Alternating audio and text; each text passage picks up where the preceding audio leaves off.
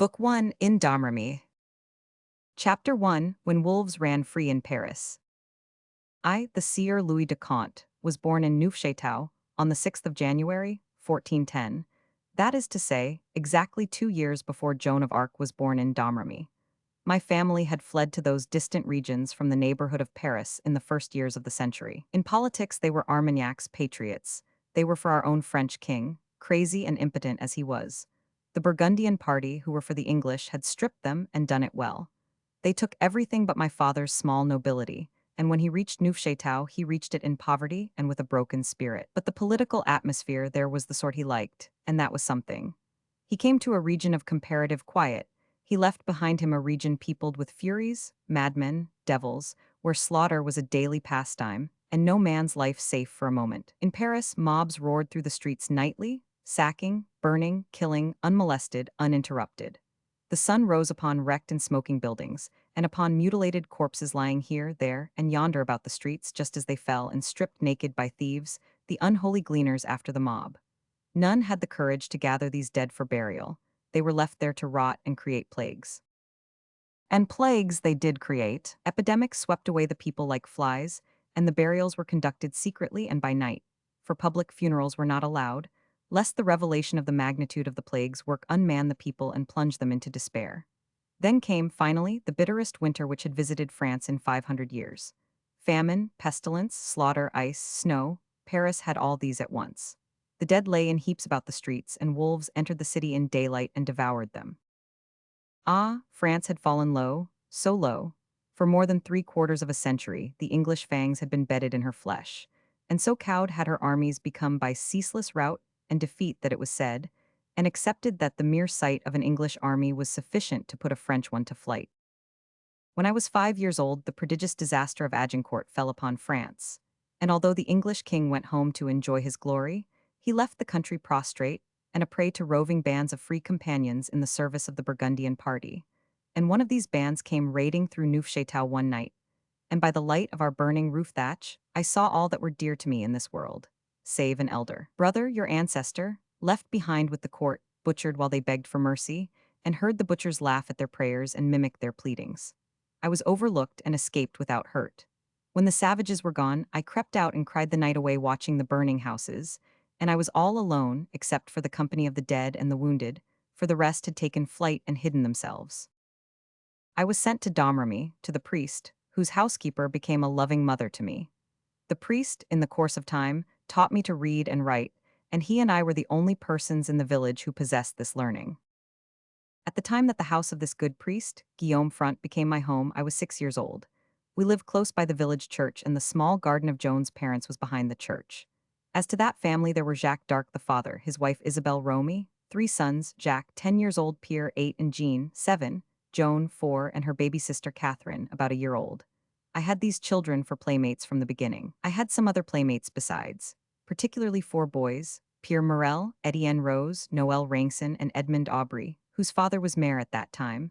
Also 2 girls about Joan's age, who by and by became her favorites.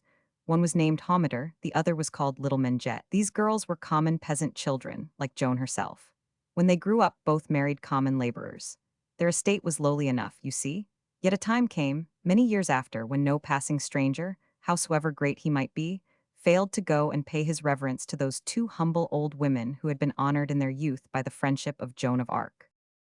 These were all good children, just of the ordinary peasant type.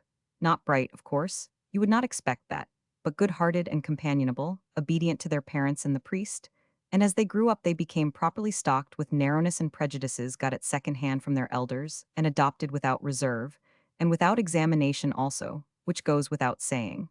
Their religion was inherited, their politics the same. John Huss and his sort might find fault with the church. In Domrémy it disturbed nobody's faith. And when the split came, when I was 14, and we had 3 popes at once, nobody in Domrémy was worried about how to choose among them. The Pope of Rome was the right one. A pope outside of Rome was no pope at all. Every human creature in the village was an Armagnac, a patriot. And if we children hotly hated nothing else in the world, we did certainly hate the English and Burgundian name and polity in that way. Chapter 2 The Fairy Tree of Domrémy. Our Domrémy was like any other humble little hamlet of that remote time and region.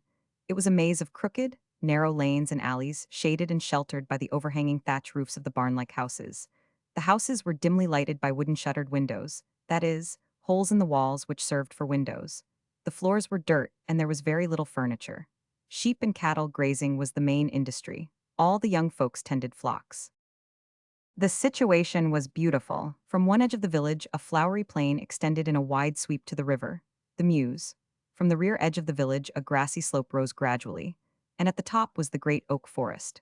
A forest that was deep and gloomy and dense, and full of interest for us children, for many murders had been done in it by outlaws in old times, and in still earlier times prodigious dragons that spouted fire and poisonous vapors from their nostrils had their homes in there.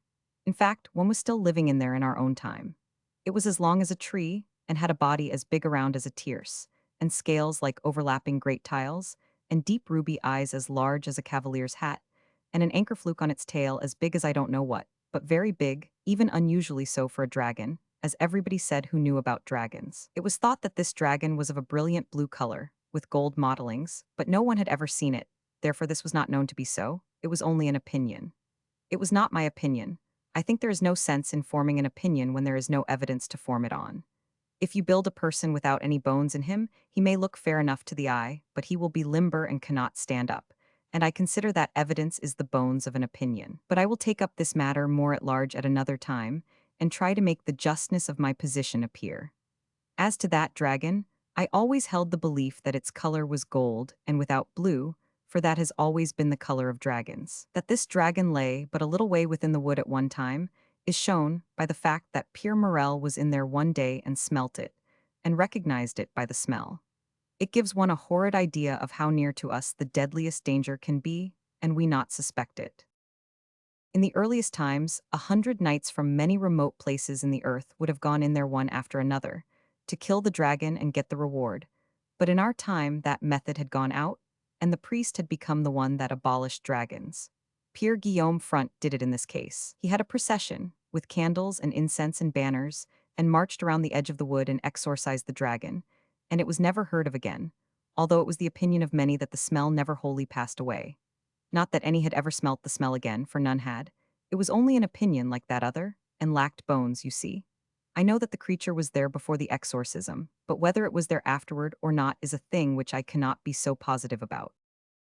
In a noble open space carpeted with grass on the high ground toward Vaucouleurs stood a most majestic beech tree with wide-reaching arms and a grand spread of shade, and by it a limpid spring of cold water.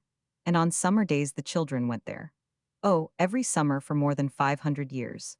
Went there and sang and danced around the tree for hours together, refreshing themselves at the spring from time to time, and it was most lovely and enjoyable. Also they made wreaths of flowers and hung them upon the tree, and about the spring to please the fairies that lived there.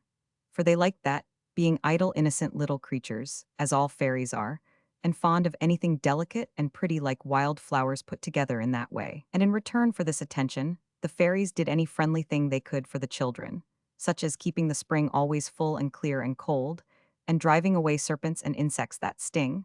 And so there was never any unkindness between the fairies and the children during more than 500 years. Tradition said 1,000, but only the warmest affection and the most perfect trust and confidence. And whenever child died, the fairies mourned just as that child's playmates did, and the sign of it was there to see. For before the dawn on the day of the funeral, they hung a little immortelle over the place where that child was used to sit under the tree. I know this to be true by my own eyes. It is not hearsay. And the reason it was known that the fairies did it was this, that it was made all of black flowers of a sort not known in France anywhere. Now from time immemorial all children reared in Domrémy were called the children of the tree, and they loved that name, for it carried with it a mystic privilege not granted to any others of the children of this world. Which was this: whenever one of these came to die, then beyond the vague and formless images drifting through his darkening mind, rose soft and rich and fair a vision of the tree, if all was well with his soul. That was what some said. Others said the vision came in two ways. Once as a warning, 1 or 2 years in advance of death, when the soul was the captive of sin, and then the tree appeared in its desolate winter aspect. Then that soul was smitten with an awful fear. If repentance came, and purity of life, the vision came again, this time summer-clad and beautiful. But if it were otherwise with that soul, the vision was withheld, and it passed from life knowing its doom. Still others said that the vision came but once, and then only to the sinless dying forlorn in distant lands, and pitifully longing for some last dear reminder of their home. And what reminder of it could go to their hearts like the picture of the tree that was the darling of their love, and the comrade of their joys and comforter of their small griefs, all through the divine days of their vanished youth. Now the several traditions were, as I have said, some believing one and some another. One of them I knew to be the truth, and that was the last one. I do not say anything against the others. I think they were true, but I only know that the last one was, and it is my thought that if one keep to the things he knows, and not trouble about the things which he cannot be sure about, he will have the steadier mind for it, and there is profit in that. I know that when the children of the tree die in a far land, then, if they be at peace with God, they turn their longing eyes toward home, and there, far shining, as through a rift in a cloud that curtains heaven, they see the soft picture of the fairy tree, clothed in a dream of golden light, and they see the bloomy mead, sloping away to the river, and to their perishing nostrils is blown faint and sweet the fragrance of the flowers of home. And then the vision fades and passes. But they know, and by their transfigured faces you know also, you who stand looking on.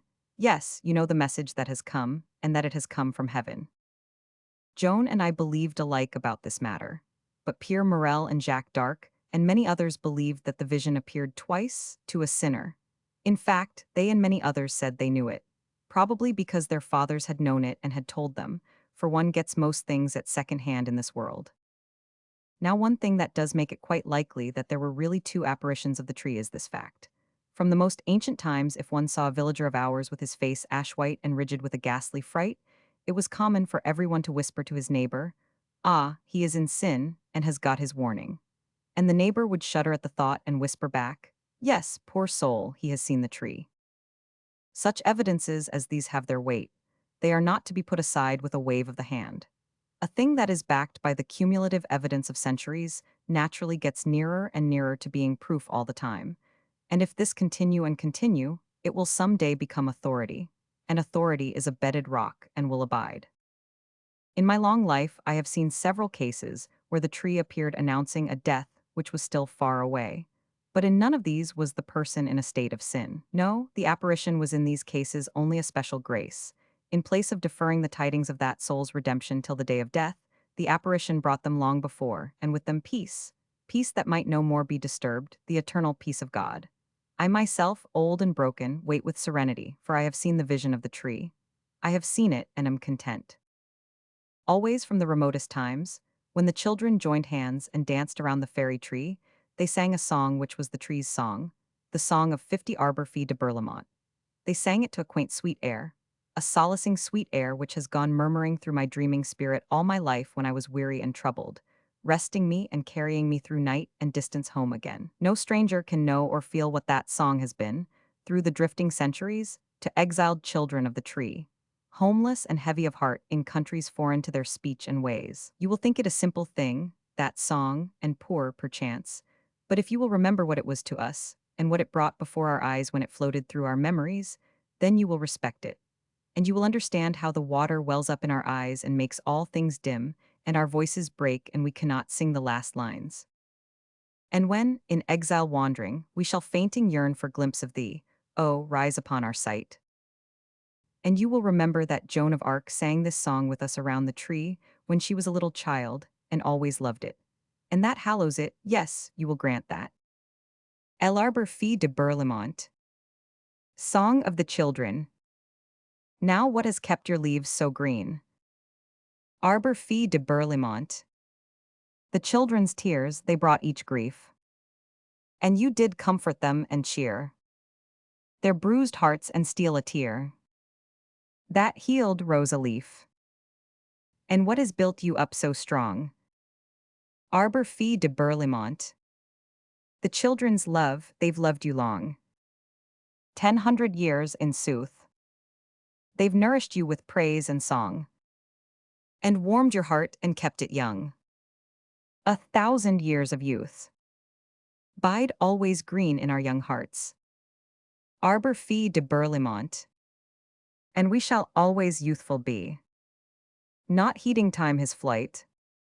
And when, in exile wandering, we shall fainting yearn for glimpse of thee, oh, rise upon our sight.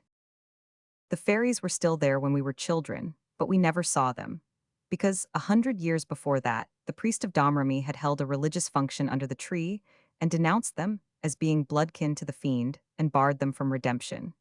And then he warned them never to show themselves again, nor hang any more immortelles, on pain of perpetual banishment from that parish.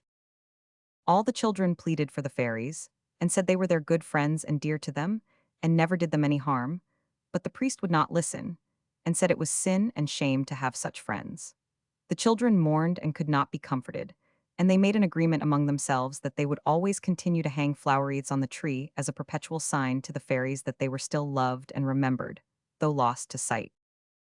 But late one night, a great misfortune befell. Edmund Aubrey's mother passed by the tree, and the fairies were stealing a dance, not thinking anybody was by. And they were so busy and so intoxicated with the wild happiness of it, and with the bumpers of dew sharpened up with honey which they had been drinking, that they noticed nothing. So Dame Aubrey stood there astonished and admiring, and saw the little fantastic atoms, holding hands, as many as 300 of them, tearing around in a great ring half as big as an ordinary bedroom, and leaning away back and spreading their mouths with laughter and song, which she could hear quite distinctly, and kicking their legs up as much as 3 inches from the ground in perfect abandon and hilarity. Oh, the very maddest and witchingest dance the woman ever saw. But in about a minute or 2 minutes the poor little ruined creatures discovered her. They burst out in one heartbreaking squeak of grief and terror, and fled every which way, with their wee hazelnut fists in their eyes and crying, and so disappeared. The heartless woman, no, the foolish woman, she was not heartless but only thoughtless, went straight home and told the neighbors all about it, whilst we, the small friends of the fairies, were asleep and not witting the calamity that was come upon us, and all unconscious that we ought to be up and trying to stop these fatal tongues.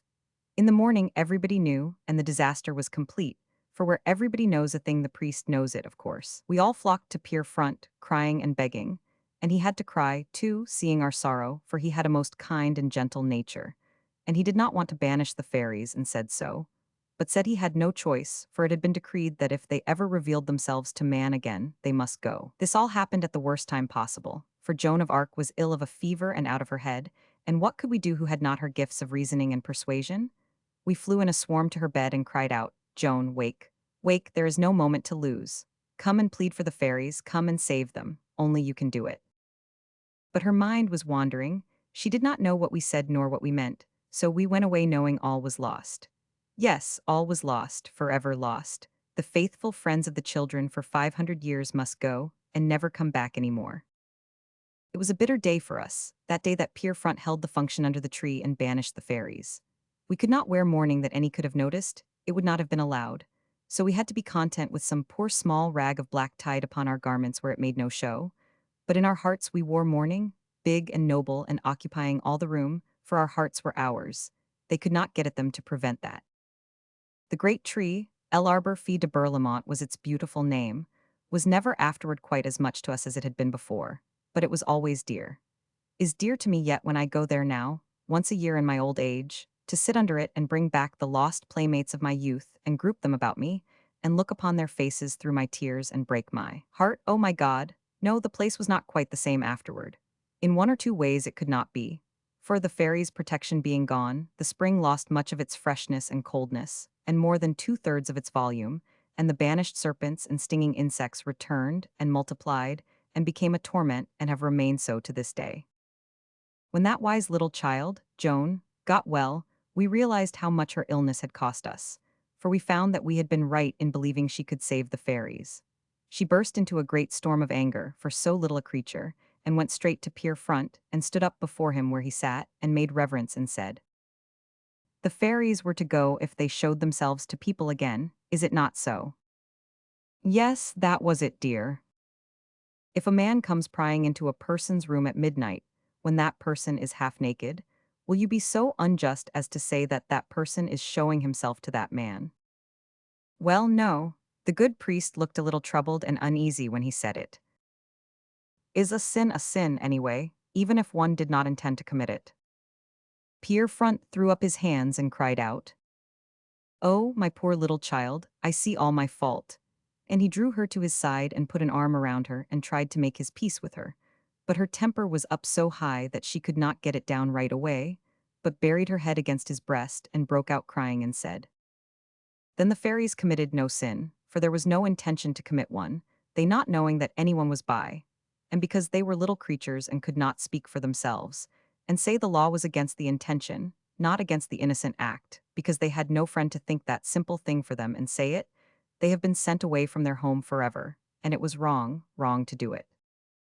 The good father hugged her yet closer to his side and said, "Oh, out of the mouths of babes and sucklings the heedless and unthinking are condemned. Would God I could bring the little creatures back for your sake. And mine, yes, and mine, for I have been unjust. There, there, don't cry. Nobody could be sorrier than your poor old friend, don't cry, dear. But I can't stop right away, I've got to. And it is no little matter, this thing that you have done. Is being sorry penance enough for such an act?" Pierrefront turned away his face, for it would have hurt her to see him laugh, and said, "Oh, thou remorseless but most just accuser, no, it is not. I will put on sackcloth and ashes, there, are you satisfied?" Joan's sobs began to diminish, and she presently looked up at the old man through her tears, and said, in her simple way, "Yes, that will do, if it will clear you." Pierrefront would have been moved to laugh again, perhaps, if he had not remembered in time that he had made a contract, and not a very agreeable one. It must be fulfilled. So he got up and went to the fireplace, Joan watching him with deep interest, and took a shovelful of cold ashes, and was going to empty them on his old gray head when a better idea came to him, and he said, "Would you mind helping me, dear?" "How, father?"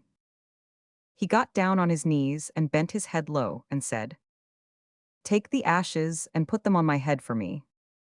The matter ended there, of course. The victory was with the priest. One can imagine how the idea of such a profanation would strike Joan or any other child in the village. She ran and dropped upon her knees by his side and said, "Oh, it is dreadful. I didn't know that that was what one meant by sackcloth and ashes. Do please get up, father."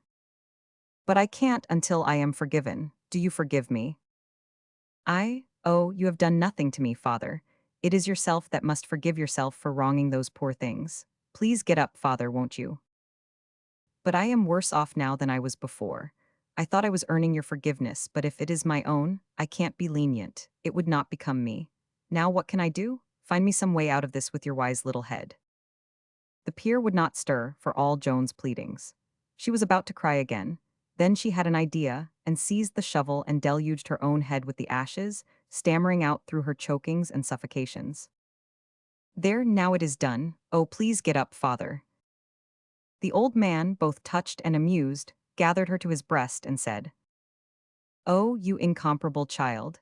It's a humble martyrdom, and not of a sort presentable in a picture, but the right and true spirit is in it, that I testify." Then he brushed the ashes out of her hair, and helped her scour her face and neck and properly tidy herself up. He was in fine spirits now, and ready for further argument, so he took his seat and drew Joan to his side again and said, "Joan, you were used to make wreaths there at the fairy tree with the other children, is it not so?"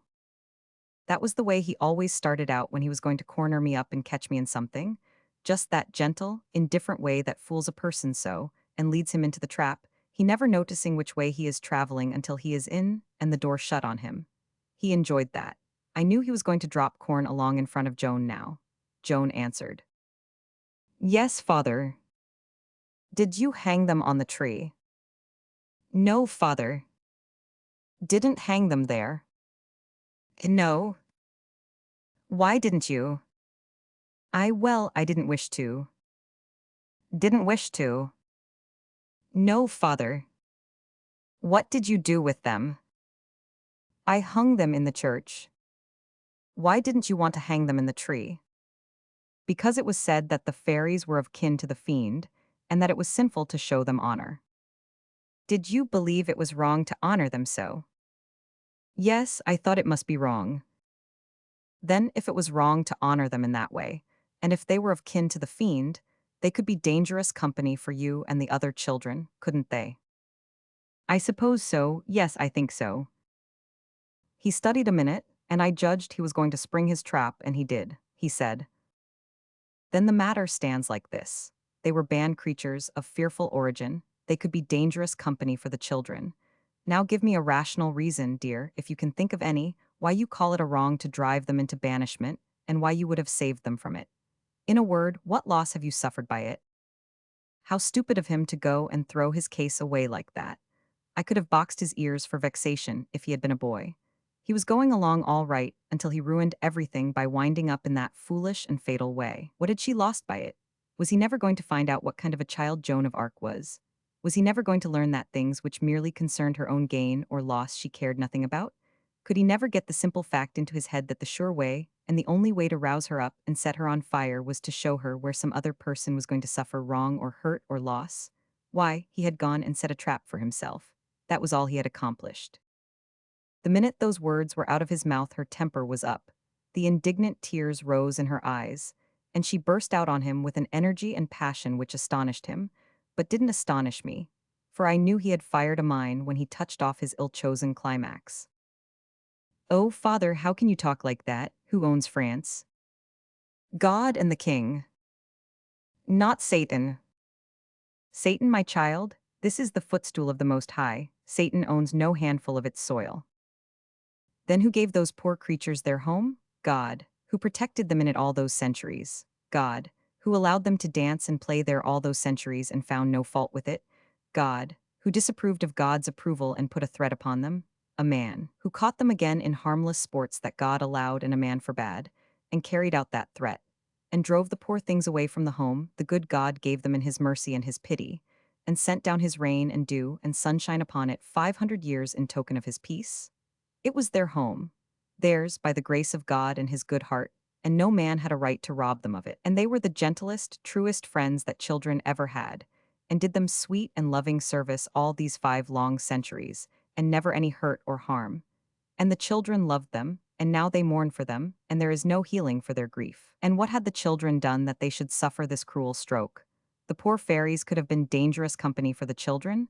Yes, but never had been. And could is no argument. Kinsmen of the fiend, what of it? Kinsmen of the fiend have rights, and these had, and children have rights, and these had, and if I had been there I would have spoken. I would have begged for the children and the fiends and stayed your hand and saved them all. But now, oh now all is lost, everything is lost, and there is no help more. Then she finished with a blast at that idea that fairy kinsmen of the fiend ought to be shunned, and denied human sympathy and friendship, because salvation was barred against them. She said that for that very reason people ought to pity them, and do every humane and loving thing they could to make them forget the hard fate that had been put upon them by accident of birth and no fault of their own. Poor little creatures, she said. What can a person's heart be made of that can pity a Christian's child, and yet can't pity a devil's child, that 1,000 times more needs it? She had torn loose from Pier Front, and was crying, with her knuckles in her eyes, and stamping her small feet in a fury. And now she burst out of the place and was gone before we could gather our senses together, out of this storm of words, and this whirlwind of passion. The peer had got upon his feet, toward the last, and now he stood there passing his hand back and forth across his forehead like a person who is dazed and troubled. Then he turned and wandered toward the door of his little workroom, and as he passed through it, I heard him murmur sorrowfully, "Ah me, poor children, poor fiends, they have rights," and she said, "True, I never thought of that. God forgive me, I am to blame." When I heard that, I knew I was right in the thought that he had set a trap for himself. It was so, and he had walked into it, you see. I seemed to feel encouraged, and wondered if mayhap I might get him into one, but upon reflection my heart went down, for this was not my gift. Chapter 3, All aflame with love of France. Speaking of this matter reminds me of many incidents, many things that I could tell, but I think I will not try to do it now. It will be more to my present humor to call back a little glimpse of the simple and colorless good times we used to have in our village homes in those peaceful days, especially in the winter. In the summer, we children were out on the breezy uplands with the flocks from dawn till night, and then there was noisy frolicking and all that. But winter was the cozy time, winter was the snug time. Often we gathered in old Jack Dark's big dirt-floored apartment, with a great fire going, and played games, and sang songs, and told fortunes, and listened to the old villagers tell tales and histories and lies, and one thing and another till 12 o'clock at night. One winter's night we were gathered there.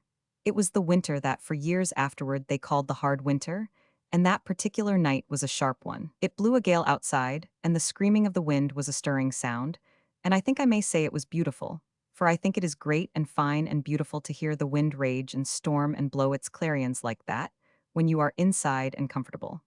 and we were. We had a roaring fire, and the pleasant spit of the snow and sleet falling in it down the chimney, and the yarning and laughing and singing went on at a noble rate till about 10 o'clock, and then we had a supper of hot porridge and beans, and meal cakes with butter and appetites to match.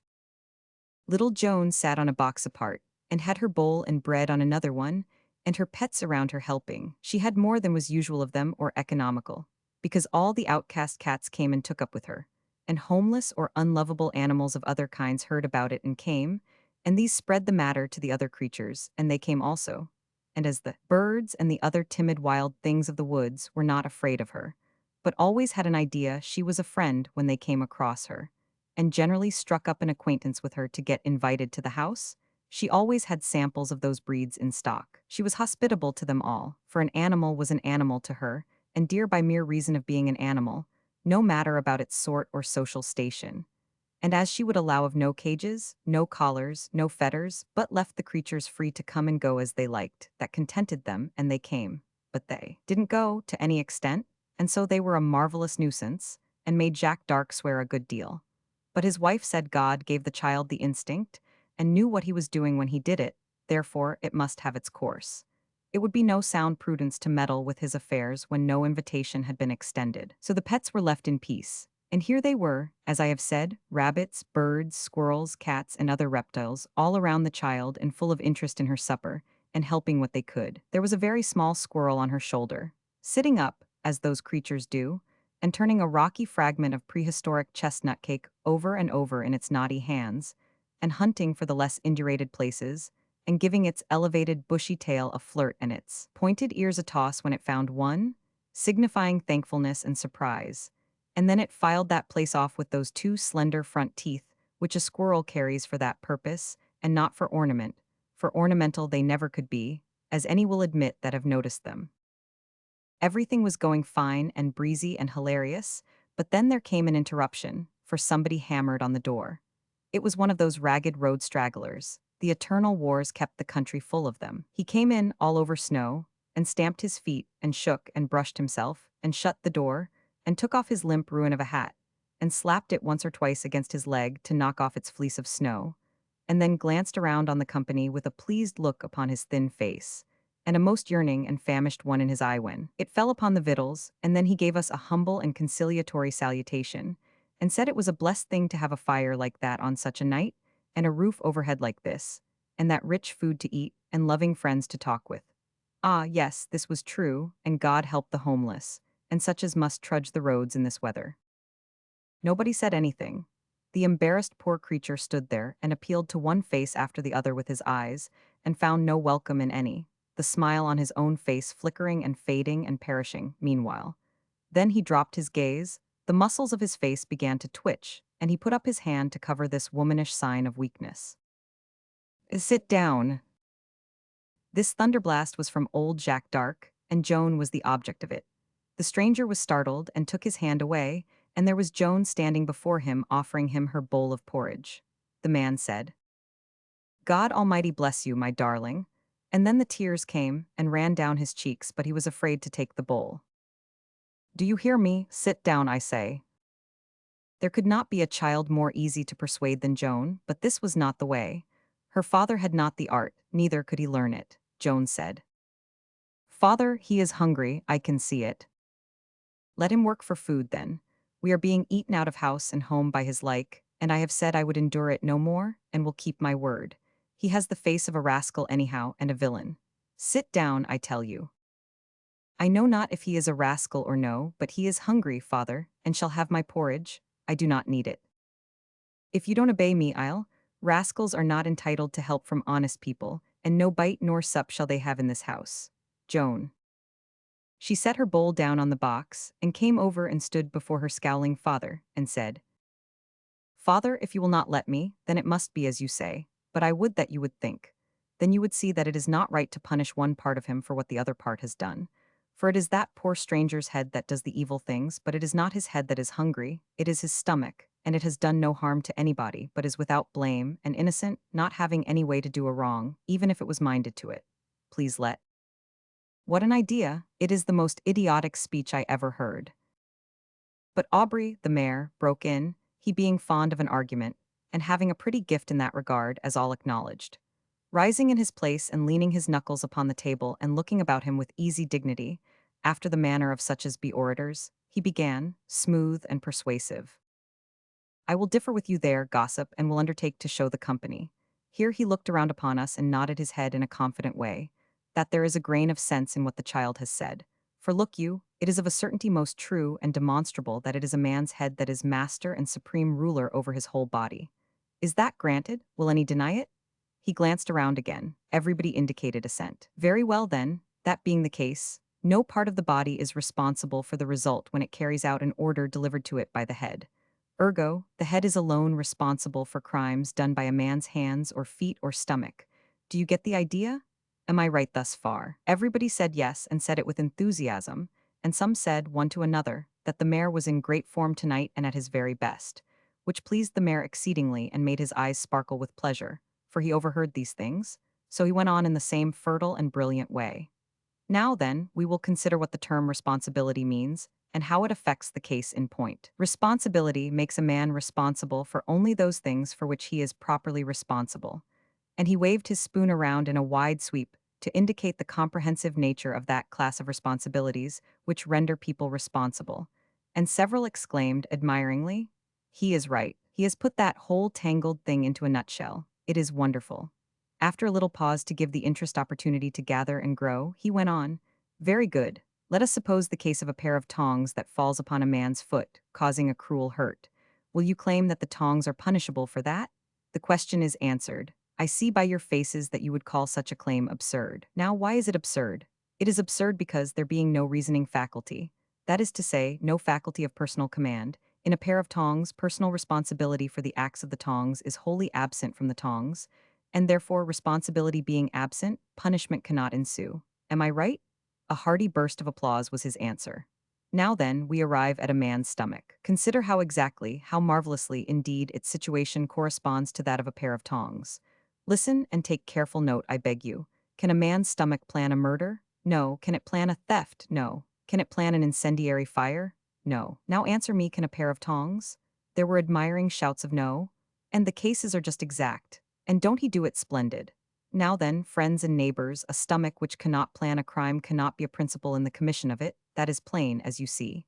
The matter is narrowed down by that much. We will narrow it further. Can a stomach of its own motion assist at a crime? The answer is no, because command is absent, the reasoning faculty is absent, volition is absent, as in the case of the tongs. We perceive now, do we not, that the stomach is totally irresponsible for crimes committed, either in whole or in part by it? He got a rousing cheer for response. Then, what do we arrive at as our verdict? Clearly this, that there is no such thing in this world as a guilty stomach, that in the body of the veriest rascal resides a pure and innocent stomach, that, whatever its owner may do, it at least should be sacred in our eyes, and that while God gives us minds to think just and charitable and honorable thoughts, it should be, and is, our privilege as well as our duty, not only to feed the hungry stomach that resides in a rascal, having pity for its sorrow and its need, but to do it gladly, gratefully, in recognition of its sturdy and loyal maintenance of its purity and innocence in the midst of temptation, and in company so repugnant to its better feelings. I am done. Well, you never saw such an effect. They rose, the whole house rose, and clapped and cheered and praised him to the skies. And one after another, still clapping and shouting, they crowded forward, some with moisture in their eyes, and wrung his hands, and said such glorious things to him that he was clear overcome with pride and happiness, and couldn't say a word, for his voice would have broken, sure. It was splendid to see, and everybody said he had never come up to that speech in his life before, and never could do it again. Eloquence is a power, there is no question of that. Even old Jacques d'Arc was carried away, for once in his life, and shouted out, "It's all right, Joan, give him the porridge." She was embarrassed, and did not seem to know what to say, and so didn't say anything. It was because she had given the man the porridge long ago, and he had already eaten it all up. When she was asked why she had not waited until a decision was arrived at, she said the man's stomach was very hungry, and it would not have been wise to wait, since she could not tell what the decision would be. Now that was a good and thoughtful idea for a child. The man was not a rascal at all. He was a very good fellow, only he was out of luck, and surely that was no crime at that time in France. Now that his stomach was proved to be innocent, it was allowed to make itself at home, and as soon as it was well filled and needed nothing more, the man unwound his tongue and turned it loose, and it was really a noble one to go. He had been in the wars for years, and the things he told and the way he told them fired everybody's patriotism away up high, and set all hearts to thumping and all pulses to leaping. Then, before anybody rightly knew how the change was made, he was leading us a sublime march through the ancient glories of France. And in fancy, we saw the titanic forms of the 12 paladins rise out of the mists of the past and face their fate. We heard the tread of the innumerable hosts sweeping down to shut them in. We saw this human tide flow and ebb and flow, and waste away before that little band of heroes. We saw each detail pass before us of that most stupendous, most disastrous, yet most adored and glorious day in French legendary history. Here and there and yonder, across that vast field of the dead and dying, we saw this and that and the other paladin dealing his prodigious blows with weary arm and failing strength. And one by one we saw them fall, till only one remained. He that was without peer, he whose name gives name to the song of songs, the song which no Frenchman can hear and keep his feelings down and his pride of country cool. Then, grandest and pitifulest scene of all, we saw his own pathetic death. And our stillness, as we sat with parted lips and breathless, hanging upon this man's words, gave us a sense of the awful stillness that reigned in that field of slaughter when that last surviving soul had passed. And now, in this solemn hush, the stranger gave Joan a pat or two on the head and said, "Little maid, whom God keep, you have brought me from death to life this night. Now listen, here is your reward." And at that supreme time for such a heart-melting, soul-rousing surprise, without another word he lifted up the most noble and pathetic voice that was ever heard, and began to pour out the great song of Roland. Think of that, with a French audience all stirred up and ready. Oh, where was your spoken eloquence now? What was it to this? How fine he looked, how stately, how inspired, as he stood there with that mighty chant welling from his lips and his heart, his whole body transfigured, and his rags along with it. Everybody rose and stood while he sang, and their faces glowed and their eyes burned. And the tears came and flowed down their cheeks, and their forms began to sway unconsciously to the swing of the song, and their bosoms to heave and pant. And moanings broke out and deep ejaculations. And when the last verse was reached, and Roland lay dying, all alone, with his face to the field and to his slain, lying there in heaps and winrows, and took off and held up his gauntlet to God with his failing hand, and breathed his beautiful prayer with his paling pips, all burst out in sobs and wailings. But when the final great note died out and the song was done, they all flung themselves in a body at the singer, stark mad with love of him and love of France and pride in her great deeds and old renown, and smothered him with their embracings. But Joan was there first, hugged close to his breast, and covering his face with idolatrous kisses. The storm raged on outside, but that was no matter. This was the stranger's home now, for as long as he might please. Chapter 4: Joan Tames the Mad Man. All children have nicknames, and we had ours. We got one apiece early, and they stuck to us, but Joan was richer in this matter, for, as time went on, she earned a second, and then a third, and so on, and we gave them to her. First and last, she had as many as half a dozen. Several of these she never lost. Peasant girls are bashful naturally, but she surpassed the rule so far, and colored so easily, and was so easily embarrassed in the presence of strangers, that we nicknamed her the Bashful. We were all patriots, but she was called the Patriot, because our warmest feeling for our country was cold beside hers. Also, she was called the Beautiful, and this was not merely because of the extraordinary beauty of her face and form, but because of the loveliness of her character. These names she kept, and one other, the Brave. We grew along up in that plodding and peaceful region, and got to be good-sized boys and girls.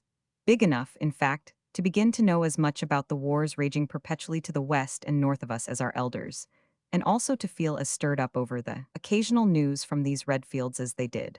I remember certain of these days very clearly.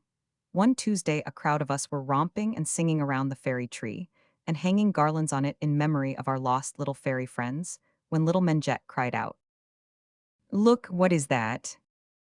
When one exclaims like that in a way that shows astonishment and apprehension, he gets attention.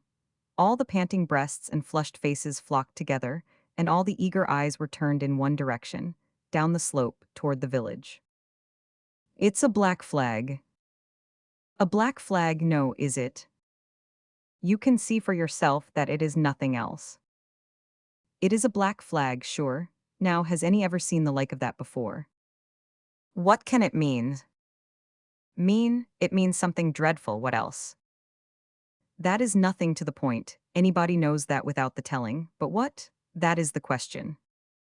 It is a chance that he that bears it can answer as well as any that are here, if you contain yourself till he comes. He runs well, who is it? Some named one, some another, but presently all saw that it was Etienne Rose, called the Sunflower, because he had yellow hair and a round, pock-marked face. His ancestors had been Germans some centuries ago. He came straining up the slope, now and then projecting his flagstick aloft and giving his black symbol of woe a wave in the air, whilst all eyes watched him. All tongues discussed him, and every heart beat faster and faster with impatience to know his news. At last he sprang among us and struck his flagstick into the ground, saying, "There, stand there and represent France while I get my breath. She needs no other flag now." All the giddy chatter stopped. It was as if one had announced a death. In that chilly hush there was no sound audible but the panting of the breath-blown boy. When he was presently able to speak, he said, "Black news is come. A treaty has been made at Troyes between France and the English and Burgundians. By it France is betrayed and delivered over, tied hand and foot, to the enemy. It is the work of the Duke of Burgundy and that she-devil, the Queen of France. It marries Henry of England to Catharine of France. Is not this a lie? Marries the daughter of France to the butcher of Agincourt? It is not to be believed. You have not heard aright. If you cannot believe that, Jacques d'Arc, then you have a difficult task indeed before you, for worse is to come.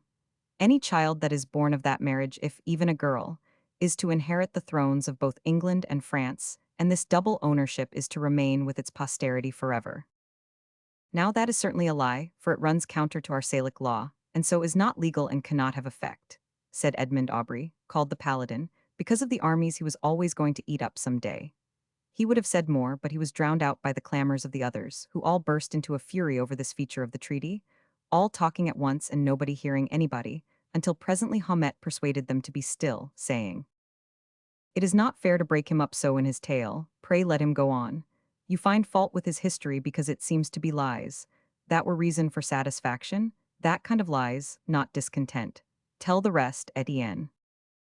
"There is but this to tell. Our king, Charles Roman VI, is to reign until he dies, then Henry V of England is to be regent of France until a child of his shall be old enough to. That man is to reign over us, the butcher? It is lies, all lies," cried the Paladin. "Besides, look you, what becomes of our Dauphin? What says the treaty about him?" "Nothing. It takes away his throne and makes him an outcast." Then everybody shouted at once and said the news was a lie, and all began to get cheerful again, saying, "Our king would have to sign the treaty to make it good, and that he would not do, seeing how it serves his own son." But the Sunflower said, "I will ask you this, would the queen sign a treaty disinheriting her son?" "That viper, certainly. Nobody is talking of her, nobody expects better of her. There is no villainy she will stick at if it feed her spite, and she hates her son. Her signing it is of no consequence. The king must sign." "I will ask you another thing. What is the king's condition? Mad, isn't he?" "Yes, and his people love him all the more for it. It brings him near to them by his sufferings, and pitying him makes them love him." "You say right, Jacques d'Arc. Well, what would you of one that is mad? Does he know what he does? Number does he do what others make him do?" "Yes. Now then, I tell you he has signed the treaty." "Who made him do it?" "You know, without my telling, the queen." Then there was another uproar, everybody talking at once, and all heaping execrations upon the queen's head. Finally Jacques d'Arc said, "But many reports come that are not true. Nothing so shameful as this has ever come before, nothing that cuts so deep, nothing that has dragged France so low. Therefore there is hope that this tale is but another idle rumor." "Where did you get it?" The color went out of his sister Joan's face. She dreaded the answer, and her instinct was right. "The cure of Maxey brought it." There was a general gasp. We knew him, you see, for a trusty man. "Did he believe it?" The hearts almost stopped beating. Then came the answer. "He did, and that is not all. He said he knew it to be true." Some of the girls began to sob. The boys were struck silent. The distress in Joan's face was like that which one sees in the face of a dumb animal that has received a mortal hurt. The animal bears it, making no complaint, She bore it also, saying no word. Her brother Jacques put his hand on her head and caressed her hair to indicate his sympathy, and she gathered the hand to her lips and kissed it for thanks, not saying anything. Presently the reaction came, and the boys began to talk. Noel Ringson said, "Oh, are we never going to be men? We do grow along so slowly, and France never needed soldiers as she needs them now, to wipe out this black insult." "I hate youth," said Pierre Morel, called the dragonfly because his eyes stuck out so. "You've always got to wait and wait and wait, and here are the great wars wasting away for 100 years, and you never get a chance. If I could only be a soldier now." "As for me, I'm not going to wait much longer," said the paladin. "And when I do start, you'll hear from me, I promise you that. There are some who, in storming a castle, prefer to be in the rear. But as for me, give me the front or none. I will have none in front of me but the officers." Even the girls got the war spirit, and Marie Dupont said, "I would I were a man, I would start this minute," and looked very proud of herself and glanced about for applause. "So would I," said Cecile Letelier, sniffing the air like a war horse that smells the battle. "I warrant you I would not turn back from the field though all England were in front of me." "Pooh," said the paladin, "girls can brag, but that's all they are good for. Let 1,000 of them come face to face with a handful of soldiers once, if you want to see what running is like. Here's little Joan, next she'll be threatening to go for a soldier." The idea was so funny, and got such a good laugh, that the paladin gave it another trial and said, "Why, you can just see her plunge into battle like any old veteran. Yes, indeed, and not a poor shabby common soldier like us, but an officer. An officer, mind you, with armor on, and the bars of a steel helmet to blush behind and hide her embarrassment when she finds an army in front of her that she hasn't been introduced to. An officer? Why, she'll be a captain. A captain, I tell you, with 100 men at her back, or maybe girls. Oh, no common soldier business for her. And dear me, when she starts for that other army, you'll think there's a hurricane blowing it away." Well, he kept it up like that till he made their sides ache with laughing, which was quite natural, for certainly it was a very funny idea. At that time, I mean, the idea of that gentle little creature that wouldn't hurt a fly and couldn't bear the sight of blood, and was so girlish and shrinking in all ways, rushing into battle with a gang of soldiers at her back. Poor thing, she sat there confused and ashamed to be so laughed at. And yet at that very minute there was something about to happen which would change the aspect of things, and make those young people see that, when it comes to laughing, the person that laughs last has the best chance. For just then a face which we all knew and all feared projected itself from behind the fairy tree, and the thought that shot through us all was, "Crazy Benoist has gotten loose from his cage, and we are as good as dead." This ragged and hairy and horrible creature glided out from behind the tree and raised an axe as he came. We all broke and fled this way and that, the girls screaming and crying. No, not all but Joan. She stood up and faced the man and remained so. As we reached the wood that borders the grassy clearing and jumped into its shelter, 2 or 3 of us glanced back to see if Benoist was gaining on us, and that is what we saw: Joan standing, and the maniac gliding stealthily toward her with his axe lifted. The sight was sickening. We stood where we were, trembling and not able to move. I did not want to see the murder done, and yet I could not take my eyes away. Now I saw Joan step forward to meet the man, though I believed my eyes must be deceiving me. Then I saw him stop. He threatened her with his axe, as if to warn her not to come further, but she paid no heed, but went steadily on, until she was right in front of him, right under his axe. Then she stopped and seemed to begin to talk with him. It made me sick, yes, giddy, and everything swam around me, and I could not see anything for a time, whether long or brief I do not know. When this passed and I looked again, Joan was walking by the man's side toward the village, holding him by his hand. The axe was in her other hand. One by one the boys and girls crept out, and we stood there gazing, open-mouthed, till those two entered the village and were hid from sight. It was then that we named her the Brave. We left the black flag there to continue its mournful office, for we had other matter to think of now. We started for the village on a run, to give warning, and get Joan out of her peril. Though for one, after seeing what I had seen, it seemed to me that while Joan had the axe, the man's chance was not the best of the two. When we arrived, the danger was past, the madman was in custody. All the people were flocking to the little square in front of the church to talk and exclaim and wonder over the event, and it even made the town forget the black news of the treaty for 2 or 3 hours. All the women kept hugging and kissing Joan, and praising her, and crying, and the men patted her on the head and said they wished she was a man. They would send her to the wars and never doubt but that she would strike some blows that would be heard of. She had to tear herself away and go and hide, This glory was so trying to her diffidence. Of course, the people began to ask us for the particulars. I was so ashamed that I made an excuse to the first comer and got privately away and went back to the fairy tree to get relief from the embarrassment of those questionings. There I found Joan, but she was there to get relief from the embarrassment of glory. One by one, the others shirked the inquirers and joined us in our refuge. Then we gathered around Joan and asked her how she had dared to do that thing. She was very modest about it and said, "You make a great thing of it, but you mistake. It was not a great matter. It was not as if I had been a stranger to the man. I know him and have known him long, and he knows me and likes me. I have fed him through the bars of his cage many times, and last December, when they chopped off two of his fingers to remind him to stop seizing and wounding people passing by, I dressed his hand every day till it was well again." "That is all well enough," said little Minjet, "but he is a madman, dear, and so his likings and his gratitude and friendliness go for nothing when his rage is up. You did a perilous thing." "Of course you did," said the sunflower. "Didn't he threaten to kill you with the axe?" "Yes." "Didn't he threaten you more than once?" "Yes." "Didn't you feel afraid?" "No, at least not much, very little." "Why didn't you?" She thought a moment, then said quite simply, "I don't know." It made everybody laugh. Then the sunflower said it was like a lamb trying to think out how it had come to eat a wolf, but had to give it up.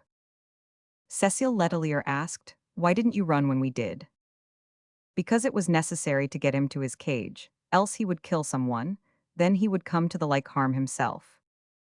It is noticeable that this remark, which implies that Joan was entirely forgetful of herself and her own danger, and had thought and wrought for the preservation of other people alone, was not challenged or criticized or commented upon by anybody there, but was taken by all as matter of course and true. It shows how clearly her character was defined and how well it was known and established. There was silence for a time, and perhaps we were all thinking of the same thing, namely, what a poor figure we had cut in that adventure as contrasted with Joan's performance. I tried to think up some good way of explaining why I had run away and left a little girl at the mercy of a maniac armed with an axe, but all of the explanations that offered themselves to me seemed so cheap and shabby that I gave the matter up and remained still. But others were less wise. Noel Ringson fidgeted a while, then broke out with a remark which showed what his mind had been running on. "The fact is, I was taken by surprise. That is the reason. If I had had a moment to think, I would no more have thought of running than I would think of running from a baby. For after all, what is Theophile Benoist that I should seem to be afraid of him? Pooh, the idea of being afraid of that poor thing. I only wish he would come along now, I'd show you." "So do I," cried Pierre Morel. "If I wouldn't make him climb this tree quicker than, well, you'd see what I would do. Taking a person by surprise that way, why, I never meant to run, not in earnest, I mean. I never thought of running in earnest. I only wanted to have some fun, and when I saw Joan standing there and him threatening her, it was all I could do to restrain myself from going there and just tearing the livers and lights out of him. I wanted to do it bad enough, and if it was to do over again, I would. If ever he comes fooling around me again, I'll—" "Oh, hush," said the paladin, breaking in with an air of disdain. "The way you people talk, a person would think there's something heroic about standing up and facing down that poor remnant of a man. Why, it's nothing. There's small glory to be got in facing him down, I should say. Why, I wouldn't want any better fun than to face down 100 like him. If he was to come along here now, I would walk up to him just as I am now. I wouldn't care if he had 1,000 axes, and say—" And so he went on, telling the brave things he would say and the wonders he would do. And the others put in a word from time to time, describing over again the gory marvels they would do if ever that madman ventured to cross their path again, for next time they would be ready for him, and would soon teach him that if he thought he could surprise them twice because he had surprised them once, he would find himself very seriously mistaken, that's all. And so, in the end, they all got back their self-respect. Yes, and even added somewhat to it. Indeed, when the sitting broke up, they had a finer opinion of themselves than they had ever had before. Chapter 5: Domrémy Pillaged and Burned. They were peaceful and pleasant, those young and smoothly flowing days of ours. That was the case as a rule, we being remote from the seat of war. But at intervals, roving bands approached near enough for us to see the flush in the sky at night which marked where they were burning some farmstead or village, and we all knew, or at least felt, that some day they would come yet nearer, and we should have our turn. This dull dread lay upon our spirits like a physical weight. It was greatly augmented a couple of years after the Treaty of Troyes. It was truly a dismal year for France. One day we had been over to have one of our occasional pitched battles with those hated Burgundian boys of the village of Maxey, and had been whipped, and were arriving on our side of the river after dark, bruised and weary, when we heard the bell ringing the tocsin. We ran all the way, and when we got to the square we found it crowded with the excited villagers, and weirdly lighted by smoking and flaring torches. On the steps of the church stood a stranger, a Burgundian priest, who was telling the people news which made them weep and rave and rage and curse by turns. He said our old mad king was dead, and that now we in France and the crown were the property of an English baby lying in his cradle in London, and he urged us to give that child our allegiance, and be its faithful servants and well-wishers, and said we should now have a strong and stable government at last, and that in a little time the English armies would start on their last march, and it would be a brief one, for all that it would need to do would be to conquer what odds and ends of our country yet remained under that rare and almost forgotten rag, the banner of France. The people stormed and raged at him, and you could see dozens of them stretch their fists above the sea of torch-lighted faces and shake them at him. And it was all a wild picture, and stirring to look at, and the priest was a first-rate part of it too, for he stood there in the strong glare and looked down on those angry people in the blandest and most indifferent way, so that while you wanted to burn him at the stake, you still admired the aggravating coolness of him. And his winding up was the coolest thing of all, for he told them how, at the funeral of our old king, the French king at arms had broken his staff of office over the coffin of Charles Roman VI, and his dynasty, at the same time saying in a loud voice, "God grant long life to Henry, King of France and England, our sovereign lord." And then he asked them to join him in a hearty amen to that. The people were white with wrath, and it tied their tongues for the moment, and they could not speak. But Joan was standing close by, and she looked up in his face and said in her sober, earnest way, "I would I might see thy head struck from thy body." Then, after a pause and crossing herself, "if it were the will of God." This is worth remembering, and I will tell you why. It is the only harsh speech Joan ever uttered in her life. When I shall have revealed to you the storms she went through, and the wrongs and persecutions, then you will see that it was wonderful that she said but one bitter thing while she lived. From the day that that dreary news came we had one scare after another, the marauders coming almost to our doors every now and then, so that we lived in ever-increasing apprehension, and yet were somehow mercifully spared from actual attack. But at last our turn did really come. This was in the spring of 28. The Burgundians swarmed in with a great noise, in the middle of a dark night, and we had to jump up and fly for our lives. We took the road to Neufchâteau and rushed along in the wildest disorder, everybody trying to get ahead, and thus the movements of all were impeded. But Joan had a cool head, the only cool head there, and she took command and brought order out of that chaos. She did her work quickly and with decision and dispatch, and soon turned the panic flight into a quite steady-going march. You will grant that for so young a person, and a girl at that, this was a good piece of work. She was 16 now, shapely and graceful, and of a beauty so extraordinary that I might allow myself any extravagance of language in describing it, and yet have no fear of going beyond the truth. There was in her face a sweetness and serenity and purity that justly reflected her spiritual nature. She was deeply religious, and this is a thing which sometimes gives a melancholy cast to a person's countenance, but it was not so in her case. Her religion made her inwardly content and joyous, and if she was troubled at times and showed the pain of it in her face and bearing, it came of distress for her country. No part of it was chargeable to her religion. A considerable part of our village was destroyed, and when it became safe for us to venture back there, we realized what other people had been suffering in all the various quarters of France for many years. Yes, decades of years. For the first time we saw wrecked and smoke-blackened homes, and in the lanes and alleys carcasses of dumb creatures that had been slaughtered in pure wantonness, among them calves and lambs that had been pets of the children, and it was pity to see the children lament over them. And then, the taxes, everybody thought of that. That burden would fall heavy now in the commune's crippled condition, and all faces grew long with the thought of it.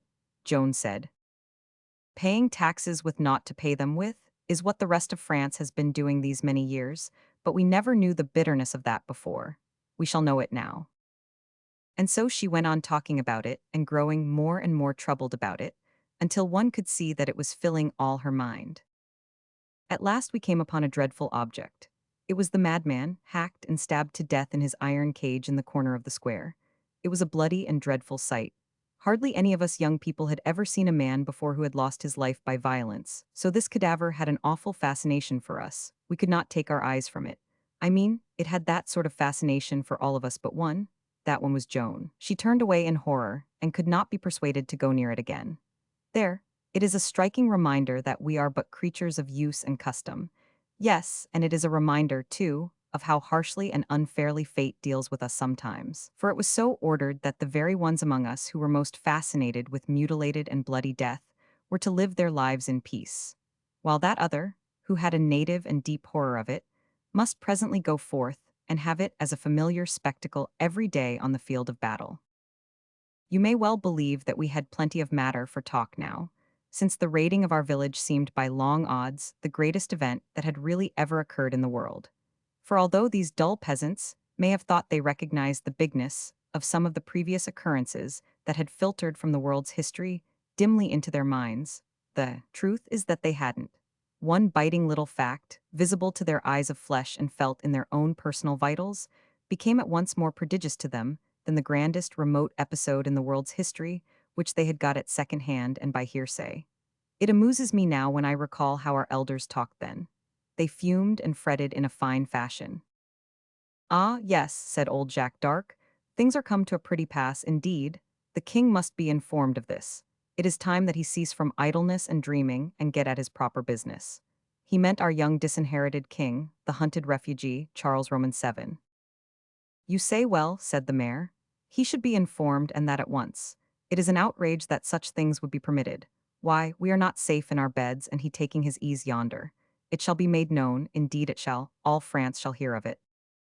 To hear them talk, one would have imagined that all the previous 10,000 sackings and burnings in France had been but fables, and this one the only fact. It is always the way. Words will answer as long as it is only a person's neighbor who is in trouble, but when that person gets into trouble himself, it is time that the king rise up and do something. The big event filled us young people with talk, too. We let it flow in a steady stream while we tended the flocks. We were beginning to feel pretty important now, for I was 18, and the other youths were from 1 to 4 years older. Young men, in fact. One day the paladin was arrogantly criticizing the patriot generals of France and said, "Look at Dunois, bastard of Orleans, call him a general, just put me in his place once. Never mind what I would do, it is not for me to say, I have no stomach for talk, my way is to act and let others do the talking. But just put me in his place once, that's all. And look at Saintrels, pooh, and that blustering La Hire, now what a general that is." It shocked everybody to hear these great names so flippantly handled, for to us these renowned soldiers were almost gods. In their far-off splendor, they rose upon our imaginations dim and huge, shadowy and awful, and it was a fearful thing to hear them spoken of as if they were mere men, and their acts open to comment and criticism. The color rose in Joan's face, and she said, "I know not how any can be so hardy as to use such words regarding these sublime men, who are the very pillars of the French state, supporting it with their strength and preserving it at daily cost of their blood. As for me, I could count myself honored past all deserving if I might be allowed but the privilege of looking upon them once. At a distance, I mean, for it would not become one of my degree to approach them too near." The paladin was disconcerted for a moment, seeing by the faces around him that Joan had put into words what the others felt. Then he pulled his complacency together and fell to fault-finding again. Joan's brother Jean said, "If you don't like what our generals do, why don't you go to the great wars yourself and better their work? You are always talking about going to the wars, but you don't go." "Look you," said the paladin, "it is easy to say that.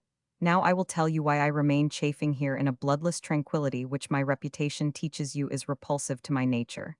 I do not go because I am not a gentleman. That is the whole reason. What can one private soldier do in a contest like this? Nothing. He is not permitted to rise from the ranks. If I were a gentleman, would I remain here? Not one moment. I can save France. Ah, you may laugh, but I know what is in me, I know what is hid under this peasant cap. I can save France, and I stand ready to do it, but not under these present conditions. If they want me, let them send for me. Otherwise, let them take the consequences. I shall not budge but as an officer." "Alas, poor France, France is lost," said Pierre d'Arc. "Since you sniff so at others, why don't you go to the wars yourself, Pierre d'Arc?" "Oh, I haven't been sent for either. I am no more a gentleman than you. Yet I will go, I promise to go. I promise to go as a private under your orders when you are sent for." They all laughed, and the dragonfly said, "So soon? Then you need to begin to get ready. You might be called for in 5 years. Who knows? Yes, in my opinion, you'll march for the wars in 5 years." "He will go sooner," said Joan. She said it in a low voice and musingly, but several heard it. "How do you know that, Joan?" said the dragonfly with a surprised look, but Jean Dark broke in and said, "I want to go myself, but as I am rather young yet, I also will wait and march when the paladin is sent for." "No," said Joan, "he will go with Pierre." She said it as one who talks to himself aloud without knowing it, and none heard it but me. I glanced at her and saw that her knitting needles were idle in her hands, and that her face had a dreamy and absent look in it. There were fleeting movements of her lips as if she might be occasionally saying parts of sentences to herself. But there was no sound, for I was the nearest person to her, and I heard nothing. But I set my ears open, for those two speeches had affected me uncannily, I being superstitious and easily troubled by any little thing of a strange and unusual sort. Noël Ringson said, "There is one way to let France have a chance for her salvation. We've got one gentleman in the commune, at any rate. Why can't the scholar change name and condition with the paladin? Then he can be an officer. France will send for him then, and he will sweep these English and Burgundian armies into the sea like flies." I was the scholar. That was my nickname because I could read and write. There was a chorus of approval, and the sunflower said, "That is the very thing, it settles every difficulty. The Sieur de Conte will easily agree to that. Yes, he will march at the back of Captain Paladin and die early, covered with common soldier glory. He will march with Jean and Pierre, and live till these wars are forgotten," Joan muttered, "and at the 11th hour Noel and the Paladin will join these, but not of their own desire." The voice was so low that I was not perfectly sure that these were the words, but they seemed to be. It makes one feel creepy to hear such things. "Come now," Noel continued. "It's all arranged. There's nothing to do but organize under the Paladin's banner and go forth and rescue France. You'll all join." All said yes, except Jacques d'Arc, who said, "I'll ask you to excuse me. It is pleasant to talk war, and I am with you there, and I've always thought I should go soldiering about this time, but the look of our wrecked village and that carved-up and bloody madman have taught me that I am not made for such work and such sights. I could never be at home in that trade. Face swords and the big guns and death? It isn't in me. No, no, count me out. And besides, I'm the eldest son and deputy prop and protector of the family. Since you are going to carry Jean and Pierre to the wars, somebody must be left behind to take care of our Joan and her sister. I shall stay at home and grow old in peace and tranquility." "He will stay at home but not grow old," murmured Joan. The talk rattled on in the gay and careless fashion privileged to youth, and we got the paladin to map out his campaigns and fight his battles and win his victories, and extinguish the English and put our king upon his throne, and set his crown upon his head. Then we asked him what he was going to answer when the king should require him to name his reward. The paladin had it all arranged in his head, and brought it out promptly. "He shall give me a dukedom, name me Premier Pierre, and make me hereditary Lord High Constable of France. And marry you to a princess. You're not going to leave that out, are you?" The paladin colored a trifle and said brusquely, "He may keep his princesses, I can marry more to my taste." Meaning Joan, though nobody suspected it at that time. If any had, the paladin would have been finely ridiculed for his vanity. There was no fit mate in that village for Joan of Arc. Everyone would have said that. In turn, each person present was required to say what reward he would demand of the king if he could change places with the paladin, and do the wonders the paladin was going to do. The answers were given in fun, and each of us tried to outdo his predecessors in the extravagance of the reward he would claim. But when it came to Joan's turn, and they rallied her out of her dreams and asked her to testify, they had to explain to her what the question was, for her thought had been absent, and she had heard none of this latter part of our talk. She supposed they wanted a serious answer, and she gave it. She sat considering some moments, then she said, "If the Dauphin, out of his grace and nobleness, should say to me, 'Now that I am rich and am come to my own again, choose and have,' I should kneel and ask him to give command that our village should never more be taxed." It was so simple and out of her heart that it touched us, and we did not laugh, but fell to thinking. We did not laugh, but there came a day when we remembered that speech with a mournful pride, and were glad that we had not laughed, perceiving then how honest her words had been, and seeing how faithfully she made them good when the time came, asking just that boon of the king, and refusing to take even any least thing for herself. Chapter 6: Joan and Archangel Michael. All through her childhood and up to the middle of her 14th year, Joan had been the most light-hearted creature and the merriest in the village, with a hop, skip, and jump gait and a happy and catching laugh. And this disposition, supplemented by her warm and sympathetic nature and frank and winning ways, had made her everybody's pet. She had been a hot patriot all this time, and sometimes the war news had sobered her spirits and wrung her heart and made her acquainted with tears, but always when these interruptions had run their course her spirits rose, and she was her old self again. But now for a whole year and a half she had been mainly grave, not melancholy but given to thought, abstraction, dreams. She was carrying France upon her heart, and she found the burden not light. I knew that this was her trouble, but others attributed her abstraction to religious ecstasy, for she did not share her thinkings with the village at large, yet gave me glimpses of them, and so I knew, better than the rest, what was absorbing her interest. Many a time the idea crossed my mind that she had a secret which she was keeping wholly to herself, as well from me as from the others. This idea had come to me because several times she had cut a sentence in two and changed the subject when apparently she was on the verge of a revelation of some sort. I was to find this secret out, but not just yet. The day after the conversation which I have been reporting, we were together in the pastures and fell to talking about France, as usual.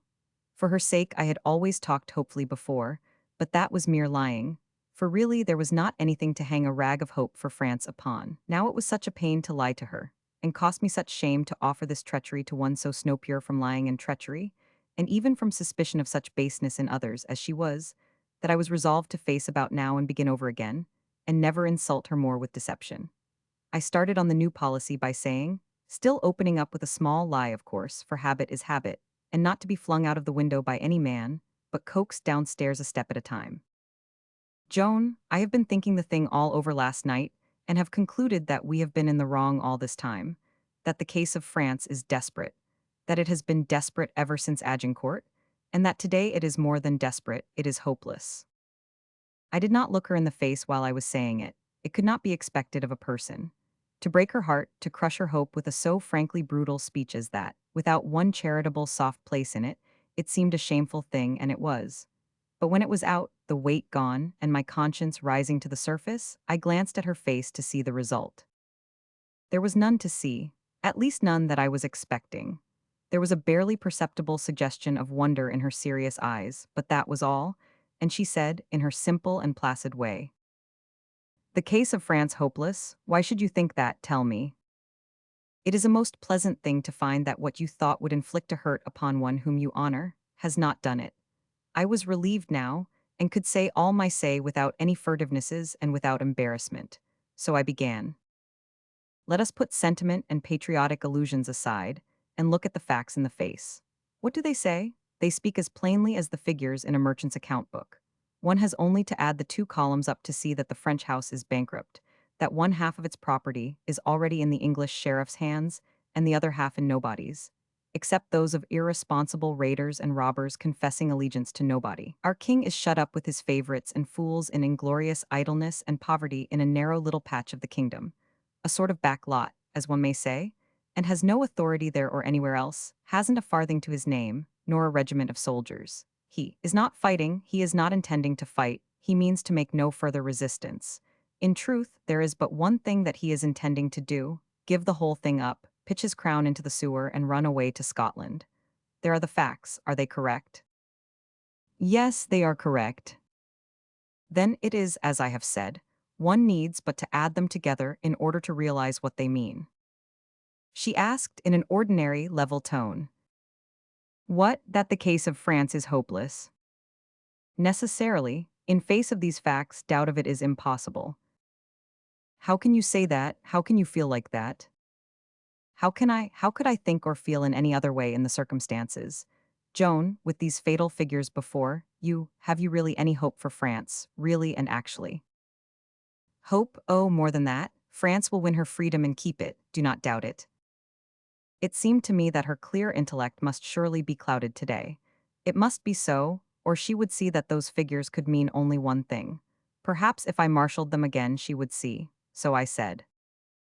Joan, your heart which worships France is beguiling your head. You are not perceiving the importance of these figures. Here, I want to make a picture of them here on the ground with a stick. Now, this rough outline is France. Through its middle, east and west, I draw a river. Yes, the Loire.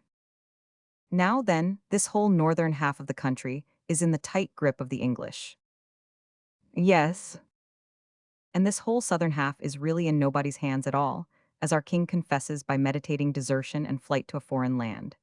England has armies here, opposition is dead, she can assume full possession whenever she may choose. In very truth, all France is gone, France is already lost, France has ceased to exist. What was France is now but a British province. Is this true? Her voice was low, and just touched with emotion but distinct. Yes, it is true. Very well, now add this clinching fact, and surely the sum is complete. When have French soldiers won a victory? Scotch soldiers under the French flag have won a barren fight or two a few years back, but I am speaking of French ones. Since 8,000 Englishmen nearly annihilated 60,000 Frenchmen a dozen years ago at Agincourt, French courage has been paralyzed. And so it is a common saying today that if you confront 50 French soldiers with 5 English ones, the French will run. It is a pity, but even these things are true. Then certainly the day for hoping is past. I believed the case would be clear to her now. I thought it could not fail to be clear to her, and that she would say, herself, that there was no longer any ground for hope. But I was mistaken, and disappointed also.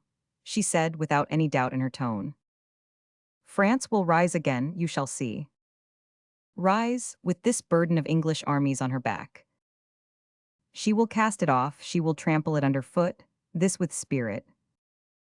Without soldiers to fight with, the drums will summon them, they will answer and they will march. March to the rear as usual. No, to the front, ever to the front, always to the front, you shall see. And the pauper king. He will mount his throne, he will wear his crown. Well, of a truth this makes one's head dizzy. Why, if I could believe that in 30 years from now the English domination would be broken, and the French monarch's head find itself whooped with a real crown of sovereignty. Both will have happened before 2 years are sped. Indeed, and who is going to perform all these sublime impossibilities? God. It was a reverent low note, but it rang clear. What could have put those strange ideas in her head? This question kept running in my mind during 2 or 3 days. It was inevitable that I should think of madness. What other way was there to account for such things? Grieving and brooding over the woes of France had weakened that strong mind and filled it with fantastic phantoms. Yes, that must be it. But I watched her and tested her, and it was not so. Her eye was clear and sane, her ways were natural, her speech direct and to the point. No, there was nothing the matter with her mind. It was still the soundest in the village and the best. She went on thinking for others, planning for others, sacrificing herself for others, just as always before. She went on ministering to her sick and to her poor, and still stood ready to give the wayfarer her bed and content herself with the floor. There was a secret somewhere, but madness was not the key to it. This was plain. Now the key did presently come into my hands, and the way that it happened was this. You have heard all the world talk of this matter which I am about to speak of, but you have not heard an eyewitness talk of it before. I was coming from over the ridge, one day, it was the 15th of May, 28, and when I got to the edge of the oak forest and was about to step out of it upon the turfy open space in which the haunted beech tree stood, I happened to cast a glance from cover, first. Then I took a step backward and stood in the shelter and concealment of the foliage. For I had caught sight of Joan, and thought I would devise some sort of playful surprise for her. Think of it, that trivial conceit was neighbor, with but a scarcely measurable interval of time between, to an event destined to endure forever in histories and songs. The day was overcast, and all that grassy space wherein the tree stood lay in a soft, rich shadow. Joan sat on a natural seat formed by gnarled great roots of the tree. Her hands lay loosely, one reposing in the other in her lap. Her head was bent a little toward the ground, and her air was that of one who is lost to thought, steeped in dreams, and not conscious of herself or of the world. And now I saw a most strange thing, for I saw a white shadow come slowly gliding along the grass toward the tree. It was of grand proportions, a robed form, with wings, and the whiteness of the shadow was not like any other whiteness that we know of, except it be the whiteness of lightnings, but even the lightnings are not so intense as it was, for one can look at them without hurt. Whereas this brilliancy was so blinding that it pained my eyes and brought the water into them. I uncovered my head, perceiving that I was in the presence of something not of this world. My breath grew faint and difficult because of the terror and the awe that possessed me. Another strange thing. The wood had been silent, smitten with that deep stillness which comes when a storm cloud darkens a forest, and the wild creatures lose heart and are afraid. But now all the birds burst forth into song, and the joy, the rapture, the ecstasy of it was beyond belief, and was so eloquent and so moving withal that it was plain it was an act of worship. With the first note of those birds, Joan cast herself upon her knees, and bent her head low, and crossed her hands upon her breast. She had not seen the shadow yet. Had the song of the birds told her it was coming? It had that look to me. Then the like of this must have happened before. Yes, there might be no doubt of that. The shadow approached Joan slowly. The extremity of it reached her, flowed over her, clothed her in its awful splendor. In that immortal light her face, only humanly beautiful before, became divine. Flooded with that transforming glory, her mean peasant habit was become like to the raiment of the sun-clothed children of God, as we see them thronging the terraces of the throne in our dreams and imaginings. Presently she rose and stood, with her head still bowed a little, and with her arms down and the ends of her fingers lightly laced together in front of her. And standing so, all drenched with that wonderful light, and yet apparently not knowing it, she seemed to listen, but I heard nothing. After a little she raised her head and looked up as one might look up toward the face of a giant, and then clasped her hands and lifted them high, imploringly, and began to plead. I heard some of the words. I heard her say, "But I am so young, oh so young to leave my mother and my home and go out into the strange world to undertake a thing so great. Ah, how can I talk with men, be comrade with men? Soldiers, it would give me over to insult and rude usage and contempt. How can I go to the great wars and lead armies? I a girl, and ignorant of such things, knowing nothing of arms, nor how to mount a horse, nor ride it, yet, if it is commanded." Her voice sank a little and was broken by sobs, and I made out no more of her words. Then I came to myself. I reflected that I had been intruding upon a mystery of God, and what might my punishment be? I was afraid and went deeper into the wood. Then I carved a mark in the bark of a tree, saying to myself, it may be that I am dreaming and have not seen this vision at all. I will come again, when I know that I am awake and not dreaming, and see if this mark is still here, then I shall know. Chapter 7, She Delivers the Divine Command. I heard my name called. It was Joan's voice. It startled me, for how could she know I was there? I said to myself, it is part of the dream. It is all dream, voice, vision, and all. The fairies have done this. So I crossed myself and pronounced the name of God, to break the enchantment. I knew I was awake now and free from the spell, for no spell can withstand this exorcism. Then I heard my name called again, and I stepped at once from under cover, and there indeed was Joan, but not looking as she had looked in the dream. For she was not crying now, but was looking as she had used to look a year and a half before, when her heart was light and her spirits high. Her old-time energy and fire were back, and a something like exaltation showed itself in her face and bearing. It was almost as if she had been in a trance all that time, and had come awake again. Really, it was just as if she had been away and lost, and was come back to us at last. And I was so glad that I felt like running to call everybody, and have them flock around her and give her welcome. I ran to her excited and said, "Ah, Joan, I've got such a wonderful thing to tell you about. You would never imagine it. I've had a dream, and in the dream I saw you right here where you are standing now, and—" But she put up her hand and said, "It was not a dream." It gave me a shock, and I began to feel afraid again. "Not a dream," I said. "How can you know about it, Joan? Are you dreaming now?" I suppose not. I think I am not." "Indeed you are not. I know you are not. And you were not dreaming when you cut the mark in the tree." I felt myself turning cold with fright, for now I knew of a certainty that I had not been dreaming, but had really been in the presence of a dread something not of this world. Then I remembered that my sinful feet were upon holy ground, the ground where that celestial shadow had rested. I moved quickly away, smitten to the bones with fear. Joan followed and said, "Do not be afraid, indeed there is no need. Come with me, we will sit by the spring and I will tell you all my secret." When she was ready to begin, I checked her and said, "First tell me this, you could not see me in the wood, how did you know I cut a mark in the tree?" "Wait a little, I will soon come to that, then you will see. But tell me one thing now, what was that awful shadow that I saw?" "I will tell you, but do not be disturbed, you are not in danger. It was the shadow of an archangel, Michael, the chief and lord of the armies of heaven. I could but cross myself and tremble, for having polluted that ground with my feet. You were not afraid, Joan. Did you see his face? Did you see his form? Yes, I was not afraid because this was not the first time. I was afraid the first time. When was that, Joan? It is nearly 3 years ago now. So long, have you seen him many times? Yes, many times. It is this then that has changed you. It was this that made you thoughtful and not as you were before. I see it now. Why did you not tell us about it? It was not permitted. It is permitted now, and soon I shall tell all. But only you now, it must remain a secret for a few days still. Has none seen that white shadow before but me? No one. It has fallen upon me before when you and others were present, but none could see it. Today it has been otherwise, and I was told why, but it will not be visible again to any. It was a sign to me, then, and a sign with a meaning of some kind. Yes, but I may not speak of that.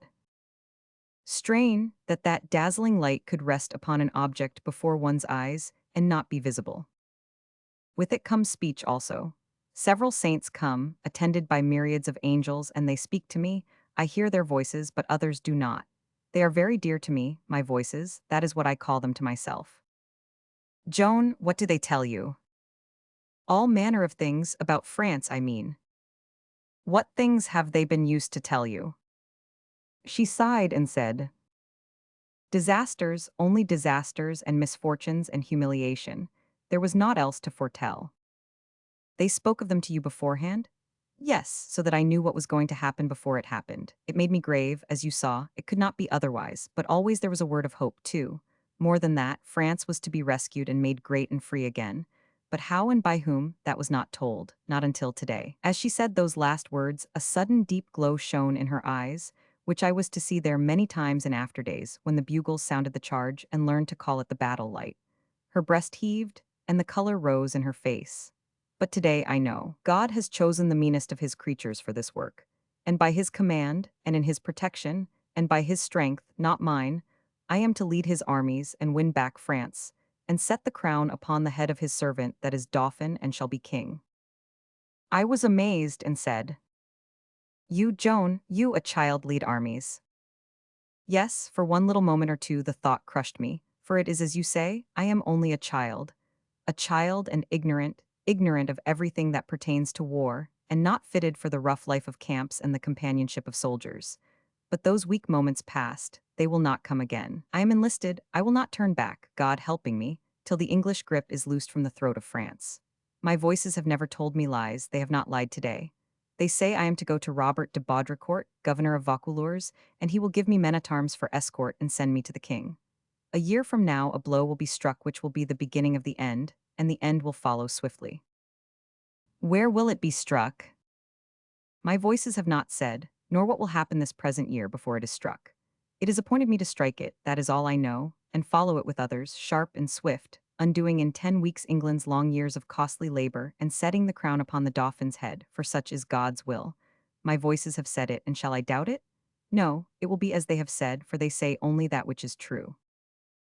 These were tremendous sayings. They were impossibilities to my reason, but to my heart they rang true, and so, while my reason doubted, my heart believed and held fast to the belief from that day. Presently I said, Joan, I believe the things which you have said, and now I am glad that I am to march with you to the great wars. That is, if it is with you I am to march when I go. She looked surprised and said, it is true that you will be with me when I go to the wars, but how did you know? I shall march with you, and so also will Jean and Pierre, but not Jacques. All true, it is so ordered, as was revealed to me lately, but I did not know until today that the marching would be with me, or that I should march at all. How did you know these things? I told her when it was that she had said them, but she did not remember about it. So then I knew that she had been asleep, or in a trance, or an ecstasy of some kind at that time. She bade me keep these and the other revelations to myself for the present, and I said I would, and kept the faith I promised. None who met Joan that day failed to notice the change that had come over her. She moved and spoke with energy and decision. There was a strange new fire in her eye, and also a something wholly new and remarkable in her carriage. and in the set of her head. This new light in the eye and this new bearing were born of the authority and leadership which had this day been vested in her by the decree of God, and they asserted that authority as plainly as speech could have done it, yet without ostentation or bravado. This calm consciousness of command, and calm unconscious outward expression of it, remained with her thenceforth until her mission was accomplished. Like the other villagers, she had always accorded me the deference due my rank, but now, without word said on either side, she and I changed places. She gave orders, not suggestions. I received them with the deference due a superior, and obeyed them without comment. In the evening she said to me, "I leave before dawn. No one will know it but you. I go to speak with the governor of Vaucouleurs as commanded, who will despise me and treat me rudely, and perhaps refuse my prayer at this time. I go first to Bury, to persuade my uncle Laxart to go with me, it not being meet that I go alone. I may need you in Vaucouleurs, for if the governor will not receive me, I will dictate a letter to him, and so must have someone by me who knows the art of how to write and spell the words. You will go from here tomorrow in the afternoon, and remain in Vaucouleurs until I need you." I said I would obey, and she went her way. You see how clear a head she had, and what a just and level judgment. She did not order me to go with her. No, she would not subject her good name to gossiping remark. She knew that the governor, being a noble, would grant me, another noble, audience. But no, you see, she would not have that either.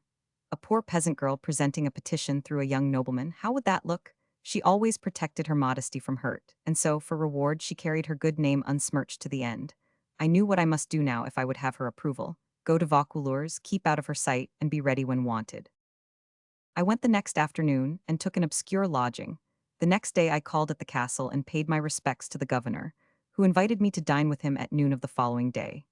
He was an ideal soldier of the time, tall, brawny, gray-headed, rough, full of strange oaths acquired here and there, and yonder in the wars and treasured as if they were decorations. He had been used to the camp all his life, and to his notion war was God's best gift to man. He had his steel cuirass on, and wore boots that came above his knees, and was equipped with a huge sword. And when I looked at this martial figure, and heard the marvelous oaths, and guessed how little of poetry and sentiment might be looked for in this quarter, I hoped the little peasant girl would not get the privilege of confronting this battery, but would have to content herself with the dictated letter. I came again to the castle the next day at noon, and was conducted to the great dining hall, and seated by the side of the governor at a small table which was raised a couple of steps higher than the general table. At the small table sat several other guests besides myself, and at the general table sat the chief officers of the garrison. At the entrance door stood a guard of halberdiers, in morion and breastplate. As for talk, there was but one topic, of course, the desperate situation of France. There was a rumor, someone said, that Salisbury was making preparations to march against Orleans. It raised a turmoil of excited conversation, and opinions fell thick and fast. Some believed he would march at once, others that he could not accomplish the investment before fall, others that the siege would be long and bravely contested.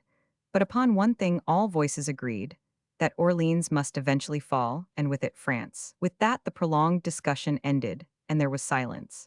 Every man seemed to sink himself in his own thoughts and to forget where he was. This sudden and profound stillness, where before had been so much animation, was impressive and solemn. Now came a servant and whispered something to the governor, who said, "Would talk with me." "Yes, your excellency." A strange idea, certainly. Bring them in." It was Joan and her uncle Laxart. At the spectacle of the great people, the courage oozed out of the poor old peasant, and he stopped midway and would come no further, but remained there with his red nightcap crushed in his hands, and bowing humbly here, there, and everywhere, stupefied with embarrassment and fear. But Joan came steadily forward, erect and self-possessed, and stood before the governor. She recognized me, but in no way indicated it. There was a buzz of admiration, even the governor contributing to it, for I heard him mutter, "By God's grace, it is a beautiful creature." He inspected her critically a moment or two, then said, "Well, what is your errand, my child?" "My message is to you, Robert de Baudricourt, governor of Vaucouleurs, and it is this, that you will send and tell the Dauphin to wait and not give battle to his enemies, for God will presently send him help." This strange speech amazed the company, and many murmured, "The poor young thing is demented." The governor scowled and said, "What nonsense is this? The king, or the Dauphin, as you call him, needs no message of that sort. He will wait, give yourself no uneasiness as to that. What further do you desire to say to me? This, to beg that you will give me an escort of men-at-arms and send me to the Dauphin. What for? That he may make me his general, for it is appointed that I shall drive the English out of France and set the crown upon his head. What you, why you are but a child. Yet am I appointed to do it nevertheless. Indeed, and when will all this happen? Next year he will be crowned, and after that will remain master of France. There was a great and general burst of laughter, and when it had subsided the governor said, "Who has sent you with these extravagant messages?" "My lord." "What lord?" "The King of Heaven." Many murmured, "Ah, poor thing," and others, "Ah, her mind is but a wreck." The governor hailed Laxart and said, "Harkeye, take this mad child home and whip her soundly. That is the best cure for her ailment." As Joan was moving away, she turned and said with simplicity, "You refuse me the soldiers, I know not why, for it is my lord that has commanded you." "Yes, it is he that has made the command, therefore I must come again and yet again, then I shall have the men-at-arms." There was a great deal of wondering talk after she was gone, and the guards and servants passed the talk to the town passed it to the country. Domrémy was already buzzing with it when we got back. Chapter 8: Why the Scorners Relented. Human nature is the same everywhere. It defies success, it has nothing but scorn for defeat. The village considered that Joan had disgraced it with her grotesque performance and its ridiculous failure. So all the tongues were busy with the matter, and as bilious and bitter as they were busy. Insomuch that if the tongues had been teeth, she would not have survived her persecutions. Those persons who did not scold did what was worse and harder to bear, for they ridiculed her, and mocked at her, and ceased neither day nor night from their witticisms and jeerings and laughter. Haumette and little Menjet and I stood by her, but the storm was too strong for her other friends, and they avoided her, being ashamed to be seen with her because she was so unpopular, and because of the sting of the taunts that assailed them on her account. She shed tears in secret, but none in public. In public she carried herself with serenity, and showed no distress, nor any resentment, conduct which should have softened the feeling against her, but it did not. Her father was so incensed that he could not talk in measured terms about her wild project of going to the wars like a man. He had dreamed of her doing such a thing, some time before, and now he remembered that dream with apprehension and anger, and said that rather than see her unsex herself and go away with the armies, he would require her brothers to drown her, and that if they should refuse, he would do it with his own hands. But none of these things shook her purpose in the least. Her parents kept a strict watch upon her to keep her from leaving the village, but she said her time was not yet, that when the time to go was come she should know it, and then the keepers would watch in vain. The summer wasted along, and when it was seen that her purpose continued steadfast, the parents were glad of a chance which finally offered itself for bringing her projects to an end through marriage. The paladin had the effrontery to pretend that she had engaged herself to him several years before, and now he claimed a ratification of the engagement. She said his statement was not true and refused to marry him. She was cited to appear before the ecclesiastical court at Towel to answer for her perversity. When she declined to have counsel and elected to conduct her case herself, her parents and all her ill-wishers rejoiced and looked upon her as already defeated. And that was natural enough, for who would expect that an ignorant peasant girl of 16 would be otherwise than frightened and tongue-tied when standing for the first time in presence of the practiced doctors of the law, and surrounded by the cold solemnities of a court? Yet all these people were mistaken. They flocked to Towel to see and enjoy this fright and embarrassment and defeat, and they had their trouble for their pains. She was modest, tranquil, and quite at her ease. She called no witnesses, saying she would content herself with examining the witnesses for the prosecution. When they had testified, she rose and reviewed their testimony in a few words, pronounced it vague, confused, and of no force. Then she placed the paladin again on the stand and began to search him. His previous testimony went rag by rag to ruin under her ingenious hands, until at last he stood bare, so to speak, he that had come so richly clothed in fraud and falsehood. His counsel began an argument, but the court declined to hear it, and threw out the case, adding a few words of grave compliment for Joan, and referring to her as this marvelous child. After this victory, with this high praise from so imposing a source added, the fickle village turned again, and gave Joan countenance, compliment, and peace. Her mother took her back to her heart, and even her father relented and said he was proud of her. But the time hung heavy on her hands, nevertheless, for the siege of Orleans was begun, the clouds lowered darker and darker over France, and still her voices said wait, and gave her no direct commands. The winter set in and wore tediously along, but at last there was a change. Book 2, In Court and Camp. Chapter 1, Joan Says Goodbye. The 5th of January, 1429, Joan came to me with her uncle Laxart and said, "The time is come, my voices are not vague now but clear, and they have told me what to do. In 2 months I shall be with the Dauphin." Her spirits were high, and her bearing martial. I caught the infection, and felt a great impulse stirring in me that was like what one feels when he hears the roll of the drums and the tramp of marching men. "I believe it," I said. "I also believe it," said Laxart. "If she had told me before that she was commanded of God to rescue France, I should not have believed. I should have let her seek the governor by her own ways and held myself clear of meddling in the matter, not doubting she was mad. But I have seen her stand before those nobles and mighty men unafraid, and say her say, and she had not been able to do that but by the help of God. That I know. Therefore with all humbleness I am at her command, to do with me as she will." "My uncle is very good to me," Joan said. "I sent and asked him to come and persuade my mother to let him take me home with him to tend his wife, who is not well.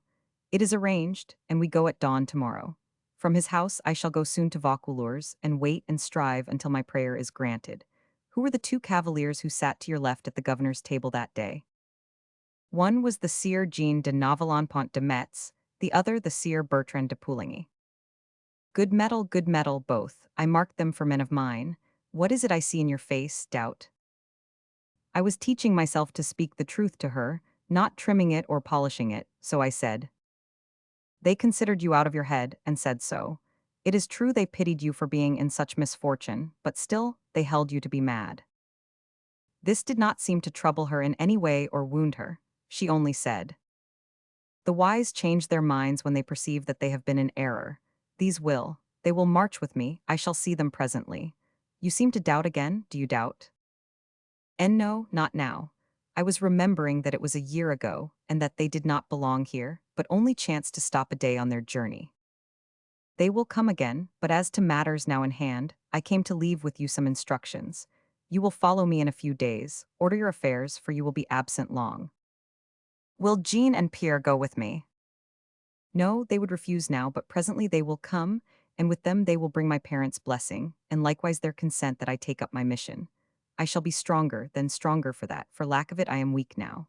She paused a little while, and the tears gathered in her eyes, then she went on, "I would say goodbye to little Mengette.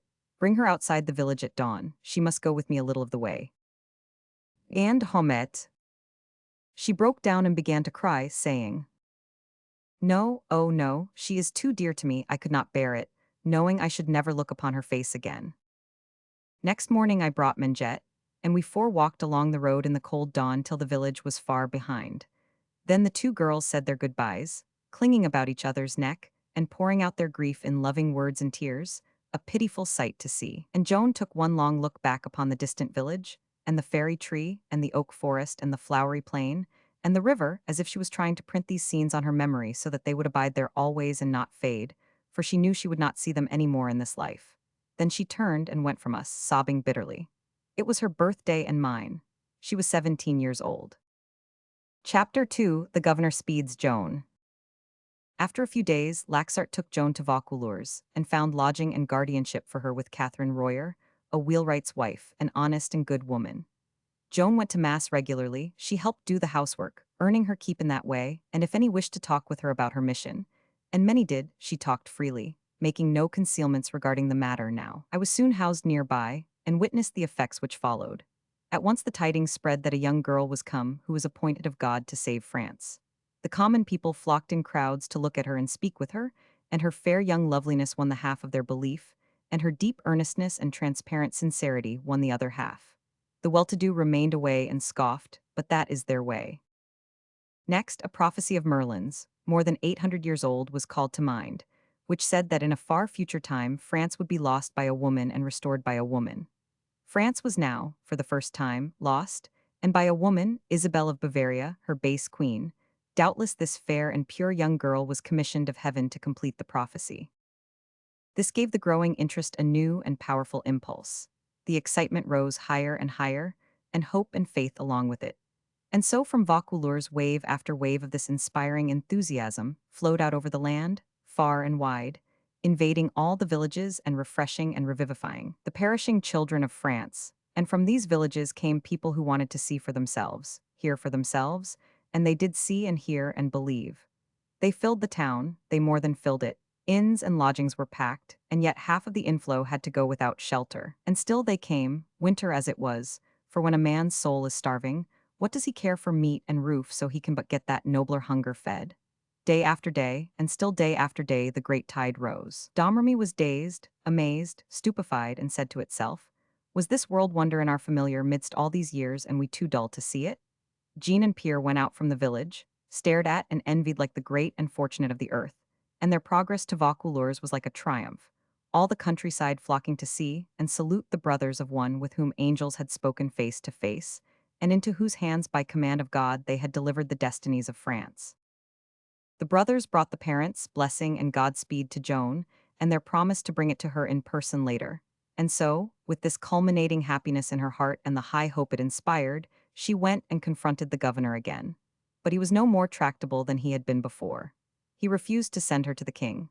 She was disappointed, but in no degree discouraged. She said, "I must still come to you until I get the men-at-arms, for so it is commanded, and I may not disobey. I must go to the Dauphin, though I go on my knees." I and the two brothers were with Joan daily, to see the people that came and hear what they said, and one day, sure enough, the seer Jean de Metz came. He talked with her in a petting and playful way, as one talks with children, and said, "What are you doing here, my little maid? Will they drive the king out of France, and shall we all turn English?" She answered him in her tranquil, serious way, "I am come to bid Robert de Baudricourt take or send me to the king, but he does not heed my words." "Ah, you have an admirable persistence, truly. A whole year has not turned you from your wish. I saw you when you came before." Joan said, as tranquilly as before, "It is not a wish, it is a purpose. He will grant it, I can wait." "Ah, perhaps it will not be wise to make too sure of that, my child. These governors are stubborn people to deal with, in case he shall not grant your prayer." "He will grant it, he must, it is not a matter of choice." The gentleman's playful mood began to disappear. One could see that, by his face. Joan's earnestness was affecting him. It always happened that people who began in jest with her ended by being in earnest. They soon began to perceive depths in her that they had not suspected. And then her manifest sincerity and the rock-like steadfastness of her convictions were forces which cowed levity, and it could not maintain its self-respect in their presence. The Sieur de Metz was thoughtful for a moment or two, then he began, quite soberly. "Is it necessary that you go to the king soon? That is, I mean, before mid-Lent, even though I wear away my legs to the knees." She said it with that sort of repressed fieriness that means so much when a person's heart is in a thing. You could see the response in that nobleman's face. You could see his eye light up. There was sympathy there. He said, most earnestly, "God knows I think you should have the men-at-arms, and that somewhat would come of it. What is it that you would do? What is your hope and purpose?" "To rescue France, and it is appointed that I shall do it. For no one else in the world, neither kings, nor dukes, no any other, can recover the kingdom of France, and there is no help but in me." The words had a pleading and pathetic sound, and they touched that good nobleman. I saw it plainly. Joan dropped her voice a little and said, "But indeed I would rather spin with my poor mother, for this is not my calling, but I must go and do it, for it is my Lord's will." "Who is your Lord?" "He is God." Then the Sieur de Metz, following the impressive old feudal fashion, knelt and laid his hands within Joan's in sign of fealty, and made oath that by God's help he himself would take her to the king.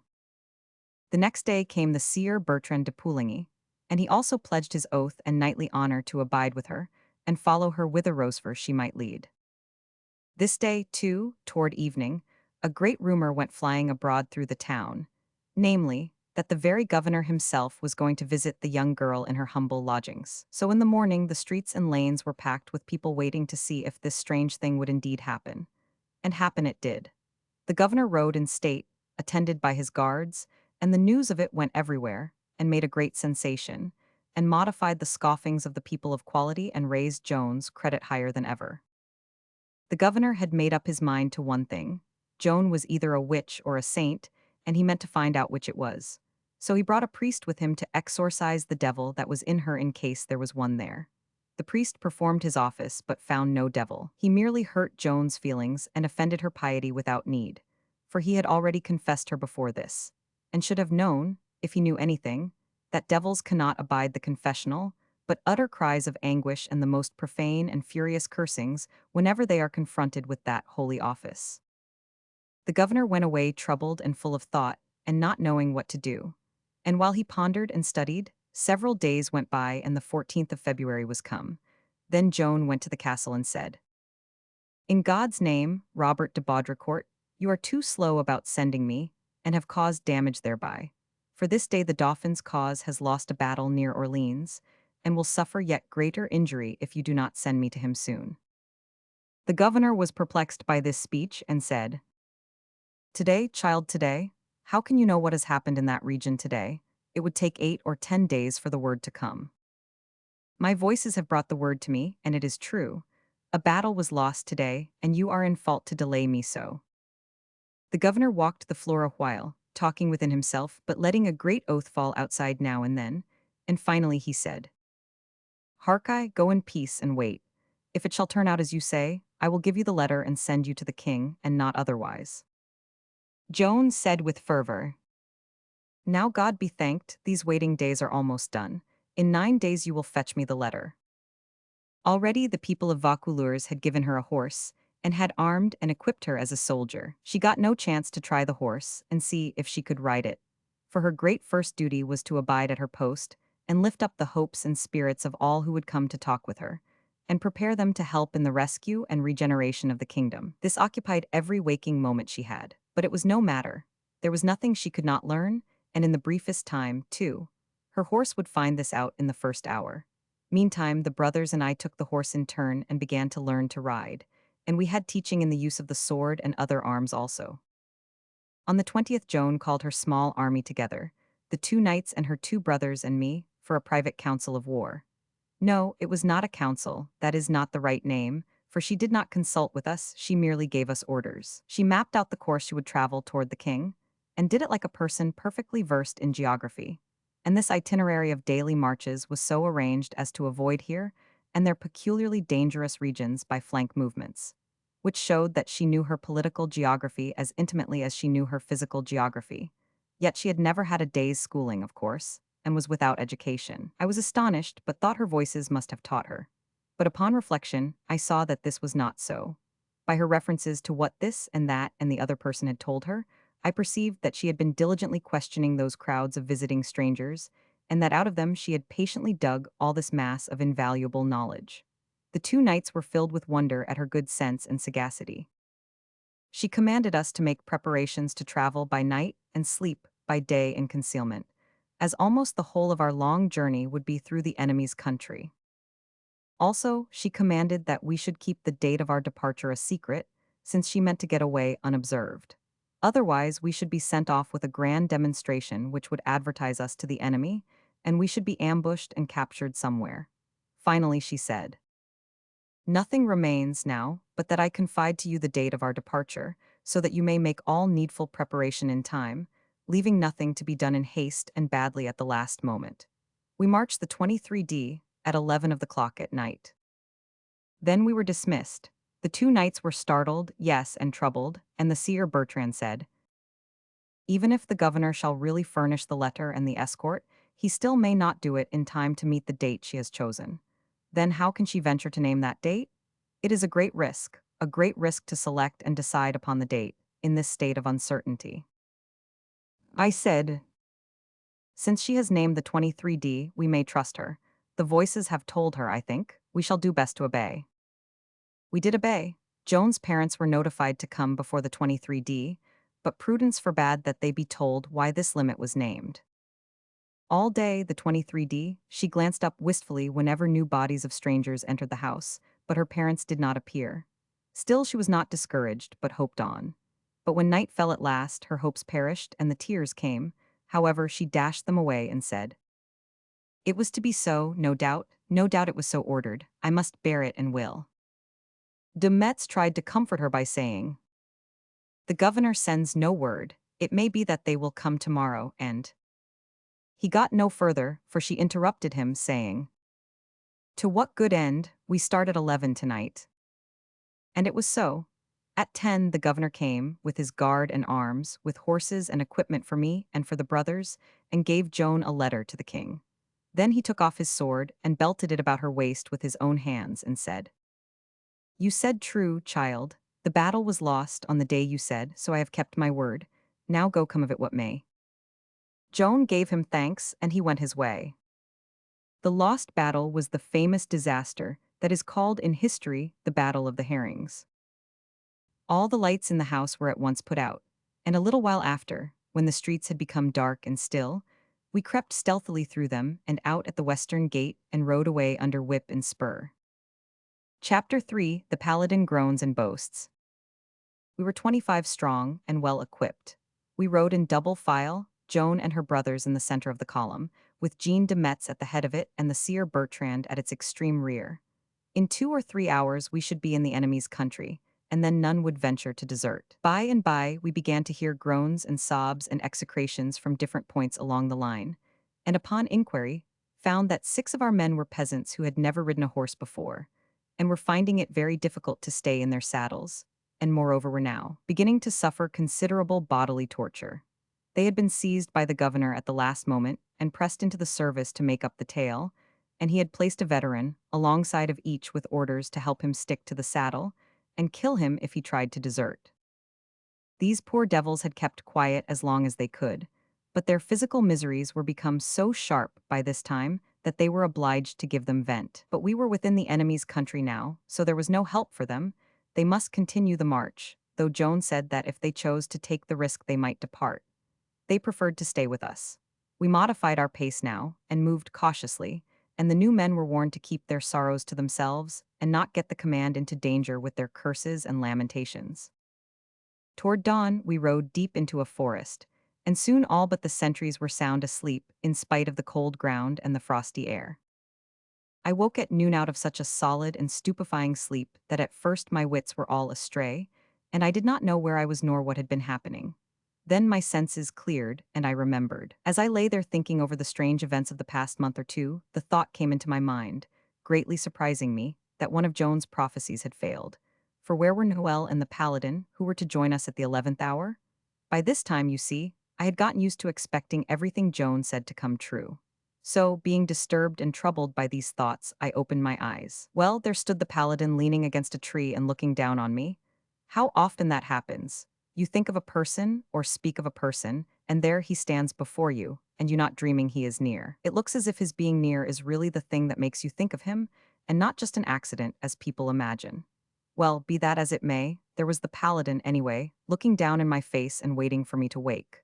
I was ever so glad to see him, and jumped up and shook him by the hand, and led him a little way from the camp, he limping like a cripple, and told him to sit down, and said, "Now, where have you dropped down from, and how did you happen to light in this place, and what do the soldier clothes mean? Tell me all about it." He answered, "I marched with you last night." "No," to myself I said, "the prophecy has not all failed, half of it has come true." "Yes, I did. I hurried up from Domrémy to join, and was within a half a minute of being too late. In fact, I was too late, but I begged so hard that the governor was touched by my brave devotion to my country's cause. Those are the words he used, and so he yielded and allowed me to come.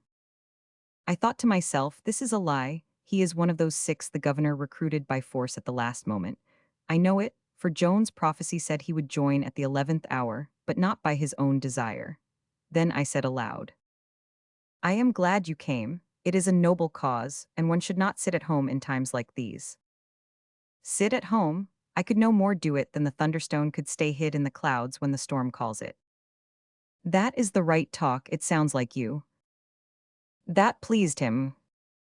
"I'm glad you know me, some don't, but they will presently. They will know me well enough before I get done with this war." "That is what I think. I believe that wherever danger confronts you, you will make yourself conspicuous." He was charmed with this speech, and it swelled him up like a bladder. He said, If I know myself, and I think I do, my performances in this campaign will give you occasion more than once to remember those words. I were a fool to doubt it, that I know. I shall not be at my best, being but a common soldier. Still, the country will hear of me. If I were where I belong, if I were in the place of La Hire, or Saintrels, or the bastard of Orleans, well, I say nothing. I am not of the talking kind, like Noel Rankson and his sort, I thank God. But it will be something, I take it, a novelty in this world, I should say, to raise the fame of a private soldier above theirs, and extinguish the glory of their names with its shadow. Why, look here, my friend, I said. Do you know that you have hit out a most remarkable idea there? Do you realize the gigantic proportions of it? For look you, to be a general of vast renown, what is that? Nothing. History is clogged and confused with them. One cannot keep their names in his memory, there are so many. But a common soldier of supreme renown? Why, he would stand alone. He would be one moon in a firmament of mustard seed stars. His name would outlast the human race. My friend who gave you that idea. He was ready to burst with happiness, but he suppressed betrayal of it as well as he could. He simply waved the compliment aside with his hand and said, with complacency, "It is nothing, I have them often, ideas like that and even greater ones. I do not consider this one much." "You astonish me, you do indeed, so it is really your own." "Quite, and there is plenty more where it came from," tapping his head with his finger, and taking occasion at the same time to cant his morion over his right ear, which gave him a very self-satisfied air. "I do not need to borrow my ideas like Noel Rankson." "Speaking of Noel, when did you see him last?" "Half an hour ago, he is sleeping yonder like a corpse, rode with us last night." I felt a great upleap in my heart and said to myself, "Now I am at rest and glad, I will never doubt her prophecies again." Then I said aloud, "It gives me joy, it makes me proud of our village. There is not keeping our lion hearts at home in these great times, I see that." "Lionheart, who that baby? Why, he begged like a dog to be let off, cried and said he wanted to go to his mother, him a Lionheart, that tumblebug." "Dear me, why I supposed he volunteered, of course, didn't he?" "Oh yes, he volunteered the way people do to the headsman. Why, when he found I was coming up from Domrémy to volunteer, he asked me to let him come along in my protection and see the crowds and the excitement. Well, we arrived and saw the torches filing out at the castle and ran there, and the governor had him seized along with four more, and he begged to be let off, and I begged for his place. And at last the governor allowed me to join but wouldn't let Noel off because he was disgusted with him, he was such a crybaby. Yes, and much good he'll do the king's service. He'll eat for 6 and run for 16. I hate a pygmy with half a heart and 9 stomachs." "Why, this is very surprising news to me, and I am sorry and disappointed to hear it. I thought he was a very manly fellow." The paladin gave me an outraged look and said, "I don't see how you can talk like that, I'm sure I don't. I don't see how you could have got such a notion. I don't dislike him, and I'm not saying these things out of prejudice, for I don't allow myself to have prejudices against people. I like him, and have always comraded with him from the cradle, but he must allow me to speak my mind about his faults, and I am willing he shall speak his about mine, if I have any. And true enough, maybe I have, but I reckon they'll bear inspection. I have that idea anyway. A manly fellow, you should have heard him whine and wail and swear last night because the saddle hurt him. Why didn't the saddle hurt me? Pooh, I was as much at home in it as if I had been born there. And yet it was the first time I was ever on a horse. All those old soldiers admired my riding. They said they had never seen anything like it, but him, why, they had to hold him on all the time." An odor as of breakfast came stealing through the wood. The paladin unconsciously inflated his nostrils in lustful response, and got up and limped painfully away, saying he must go and look to his horse. At bottom he was all right and a good-hearted giant, without any harm in him, for it is no harm to bark if one stops there and does not bite, and it is no harm to be an ass if one is content to bray and not kick. If this vast structure of brawn and muscle and vanity and foolishness seemed to have a libelous tongue, what of it? There was no malice behind it, and besides, the defect was not of his own creation. It was the work of Noel Rankson, who had nurtured it, fostered it, built it up and perfected it for the entertainment he got out of it. His careless light heart had to have somebody to nag and chaff and make fun of. The paladin had only needed development in order to meet its requirements. Consequently, the development was taken in hand and diligently attended to and looked after, Nat and Bull fashion, for years, to the neglect and damage of far more important concerns. The result was an unqualified success.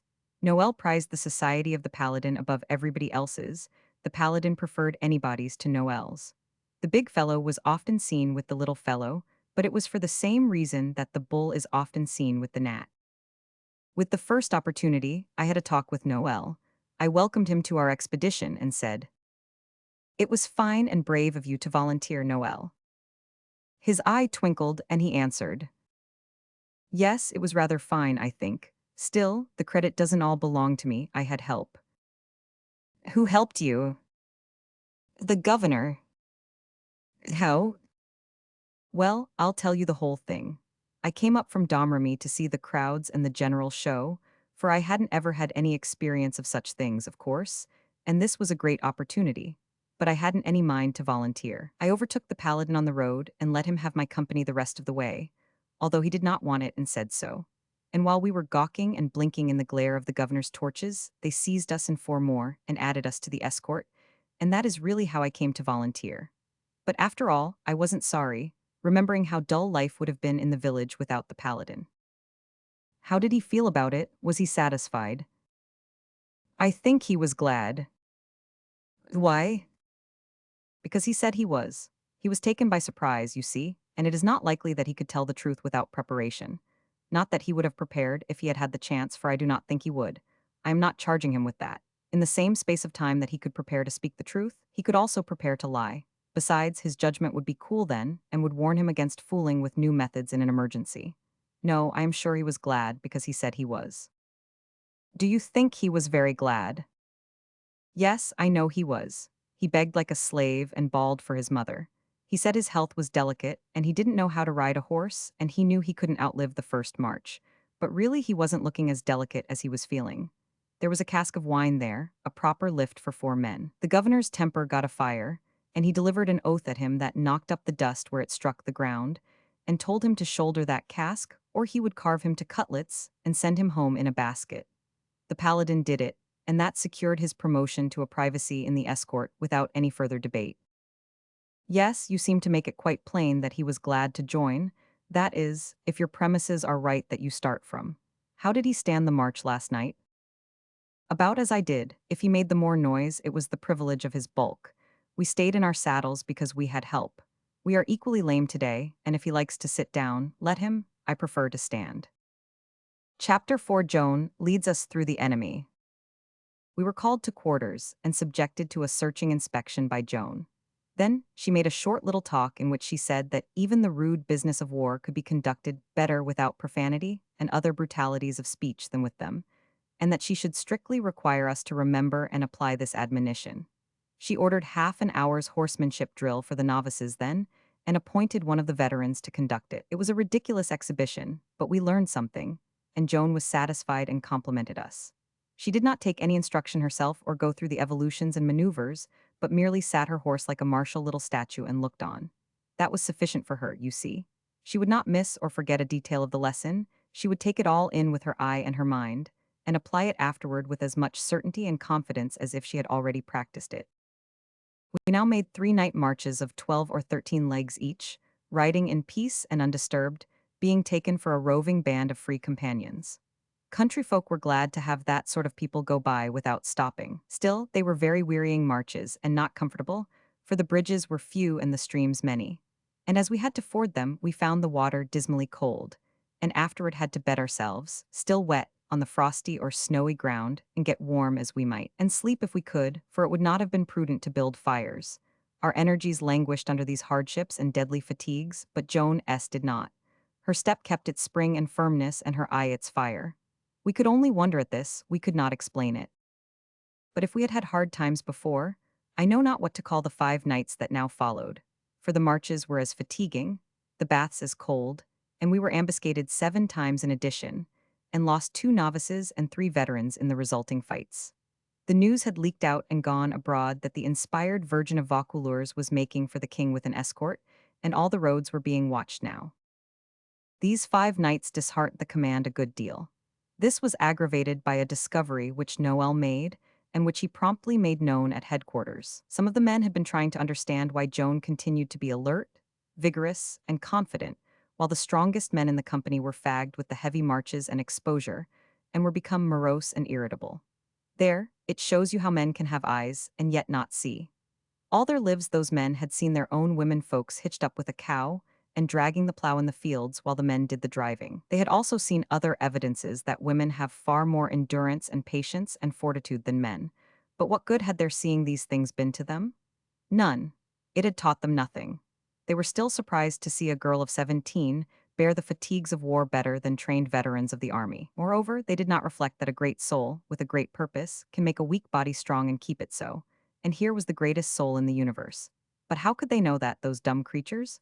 No, they knew nothing, and their reasonings were of a piece with their ignorance. They argued and discussed among themselves, with Noel listening, and arrived at the decision that Joan was a witch, and had her strange pluck and strength from Satan, so they made a plan to watch for a safe opportunity to take her life. To have secret plottings of this sort going on in our midst was a very serious business, of course, and the knights asked Joan's permission to hang the plotters, but she refused without hesitancy. She said, "Neither these men nor any others can take my life before my mission is accomplished. Therefore, why should I have their blood upon my hands? I will inform them of this and also admonish them. Call them before me."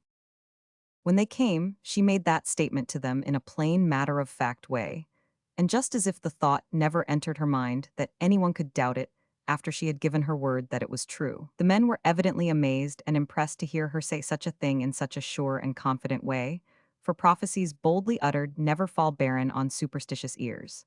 Yes, this speech certainly impressed them, but her closing remark impressed them still more. It was for the ringleader, and Joan said it sorrowfully.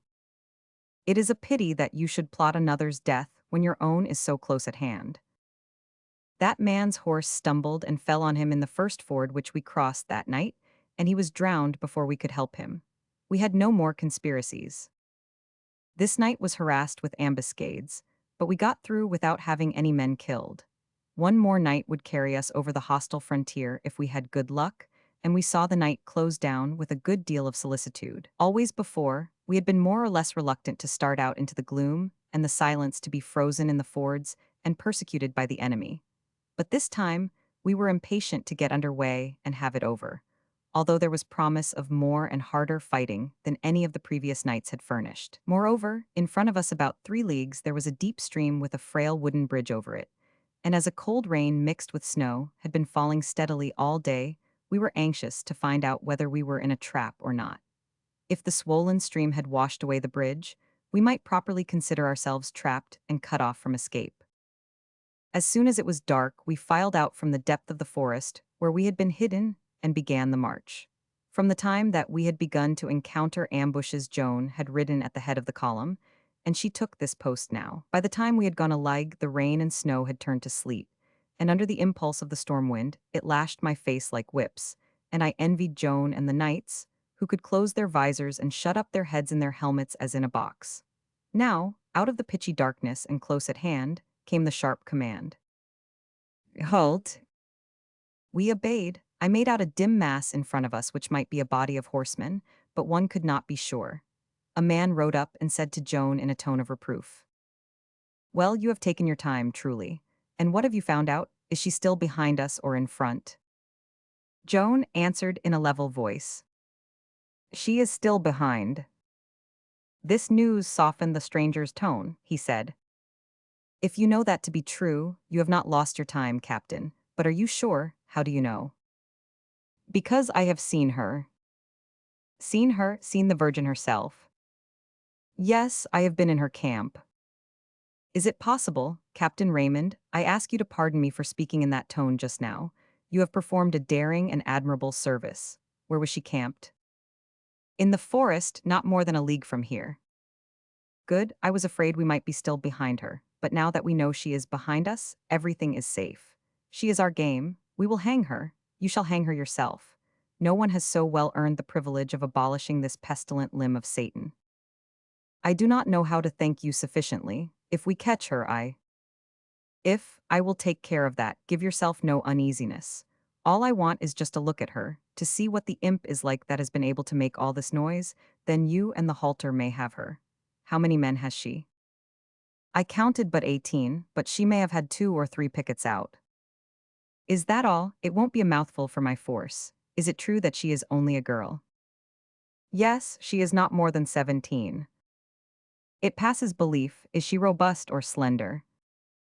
Slender. The officer pondered a moment or two, then he said, Was she preparing to break camp? Not when I had my last glimpse of her. What was she doing? She was talking quietly with an officer. Quietly, not giving orders. No, talking as quietly as we are now. That is good. She is feeling a false security. She would have been restless and fussy else. It is the way of her sex when danger is about.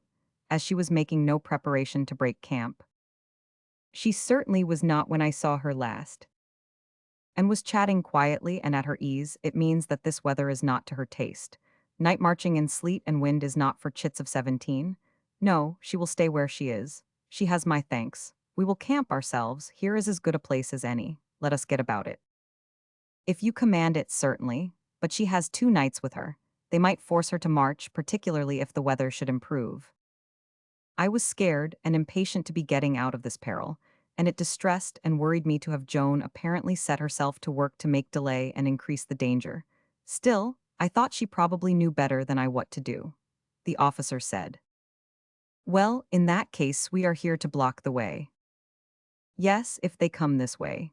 But if they should send out spies and find out enough to make them want to try for the bridge through the woods, is it best to allow the bridge to stand?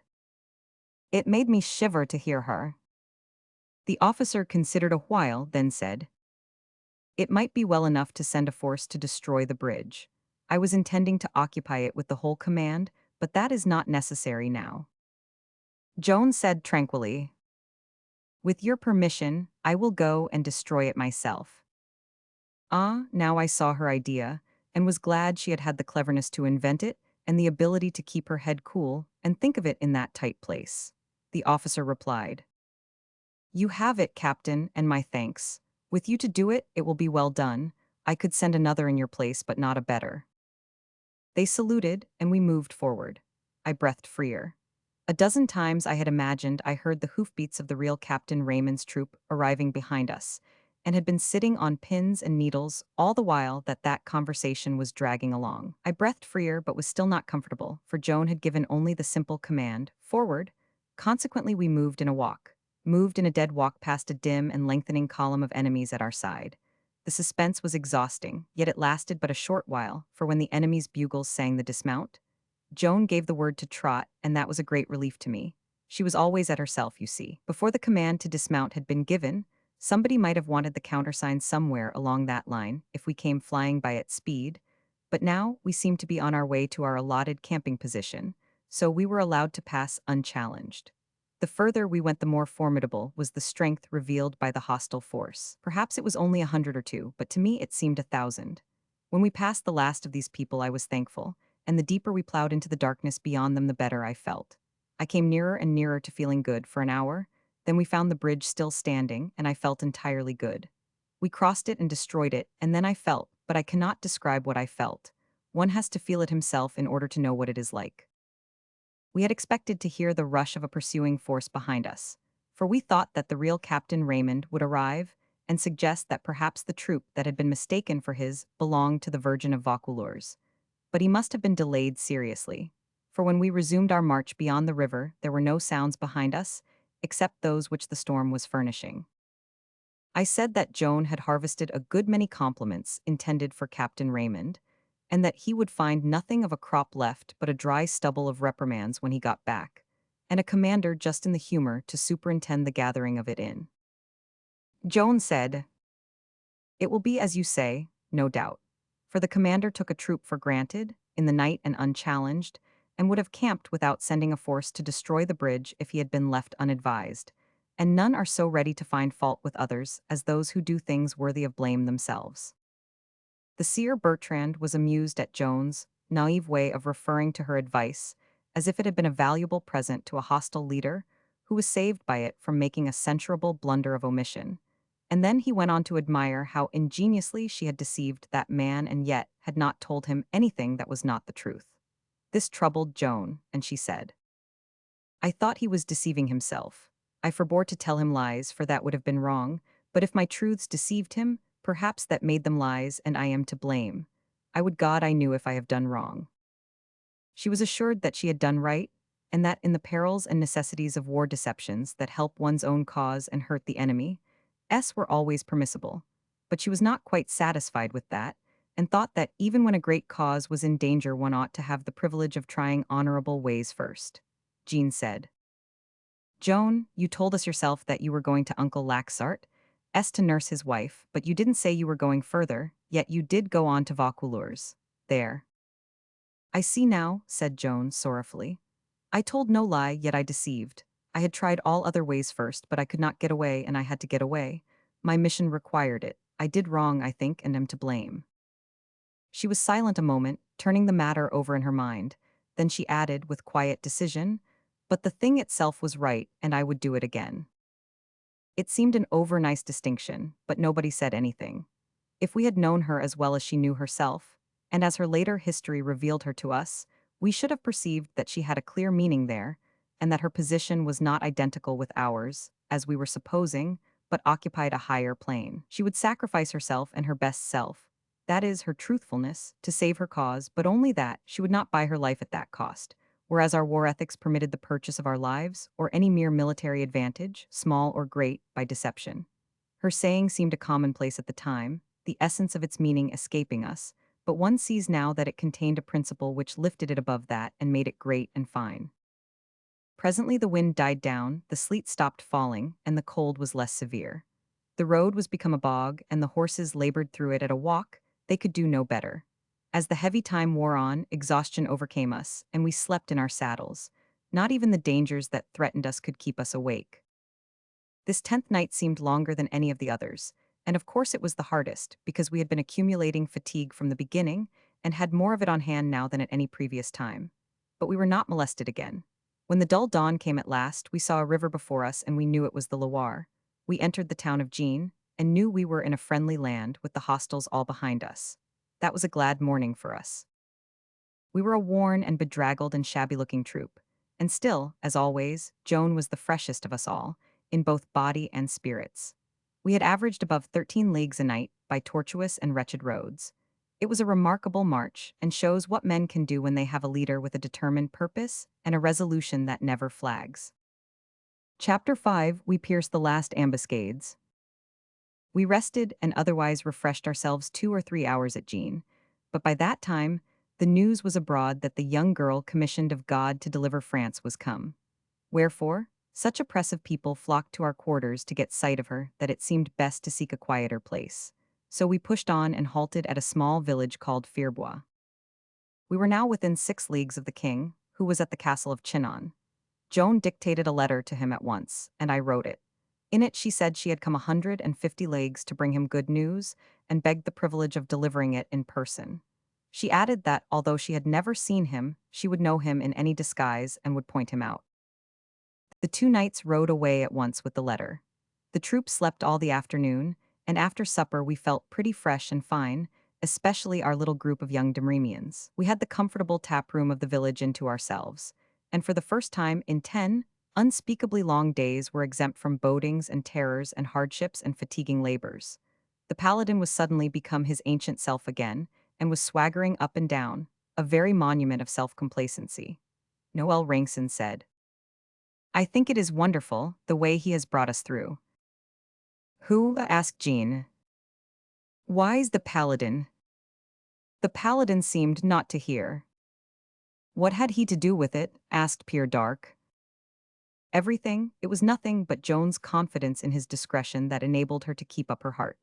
She could depend on us and on herself for valor, but discretion is the winning thing in war, after all. Discretion is the rarest and loftiest of qualities, and he has got more of it than any other man in France. More of it, perhaps, than any other 60 men in France.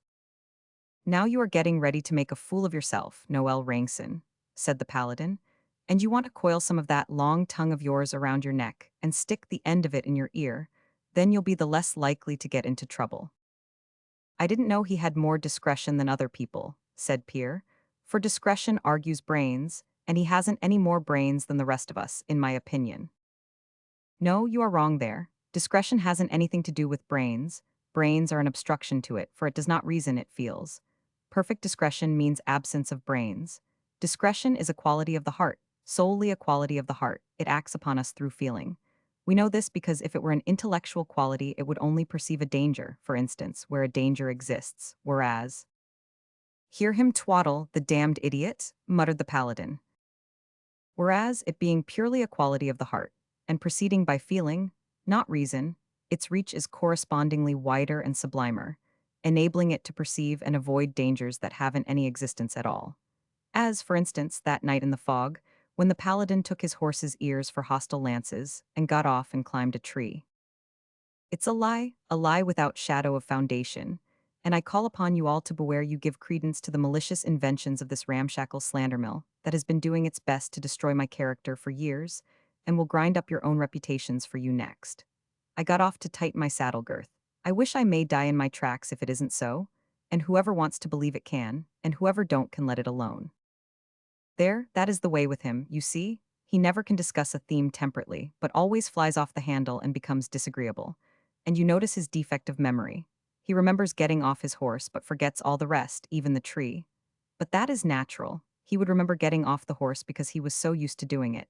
He always did it when there was an alarm and the clash of arms at the front. "Why did he choose that time for it?" asked Jean. "I don't know. To tighten up his girth, he thinks, to climb a tree, I think. I saw him climb 9 trees in a single night." "You saw nothing of the kind. A person that can lie like that deserves no one's respect. I ask you all to answer me. Do you believe what this reptile has said?" All seemed embarrassed, and only Pierre replied. He said, hesitatingly, I hardly know what to say. It is a delicate situation. It seems offensive to me to refuse to believe a person when he makes so direct a statement, and yet I am obliged to say, rude as it may appear, that I am not able to believe the whole of it. No, I am not able to believe that you climbed 9 trees." "There," cried the paladin. "Now what do you think of yourself, Noel Rankson? How many do you believe I climbed, Pierre?" "Only 8. The laughter that followed inflamed the paladin's anger to white heat, and he said, I bide my time, I bide my time. I will reckon with you all, I promise you that." "Don't get him started," Noel pleaded. "He is a perfect lion when he gets started. I saw enough to teach me that, after the 3rd skirmish. After it was over, I saw him come out of the bushes and attack a dead man single-handed. It is another lie, and I give you fair warning that you are going too far. You will see me attack a live one if you are not careful."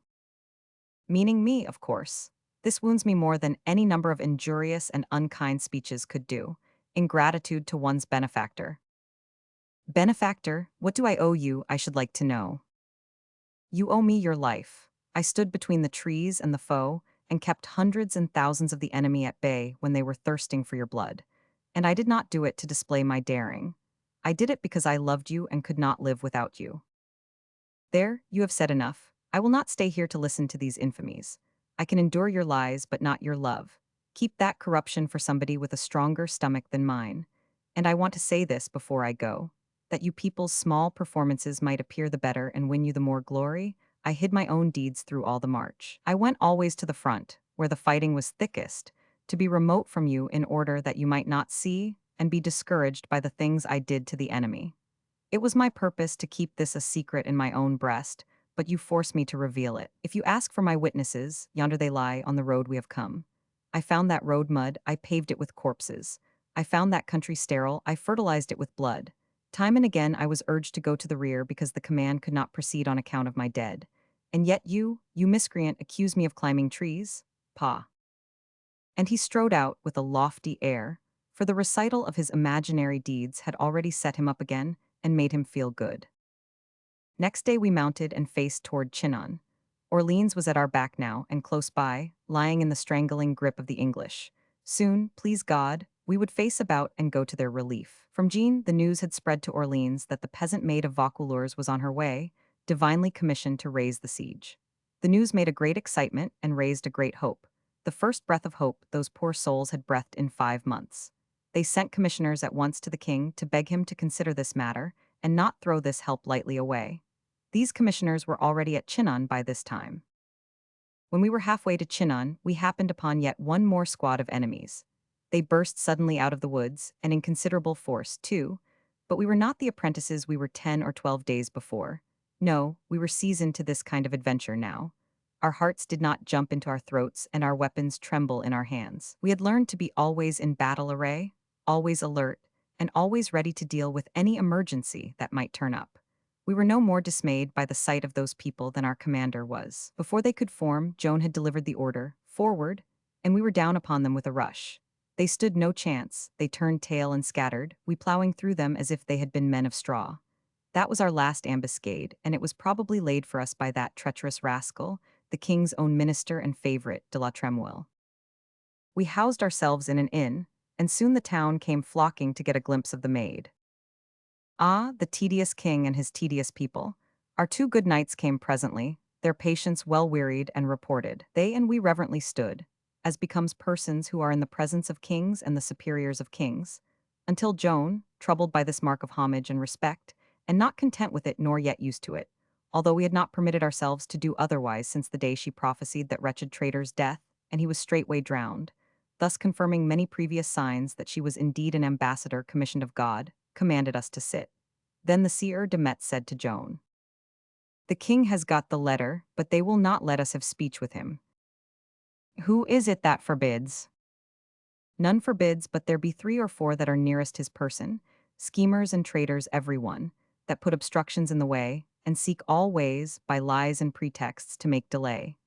Chiefest of these are Georges de la Tremouille and that plotting fox, the Archbishop of Rheims. While they keep the king idle and in bondage to his sports and follies, they are great and their importance grows. Whereas if ever he assert himself and rise and strike for crown and country like a man, their reign is done. So they but thrive, they care not if the crown go to destruction and the king with it. You have spoken with others besides these. Not of the court, no. The court are the meek slaves of those reptiles, and watch their mouths and their actions, acting as they act, thinking as they think, saying as they say, wherefore they are cold to us, and turn aside and go another way when we appear. But we have spoken with the commissioners from Orleans. They said with heat, "It is a marvel that any man in such desperate case as is the king can moon around in this torpid way, and see his all go to ruin without lifting a finger to stay the disaster. What a most strange spectacle it is. Here he is, shut up in this wee corner of the realm like a rat in a trap. His royal shelter this huge gloomy tomb of a castle, with wormy rags for upholstery and crippled furniture for use, a very house of desolation, in his treasure 40 francs and not a farthing more, God be witness. No army, nor any shadow of one. And by contrast with his hungry poverty, you behold this crownless pauper, and his shoals of fools and favorites tricked out in the gaudiest silks and velvets you shall find in any court in Christendom. And look you, he knows that when our city falls, as fall it surely will accept succor come swiftly. France falls. He knows that when that day comes he will be an outlaw and a fugitive, and that behind him the English flag will float unchallenged over every acre of his great heritage. He knows these things, he knows that our faithful city is fighting all solitary and alone against disease, starvation, and the sword to stay this awful calamity. Yet he will not strike one blow to save her. He will not hear our prayers. He will not even look upon our faces. That is what the commissioners said, and they are in despair. Joan said gently, "It is pity, but they must not despair. The Dauphin will hear them presently. Tell them so." She almost always called the king the Dauphin. To her mind he was not king yet, not being crowned.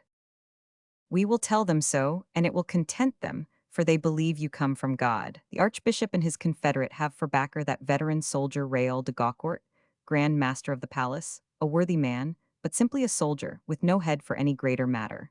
He cannot make out to see how a country girl, ignorant of war, can take a sword in her small hand and win victories where the trained generals of France have looked for defeats only, for 50 years, and always found them.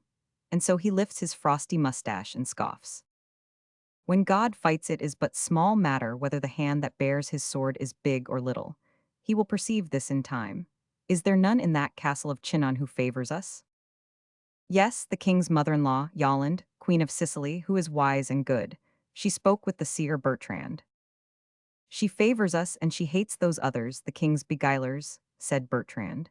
"She was full of interest and asked 1,000 questions, all of which I answered according to my ability.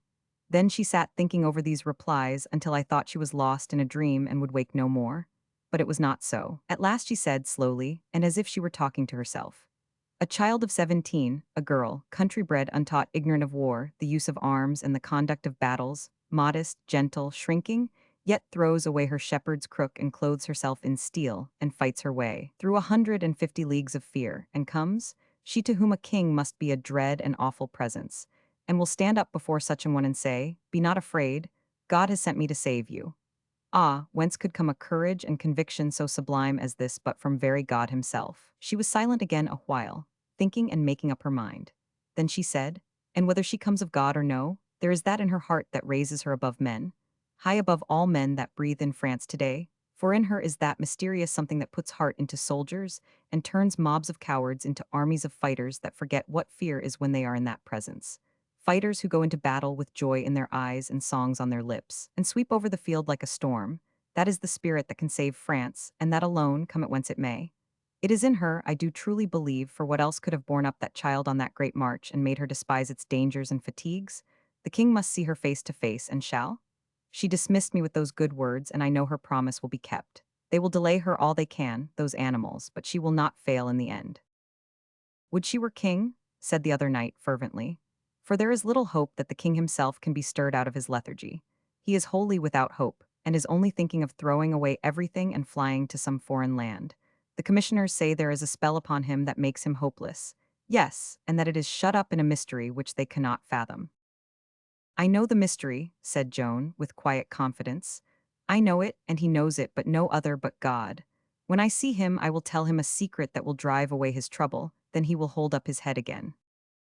I was miserable with curiosity to know what it was that she would tell him, but she did not say, and I did not expect she would. She was but a child, it is true, but she was not a chatterer to tell great matters and make herself important to little people. No, she was reserved and kept things to herself, as the truly great always do.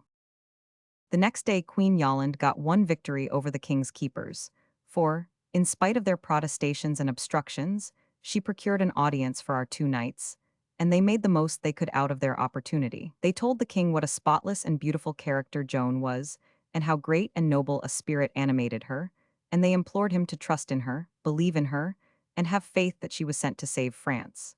They begged him to consent to see her.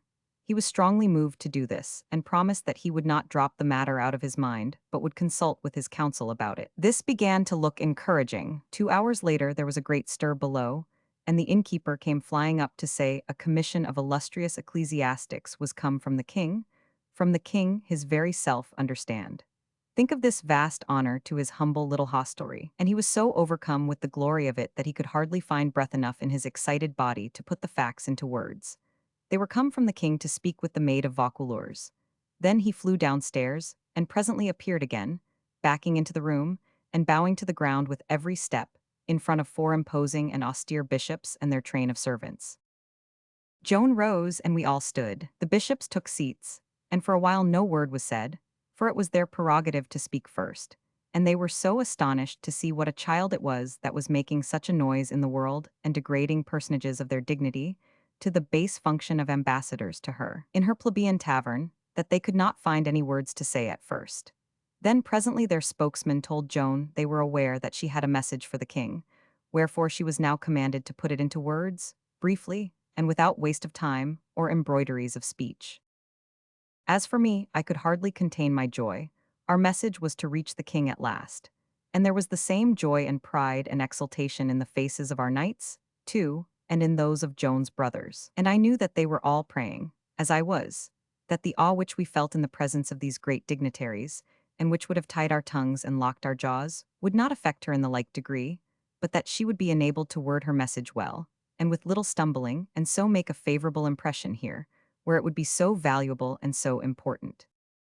Ah, dear, how little we were expecting what happened then. We were aghast to hear her say what she said. She was standing in a reverent attitude, with her head down and her hands clasped in front of her, for she was always reverent toward the consecrated servants of God. When the spokesman had finished, she raised her head and set her calm eye on those faces, not any more disturbed by their state and grandeur than a princess would have been, and said, with all her ordinary simplicity and modesty of voice and manner, Ye will forgive me, reverend sirs, but I have no message save for the king's ear alone. Those surprised men were dumb for a moment, and their faces flushed darkly. Then the spokesman said, Hark ye, to you fling the king's command in his face, and refuse to deliver this message of yours to his servants appointed to receive it. God has appointed me to receive it, and another's commandment may not take precedence of that. I pray you let me have speech for his grace the Dauphin. Forbear this folly, and come at your message, deliver it, and waste no more time about it. You err indeed, most reverend fathers in God, and it is not well. I am not come hither to talk, but to deliver Orleans, and lead the Dauphin to his good city of Rheims, and set the crown upon his head. Is that the message you send to the king? But Joan only said, in the simple fashion which was her wont, Ye will pardon me for reminding you again, but I have no message to send to anyone. The king's messengers rose in deep anger and swept out of the place without further words, we and Joan kneeling as they passed.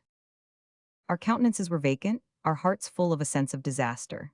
Our precious opportunity was thrown away. We could not understand Joan's conduct, she who had been so wise until this fatal hour. At last, the seer Bertrand found courage to ask her why she had let this great chance to get her message to the king go by. Who sent them here? She asked. The king. Who moved the king to send them? She waited for an answer. None came, for we began to see what was in her mind, so she answered herself. The Dauphin's counsel moved him to it. Are they enemies to me and to the Dauphin's wheel, or are they friends? Enemies, answered the seer Bertrand. If one would have a message go sound and ungarbled, does one choose traitors and tricksters to send it by? I saw that we had been fools and she wise. They saw it too, so none found anything to say. Then she went on. They had but small wit that contrived this trap. They thought to get my message and seemed to deliver it straight, yet deftly twist it from its purpose.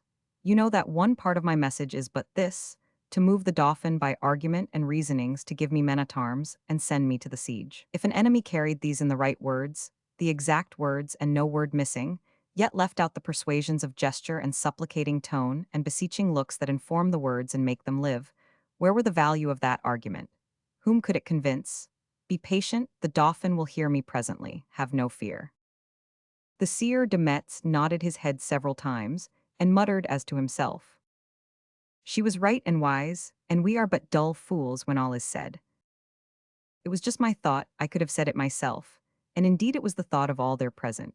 A sort of awe crept over us, to think how that untaught girl, taken suddenly and unprepared, was yet able to penetrate the cunning devices of a king's trained advisers and defeat them.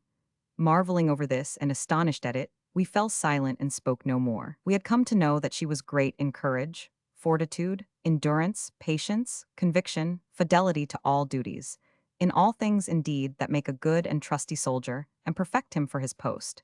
Now we were beginning to feel that maybe there were greatnesses in her brain that were even greater than these great qualities of the heart. It set us thinking. What Joan did that day bore fruit the very day after.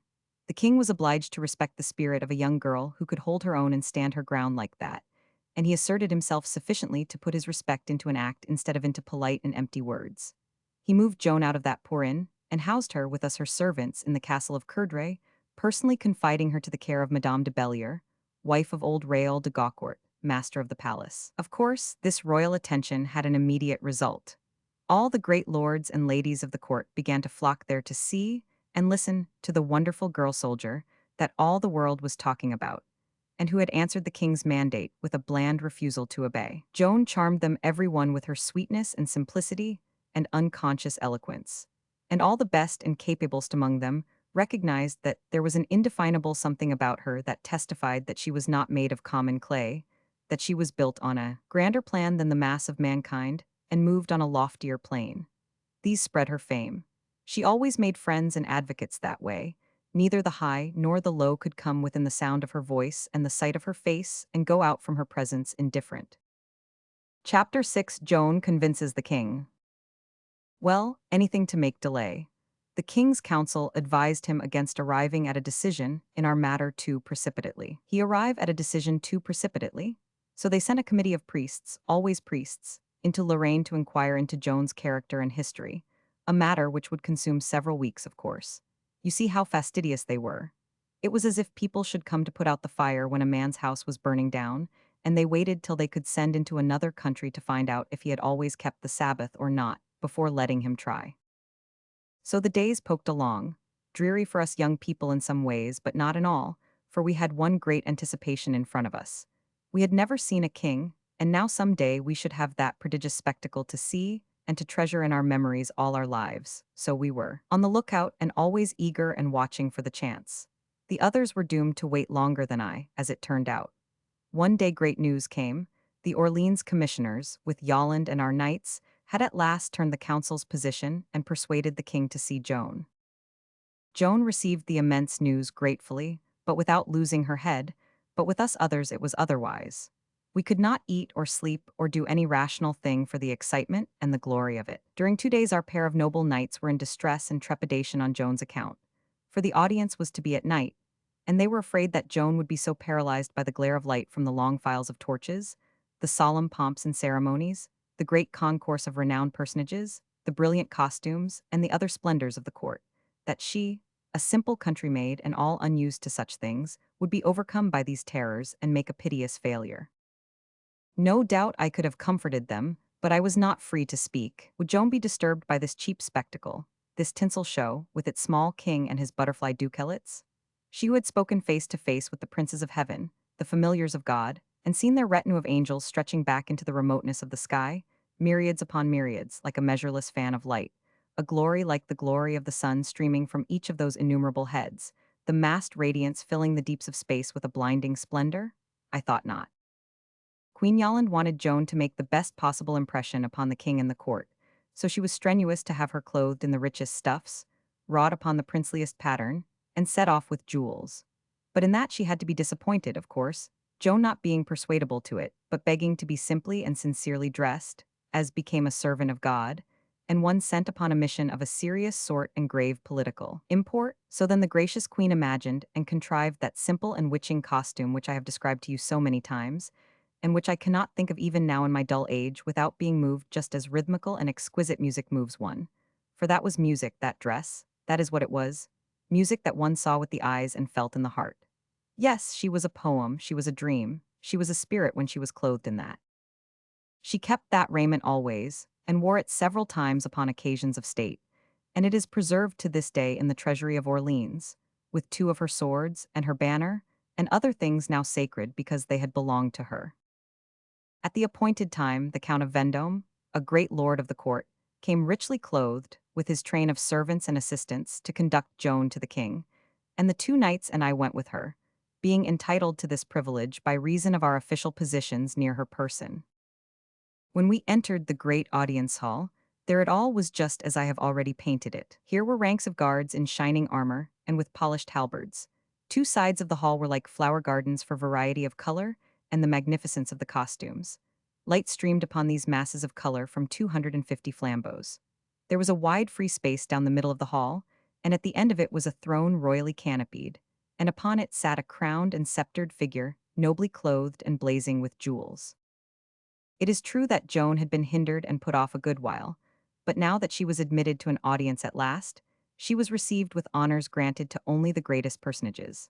At the entrance door stood 4 heralds in a row, in splendid tabards, with long, slender silver trumpets at their mouths, with square silken banners depending from them, embroidered with the arms of France. As Joan and the Count passed by, these trumpets gave forth in unison one long rich note, and as we moved down the hall under the pictured and gilded vaulting, this was repeated at every 50 feet of our progress, 6 times in all. It made our good knights proud and happy, and they held themselves erect and stiffened their stride and looked fine and soldierly. They were not expecting this beautiful and honorable tribute to our little country maid. Joan walked 2 yards behind the Count, we 3 walked 2 yards behind Joan.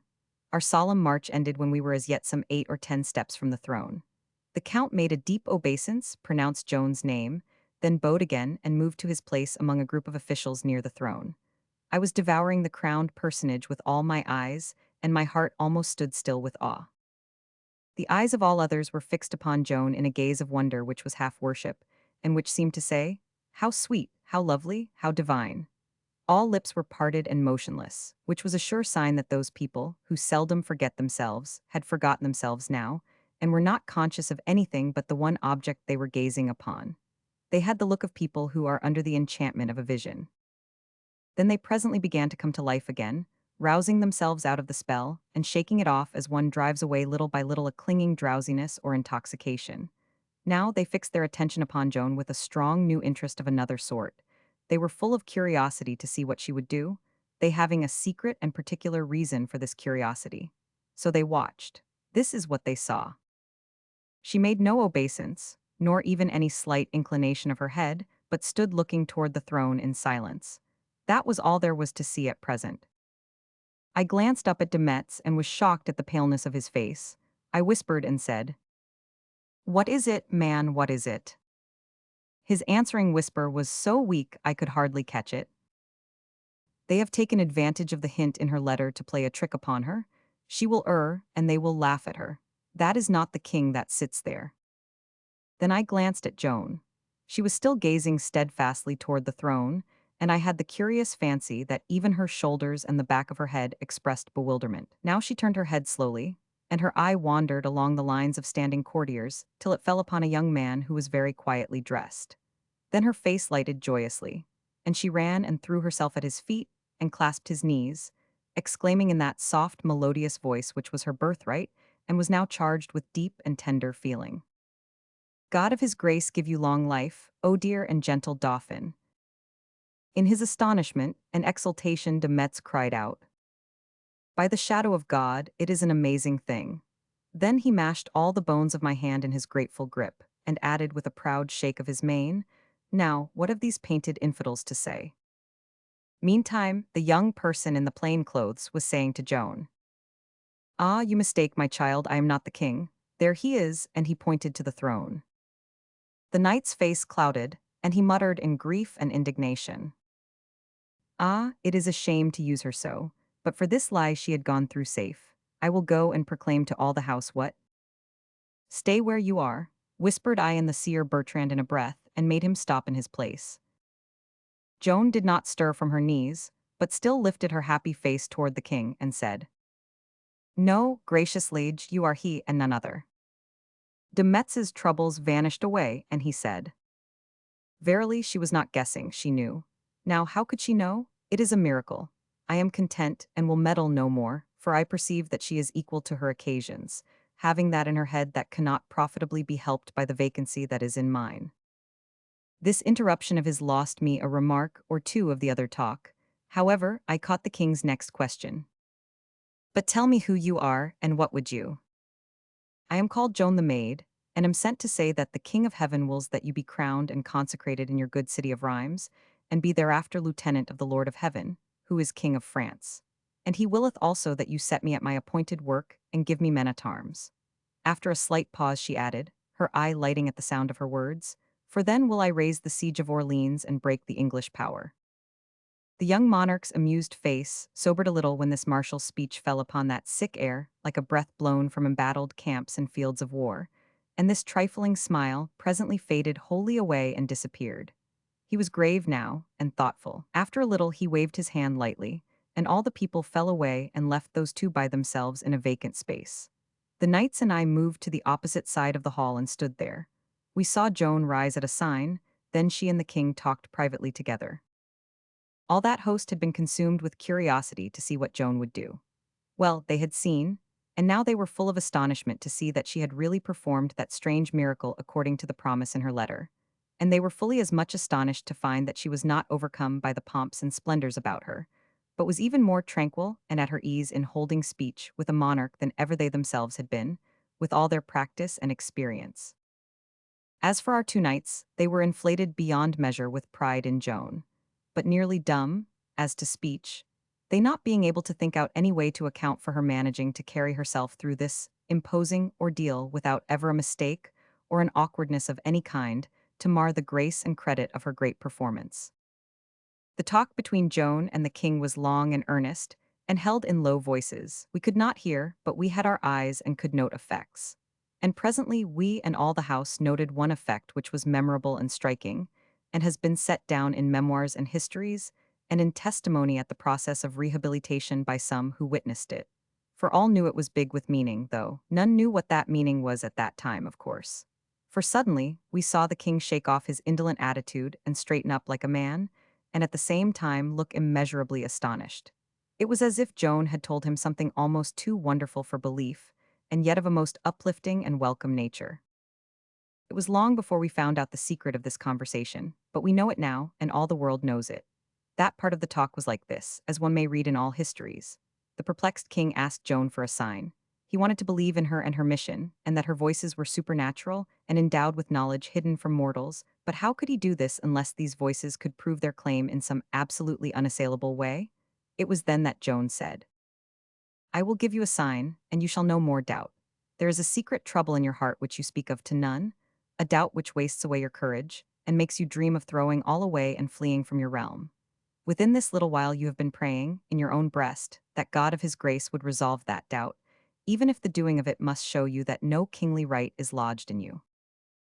It was that amazed the king, for it was as she had said. His prayer was the secret of his own breast, and none but God could know about it. So he said, the sign is sufficient. I know now that these voices are of God. They have said true in this matter. If they have said more, tell it me, I will believe. They have resolved that doubt, and I bring their very words, which are these. Thou art lawful heir to the king thy father, and true heir of France. God has spoken it. Now lift up thy head, and doubt no more, but give me men at arms, and let me get about my work. Telling him he was of lawful birth was what straightened him up and made a man of him for a moment, removing his doubts upon that head and convincing him of his royal right. And if any could have hanged his hindering and pestiferous counsel and set him free, he would have answered Joan's prayer and set her in the field. But no, those creatures were only checked, not checkmated. They could invent some more delays. We had been made proud by the honors which had so distinguished Joan's entrance into that place, honors restricted to personages of very high rank and worth. But that pride was as nothing compared with the pride we had in the honor done her upon leaving it. For whereas those first honors were shown only to the great, these last, up to this time, had been shown only to the royal. The king himself led Joan by the hand down the great hall to the door, the glittering multitude standing and making reverence as they passed, and the silver trumpets sounding those rich notes of theirs. Then he dismissed her with gracious words, bending low over her hand and kissing it. Always, from all companies, high or low, she went forth richer in honor and esteem than when she came. And the king did another handsome thing by Joan, for he sent us back to Courdray Castle torchlighted and in state, under escort of his own troop, his guard of honor, the only soldiers he had, and finely equipped and bedizened they were, too, though they hadn't seen the color of their wages since they were children, as a body might say. The wonders which Joan had been performing before the king had been carried all around by this time, so the road was so packed with people who wanted to get a sight of her that we could hardly dig through. And as for talking together, we couldn't, all attempts at talk being drowned in the storm of shoutings and huzzas that broke out all along as we passed, and kept abreast of us like a wave the whole way. Chapter 7, Our Paladin in His Glory. We were doomed to suffer tedious waits and delays, and we settled ourselves down to our fate and bore it with a dreary patience, counting the slow hours and the dull days, and hoping for a turn when God should please to send it. The paladin was the only exception. That is to say, he was the only one who was happy and had no heavy times. This was partly owing to the satisfaction he got out of his clothes. He bought them at second hand, a Spanish cavalier's complete suit, wide-brimmed hat with flowing plumes, lace collar and cuffs, faded velvet doublet and trunks, short cloak hung from the shoulder, funnel-topped buskins, long rapier, and all that. A graceful and picturesque costume, and the paladin's great frame was the right place to hang it for effect. He wore it when off duty, and when he swaggered by with one hand resting on the hilt of his rapier and twirling his new mustache with the other, everybody stopped to look and admire. And well they might, for he was a fine and stately contrast to the small French gentleman of the day squeezed into the trivial French costume of the time. He was King B of the little village that snuggled under the shelter of the frowning towers and bastions of Courdray Castle, and acknowledged lord of the tap-room of the inn. When he opened his mouth there, he got a hearing. Those simple artisans and peasants listened with deep and wondering interest. For he was a traveler and had seen the world, all of it that lay between Chinon and Domrémy, at any rate, and that was a wide stretch more of it than they might ever hope to see. And he had been in battle and knew how to paint its shock and struggle, its perils and surprises, with an art that was all his own. He was cock of that walk, hero of that hostelry. He drew custom as honey draws flies, so he was the pet of the innkeeper and of his wife and daughter, and they were his obliged and willing servants. Most people who have the narrative gift, that great and rare endowment, have with it the defect of telling their choice things over the same way every time, and this injures them and causes them to sound stale and wearisome after several repetitions. But it was not so with the paladin, whose art was of a finer sort. It was more stirring and interesting to hear him tell about a battle the 10th time than it was the first time, because he did not tell it twice the same way, but always made a new battle of it and a better one, with more casualties on the enemy's side each time, and more general wreck and disaster all around, and more widows and orphans and suffering in the neighborhood where it happened. He could not tell his battles apart himself, except by their names, and by the time he had told one of them 10 times, it had grown so that there wasn't room enough in France for it anymore, but was lapping over the edges. But up to that point, the audience would not allow him to substitute a new battle, knowing that the old ones were the best, and sure to improve as long as France could hold them. And so, instead of saying to him as they would have said to another, "Give us something fresh, we are fatigued with that old thing," they would say with one voice and with a strong interest, "Tell about the surprise at Beaulieu again. Tell it 3 or 4 times." That is a compliment which few narrative experts have heard in their lifetime. At first, when the paladin heard us tell about the glories of the royal audience, he was broken-hearted, because he was not taken with us to it. Next, his talk was full of what he would have done if he had been there. And within 2 days, he was telling what he did do when he was there. His mill was fairly started now, and could be trusted to take care of its affair. Within 3 nights afterward, all his battles were taking a rest, for already his worshippers in the taproom were so infatuated with the great tale of the royal audience that they would have nothing else, and so besotted with it were they that they would have cried if they could not have gotten it. Noel Rankson hid himself and heard it, and came and told me, and after that we went together to listen, bribing the inn hostess to let us have her little private parlor, where we could stand at the wickets in the door and see and hear. The taproom was large, yet had a snug and cozy look, with its inviting little tables and chairs scattered irregularly over its red brick floor, and its great fire flaming and crackling in the wide chimney. It was a comfortable place to be in on such chilly and blustering March nights as these, and a goodly company had taken shelter there, and were sipping their wine in contentment, and gossiping one with another in a neighborly way, while they waited for the historian. The host, the hostess, and their pretty daughter were flying here and there, and yonder among the tables, and doing their best to keep up with the orders. The room was about 40 feet square, and a space or aisle down the center of it had been kept vacant and reserved for the paladin's needs. At the end of it was a platform 10 or 12 feet wide, with a big chair and a small table on it, and 3 steps leading up to it. Among the wine sippers were many familiar faces: the cobbler, the farrier, the blacksmith, the wheelwright, the armorer, the maltster, the weaver, the baker, the miller's man with his dusty coat, and so on. And conscious and important, as a matter of course, was the barber surgeon, for he is that in all villages, as he has to pull everybody's teeth and purge and bleed all the grown people once a month to keep their health sound. He knows everybody, and by constant contact with all sorts of folk, becomes a master of etiquette and manners and a conversationalist of large facility. There were plenty of carriers, drovers, and their sort, and journeymen artisans.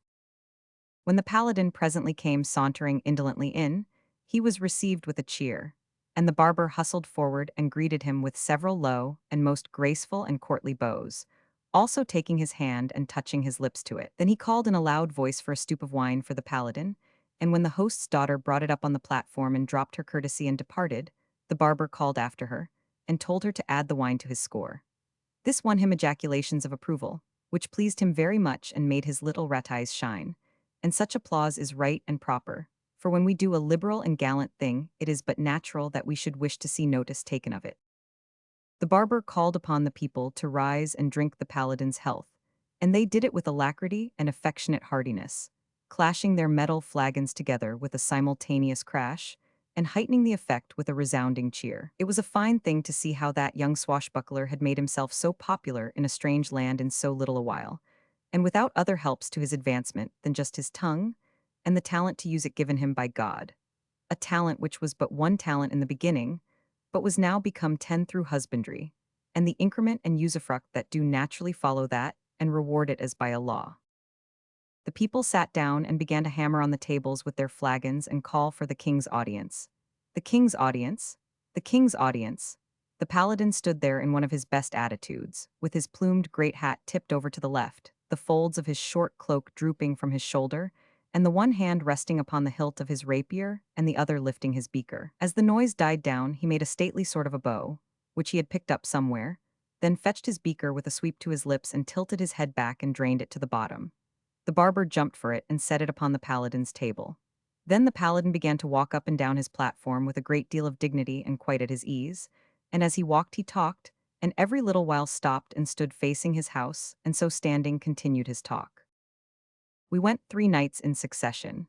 It was plain that there was a charm about the performance that was apart from the mere interest which attaches to lying. It was presently discoverable that this charm lay in the paladin's sincerity. He was not lying consciously, he believed what he was saying. To him, his initial statements were facts, and whenever he enlarged a statement, the enlargement became a fact too. He put his heart into his extravagant narrative, just as a poet puts his heart into a heroic fiction, and his earnestness disarmed criticism, disarmed it as far as he himself was concerned. Nobody believed his narrative, but all believed that he believed it. He made his enlargements without flourish, without emphasis, and so casually that often one failed to notice that a change had been made. He spoke of the governor of Vaucouleurs, the first night, simply as the governor of Vaucouleurs. He spoke of him the second night as his uncle, the governor of Vaucouleurs. The third night he was his father. He did not seem to know that he was making these extraordinary changes. They dropped from his lips in a quite natural and effortless way. By his first night's account, the governor merely attached him to the maid's military escort in a general and unofficial way. The second night his uncle, the governor, sent him with the maid as lieutenant of her rear guard. The third night his father, the governor, put the whole command, maid and all, in his special charge. The first night the governor spoke of him as a youth without name or ancestry, but destined to achieve both. The second night his uncle, the governor, spoke of him as the latest and worthiest lineal descendant of the chiefest and noblest of the 12 paladins of Charlemagne. The third night he spoke of him as the lineal descendant of the whole dozen. In 3 nights he promoted the Count of Vendôme from a fresh acquaintance to a schoolmate, and then brother-in-law. At the king's audience everything grew in the same way.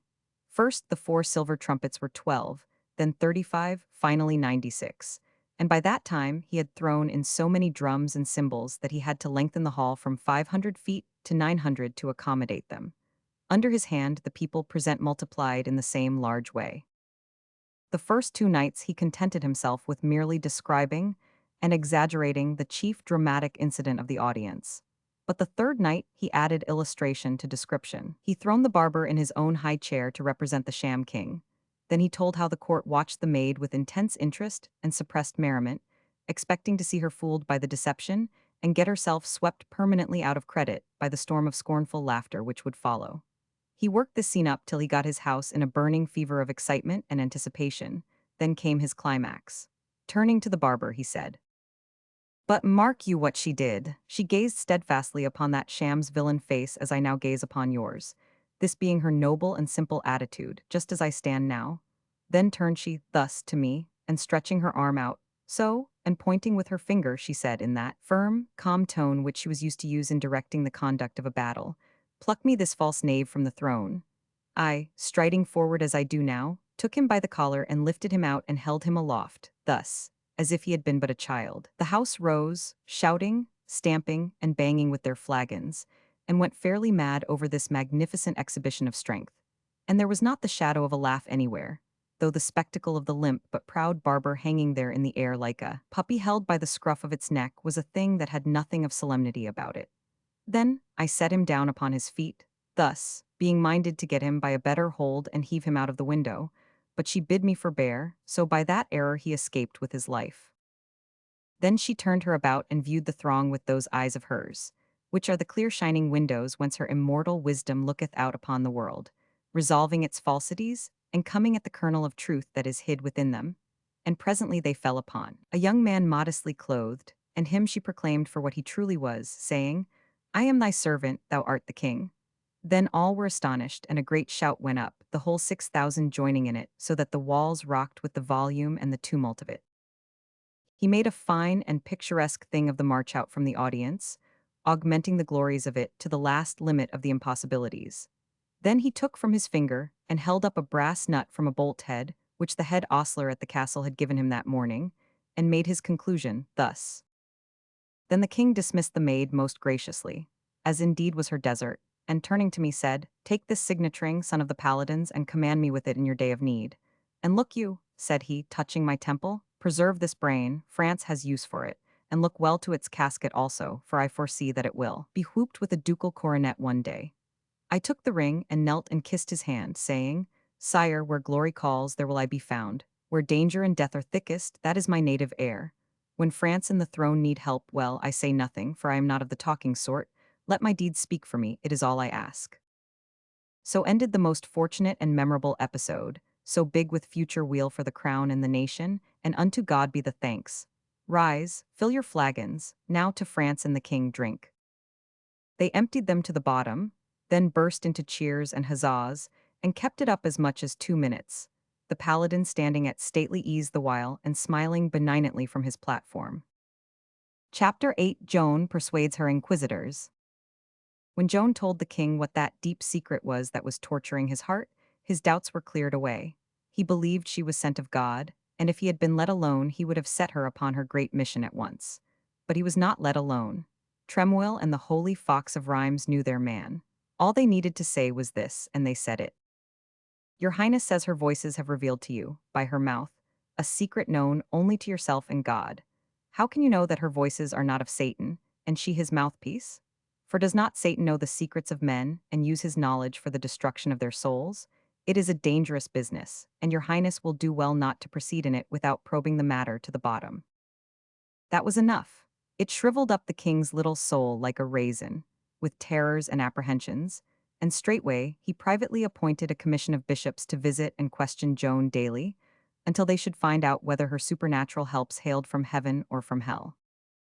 The king's relative, the Duke of Alençon, 3 years prisoner of war to the English, was in these days released from captivity through promise of a great ransom, and the name and fame of the maid having reached him, for the same filled all mouths now, and penetrated to all parts, he came to Chinon to see with his own eyes what manner of creature she might be. The king sent for Joan and introduced her to the duke. She said, in her simple fashion, You are welcome. The more of the blood of France that is joined to this cause, the better for the cause in it. Then the two talked together, and there was just the usual result. When they departed, the duke was her friend and advocate. Joan attended the king's mass the next day, and afterward dined with the king and the duke. The king was learning to prize her company and value her conversation, and that might well be, for, like other kings, he was used to getting nothing out of people's talk but guarded phrases, colorless and noncommittal, or carefully tinted to tally with the color of what he said himself. And so this kind of conversation only vexes and bores and is wearisome. But Joan's talk was fresh and free, sincere and honest, and unmarred by timorous self-watching and constraint. She said the very thing that was in her mind, and said it in a plain, straightforward way. One can believe that to the king this must have been like fresh, cold water from the mountains to parched lips used to the water of the sun-baked puddles of the plain. After dinner Joan so charmed the duke with her horsemanship, and lance practice in the meadows by the castle of Chinon, whither the king also had come to look on, that he made her a present of a great black war steed. Every day the commission of bishops came and questioned Joan about her voices and her mission, and then went to the king with their report. These pryings accomplished but little. She told as much as she considered advisable, and kept the rest to herself. Both threats and trickeries were wasted upon her. She did not care for the threats, and the traps caught nothing. She was perfectly frank and childlike about these things. She knew the bishops were sent by the king, that their questions were the king's questions, and that by all law and custom, a king's questions must be answered. Yet she told the king in her naive way at his own table one day that she answered only such of those questions as suited her. The bishops finally concluded that they couldn't tell whether Joan was sent by God or not. They were cautious, you see. There were two powerful parties at court. Therefore, to make a decision, either way would infallibly embroil them with one of those parties, so it seemed to them wisest to roost on the fence and shift the burden to other shoulders. And that is what they did. They made final report that Joan's case was beyond their powers, and recommended that it be put into the hands of the learned and illustrious doctors of the University of Poitiers. Then they retired from the field, leaving behind them this little item of testimony, wrung from them by Joan's wise reticence. They said she was a gentle and simple little shepherdess, very candid, but not given to talking. It was quite true, in their case. But if they could have looked back and seen her with us in the happy pastures of Domrémy, they would have perceived that she had a tongue that could go fast enough when no harm could come of her words. So we traveled to Poitiers, to endure their 3 weeks of tedious delay, while this poor child was being daily questioned and badgered before a great bench of, what? Military experts. since what she had come to apply for was an army and the privilege of leading it to battle against the enemies of France. Oh no, it was a great bench of priests and monks, profoundly learned and astute casuists, renowned professors of theology. Instead of setting a military commission to find out if this valorous little soldier could win victories, they set a company of holy hair splitters and phrasemongers to work to find out if the soldier was sound in her piety and had no doctrinal leaks. The rats were devouring the house, but instead of examining the cat's teeth and claws, they only concerned themselves to find out if it was a holy cat. If it was a pious cat, a moral cat, all right, never mind about the other capacities, they were of no consequence. Joan was as sweetly self-possessed and tranquil before this grim tribunal, with its robed celebrities, its solemn state and imposing ceremonials, as if she were but a spectator and not herself on trial. She sat there, solitary on her bench, untroubled, and disconcerted the science of the sages with her sublime ignorance. An ignorance which was a fortress. Arts, wiles, the learning drawn from books, and all like missiles rebounded from its unconscious masonry and fell to the ground harmless. They could not dislodge the garrison which was within, Joan's serene great heart and spirit, the guards and keepers of her mission. She answered all questions frankly, and she told all the story of her visions and of her experiences with the angels and what they said to her. And the manner of the telling was so unaffected, and so earnest and sincere, and made it all seem so lifelike and real, that even that hard practical court forgot itself and sat motionless and mute, listening with a charmed and wondering interest to the end. And if you would have other testimony than mine, look in the histories and you will find where an eyewitness, giving sworn testimony in the rehabilitation process, says that she told that tale with a noble dignity and simplicity.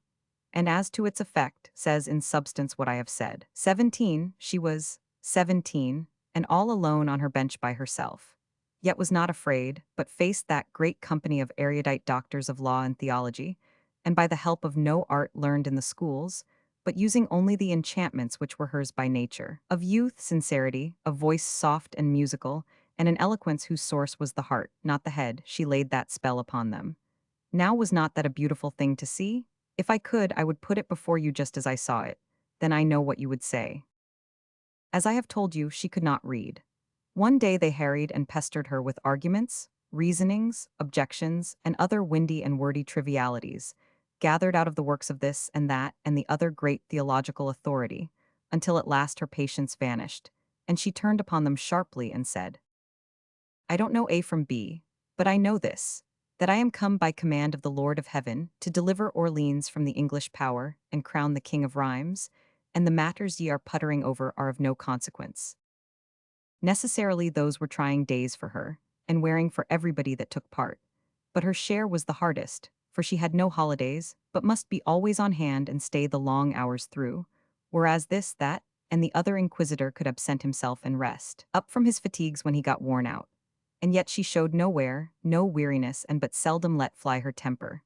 As a rule, she put her day through calm, alert, patient, fencing with those veteran masters of scholarly sword play, and coming out always without a scratch. One day a Dominican sprung upon her a question which made everybody cock up his ears with interest.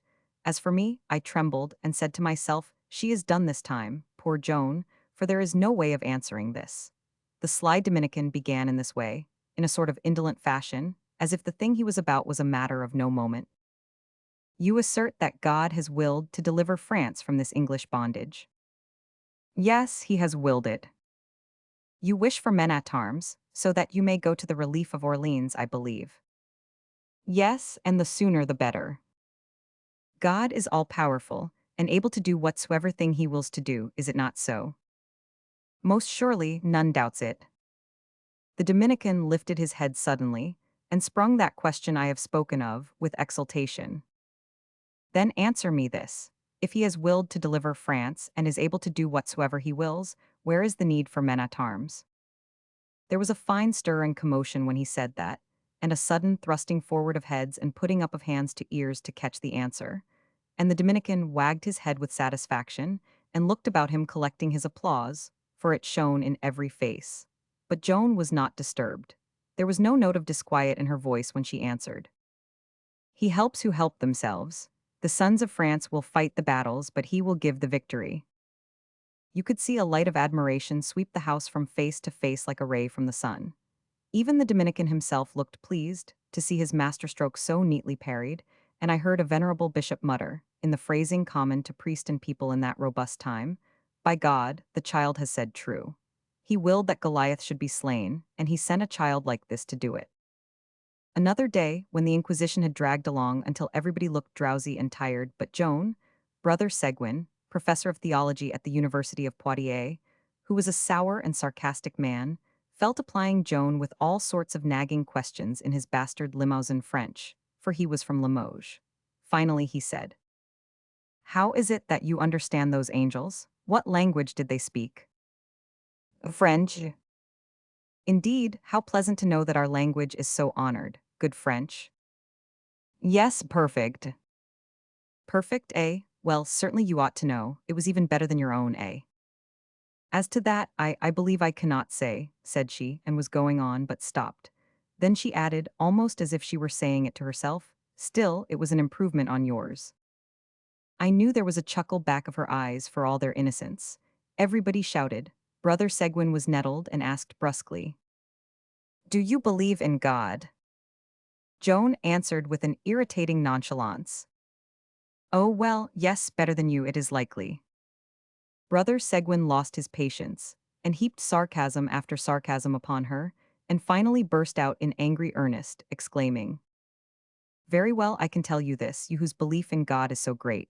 God has not willed that any shall believe in you without a sign. Where is your sign? Show it." This roused Joan, and she was on her feet in a moment, and flung out her retort with spirit. "I have not come to Poitiers to show signs and do miracles. Send me to Orleans, and you shall have signs enough. Give me men at arms, few or many, and let me go." The fire was leaping from her eyes. Ah, the heroic little figure. Can't you see her? There was a great burst of acclamations, and she sat down blushing, for it was not in her delicate nature to like being conspicuous. This speech and that episode about the French language scored 2 points against Brother Seguin, while he scored nothing against Joan. Yet, sour man as he was a manly man and honest, as you can see by the histories. For at the rehabilitation, he could have hidden those unlucky incidents if he had chosen, but he didn't do it, but spoke them right out in his evidence. On one of the latter days of that 3 weeks' session, the gowned scholars and professors made one grand assault all along the line, fairly overwhelming Joan with objections and arguments culled from the writings of every ancient and illustrious authority of the Roman Church. She was well nigh smothered, but at last she shook herself free and struck back, crying out, "Listen, the book of God is worth more than all these ye cite, and I stand upon it. And I tell ye there are things in that book that not one among ye can read, with all your learning." From the first she was the guest, by invitation, of the Dame de Rabeteau, wife of a councillor of the Parliament of Poitiers. And to that house the great ladies of the city came nightly to see Joan and talk with her. And not these only, but the old lawyers, councillors, and scholars of the Parliament and the University. And these grave men, accustomed to weigh every strange and questionable thing, and cautiously consider it, and turn it about this way and that and still doubt it, came night after night, and night after night, falling ever deeper and deeper under the influence of that mysterious something, that spell, that elusive and unwordable fascination, which was the supremest endowment of Joan of Arc, that winning and persuasive and convincing something which high and low alike recognized and felt, but which neither high nor low could explain or describe, and one by one they all surrendered, saying, "This child is sent of God." All day long Joan, in the great court and subject to its rigid rules of procedure, was at a disadvantage. Her judges had things their own way. But at night she held court herself, and matters were reversed, she presiding, with her tongue free and her same judges there before her. There could not be but one result. All the objections and hindrances they could build around her with their hard labors of the day she would charm away at night. In the end, she carried her judges with her in a mass, and got her great verdict without a dissenting voice. The court was a sight to see when the president of it read it from his throne, for all the great people of the town were there who could get admission and find room. First there were some solemn ceremonies, proper and usual at such times. Then, when there was silence again, the reading followed, penetrating the deep hush so that every word was heard in even the remotest parts of the house. It is found, and is hereby declared, that Joan of Arc, called the Maid, is a good Christian and a good Catholic, that there is nothing in her person or her words contrary to the faith, and that the king may and ought to accept the succor she offers. For to repel it would be to offend the Holy Spirit, and render him unworthy of the air of God. The court rose, and then the storm of plaudits burst forth unrebuked, dying down and bursting forth again and again, and I lost sight of Joan. For she was swallowed up in a great tide of people who rushed to congratulate her and pour out benedictions upon her, and upon the cause of France, now solemnly and irrevocably delivered into her little hands. Chapter 9. She is made General-in-Chief. It was indeed a great day, and a stirring thing to see. She had won. It was a mistake of Tremuel and her other ill-wishers to let her hold court those nights. The commission of priests sent to Lorraine ostensibly to inquire into Joan's character, in fact to weary her with delays and wear out her purpose and make her give it up, arrived back and reported her character perfect. Our affairs were in full career now, you see. The verdict made a prodigious stir. Dead France woke suddenly to life wherever the great news traveled, whereas before, the spiritless and cowed people hung their heads and slunk away if one mentioned war to them. Now they came clamoring to be enlisted under the banner of the Maid of Vaucouleurs, and the roaring of war songs and the thundering of the drums filled all the air. I remembered now what she had said, that time there in our village when I proved by facts and statistics that France's case was hopeless, and nothing could ever rouse the people from their lethargy. They will hear the drums, and they will answer, they will march. It has been said that misfortunes never come one at a time, but in a body. In our case it was the same with good luck. Having got a start, it came flooding in, tide after tide. Our next wave of it was of this sort. There had been grave doubts among the priests as to whether the church ought to permit a female soldier to dress like a man. But now came a verdict on that head. Two of the greatest scholars and theologians of the time, one of whom had been Chancellor of the University of Paris, rendered it. They decided that since Joan must do the work of a man and a soldier, it is just and legitimate that her apparel should conform to the situation. It was a great point gained, the church's authority to dress as a man. Oh yes, wave on wave the good luck came sweeping in. Never mind about the smaller waves. Let us come to the largest one of all, the wave that swept us small fry quite off our feet and almost drowned us with joy.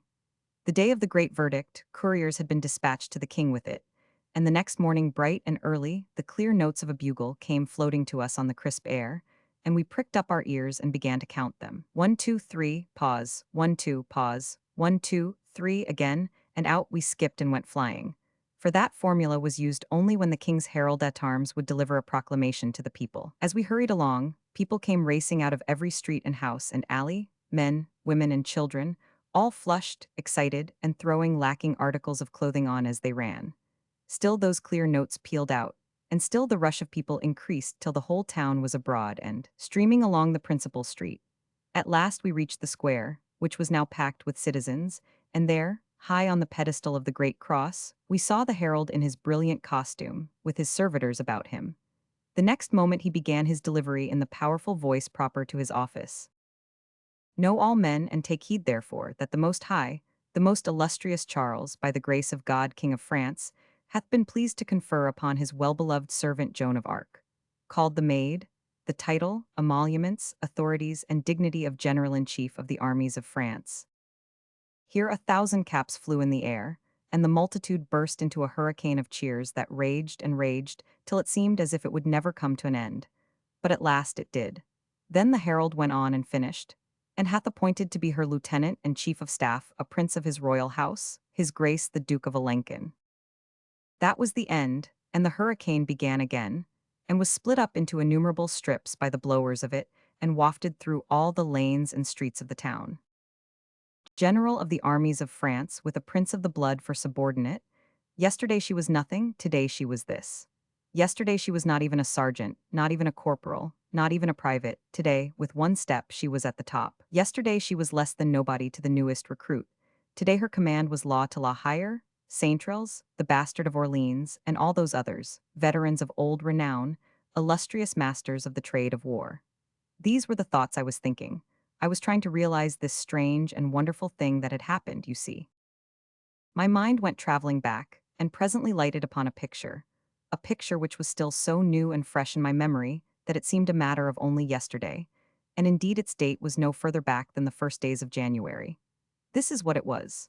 A peasant girl in a far-off village, her 17th year not yet quite completed, and herself and her village as unknown as if they had been on the other side of the globe. She had picked up a friendless wanderer somewhere and brought it home, a small gray kitten in a forlorn and starving condition, and had fed it and comforted it and got its confidence and made it believe in her, and now it was curled up in her lap asleep, and she was knitting a coarse stocking and thinking, dreaming about what one may never know. And now the kitten had hardly had time to become a cat, and yet already the girl is general of the armies of France, with a prince of the blood to give orders to, and out of her village obscurity her name has climbed up like the sun, and is visible from all corners of the land.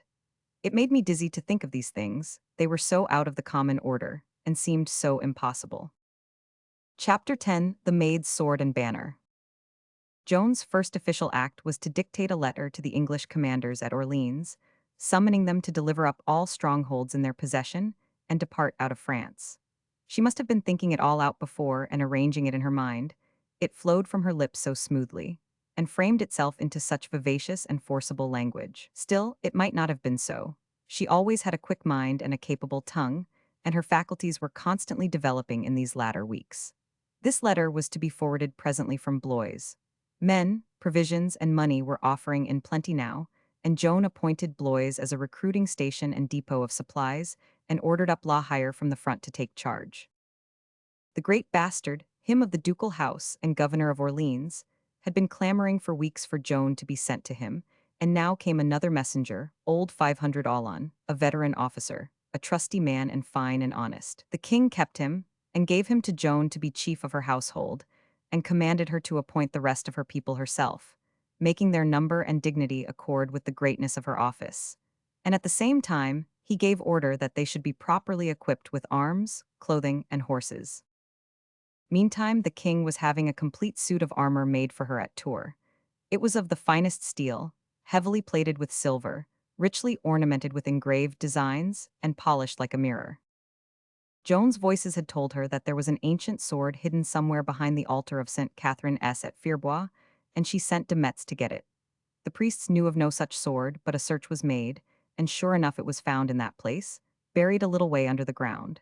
It had no sheath and was very rusty, but the priests polished it up and sent it to Tours, whither we were now to come. They also had a sheath of crimson velvet made for it, and the people of Tours equipped it with another, made of cloth of gold. But Joan meant to carry this sword always in battle, so she laid the showy sheaths away and got one made of leather. It was generally believed that this sword had belonged to Charlemagne, but that was only a matter of opinion. I wanted to sharpen that old blade, but she said it was not necessary, as she should never kill anybody, and should carry it only as a symbol of authority. At Tours she designed her standard, and a Scotch painter named James Power made it. It was of the most delicate white baucasin, with fringes of silk. For device it bore the image of God the Father throned in the clouds and holding the world in his hand. 2 angels knelt at his feet, presenting lilies. Inscription, Jesus, Maria. On the reverse the crown of France supported by 2 angels. She also caused a smaller standard or pennon to be made, whereon was represented an angel offering a lily to the Holy Virgin. Everything was humming there at Tours. Every now and then one heard the bray and crash of military music. Every little while one heard the measured tramp of marching men, squads of recruits leaving for Blois. Songs and shoutings and huzzas filled the air night and day. The town was full of strangers. The streets and inns were thronged. The bustle of preparation was everywhere, and everybody carried a glad and cheerful face. Around Joan's headquarters a crowd of people was always massed, hoping for a glimpse of the new general, and when they got it they went wild. But they seldom got it, for she was busy planning her campaign, receiving reports, giving orders, dispatching couriers, and giving what odd moments she could spare to the companies of great folk waiting in the drawing rooms. As for us boys, we hardly saw her at all, she was so occupied. We were in a mixed state of mind, sometimes hopeful, sometimes not, mostly not. She had not appointed her household yet, that was our trouble. We knew she was being overrun with applications for places in it, and that these applications were backed by great names and weighty influence, whereas we had nothing of the sort to recommend us. She could fill her humblest places with titled folk, folk whose relationships would be a bulwark for her and a valuable support at all times. In these circumstances, would policy allow her to consider us? We were not as cheerful as the rest of the town, but were inclined to be depressed and worried. Sometimes we discussed our slim chances and gave them as good an appearance as we could. But the very mention of the subject was anguish to the paladin, for whereas we had some little hope, he had none at all. As a rule, Noel Rankson was quite willing to let the dismal matter alone, but not when the paladin was present. Once we were talking the thing over when Noel said, "Cheer up, paladin, I had a dream last night, and you were the only one among us that got an appointment. It wasn't a high one, but it was an appointment, anyway, some kind of a lackey or body servant, or something of that kind." The paladin roused up and looked almost cheerful, for he was a believer in dreams, and in anything and everything of a superstitious sort, in fact. He said with a rising hopefulness, "I wish it might come true. Do you think it will come true?" "Certainly, I might almost say I know it will, for my dreams hardly ever fail." "Noel, I could hug you if that dream could come true, I could indeed. To be servant of the first general of France and have all the world hear of it, and the news go back to the village and make those gawks stare that always said I wouldn't ever amount to anything. Wouldn't it be great? Do you think it will come true, Noel? Don't you believe it will?" "I do, there's my hand on it." "Noel, if it comes true, I'll never forget you. Shake again. I should be dressed in a noble livery, and the news would go to the village, and those animals would say, 'Him, lackey to the general-in-chief, with the eyes of the whole world on him, admiring. Well, he has shot up into the sky now, hasn't he?'" He began to walk the floor and pile castles in the air so fast and so high that we could hardly keep up with him. Then all of a sudden all the joy went out of his face, and misery took its place, and he said, "Oh dear, it is all a mistake, it will never come true. I forgot that foolish business at Towel. I have kept out of her sight as much as I could, all these weeks, hoping she would forget that and forgive it, but I know she never will. She can't, of course. And after all, I wasn't to blame. I did say she promised to marry me, but they put me up to it and persuaded me. I swear they did." The vast creature was almost crying. Then he pulled himself together and said, remorsefully, "It was the only lie I've ever told, and—" He was drowned out with a chorus of groans and outraged exclamations, and before he could begin again, one of 500 Alon's liveried servants appeared and said we were required at headquarters.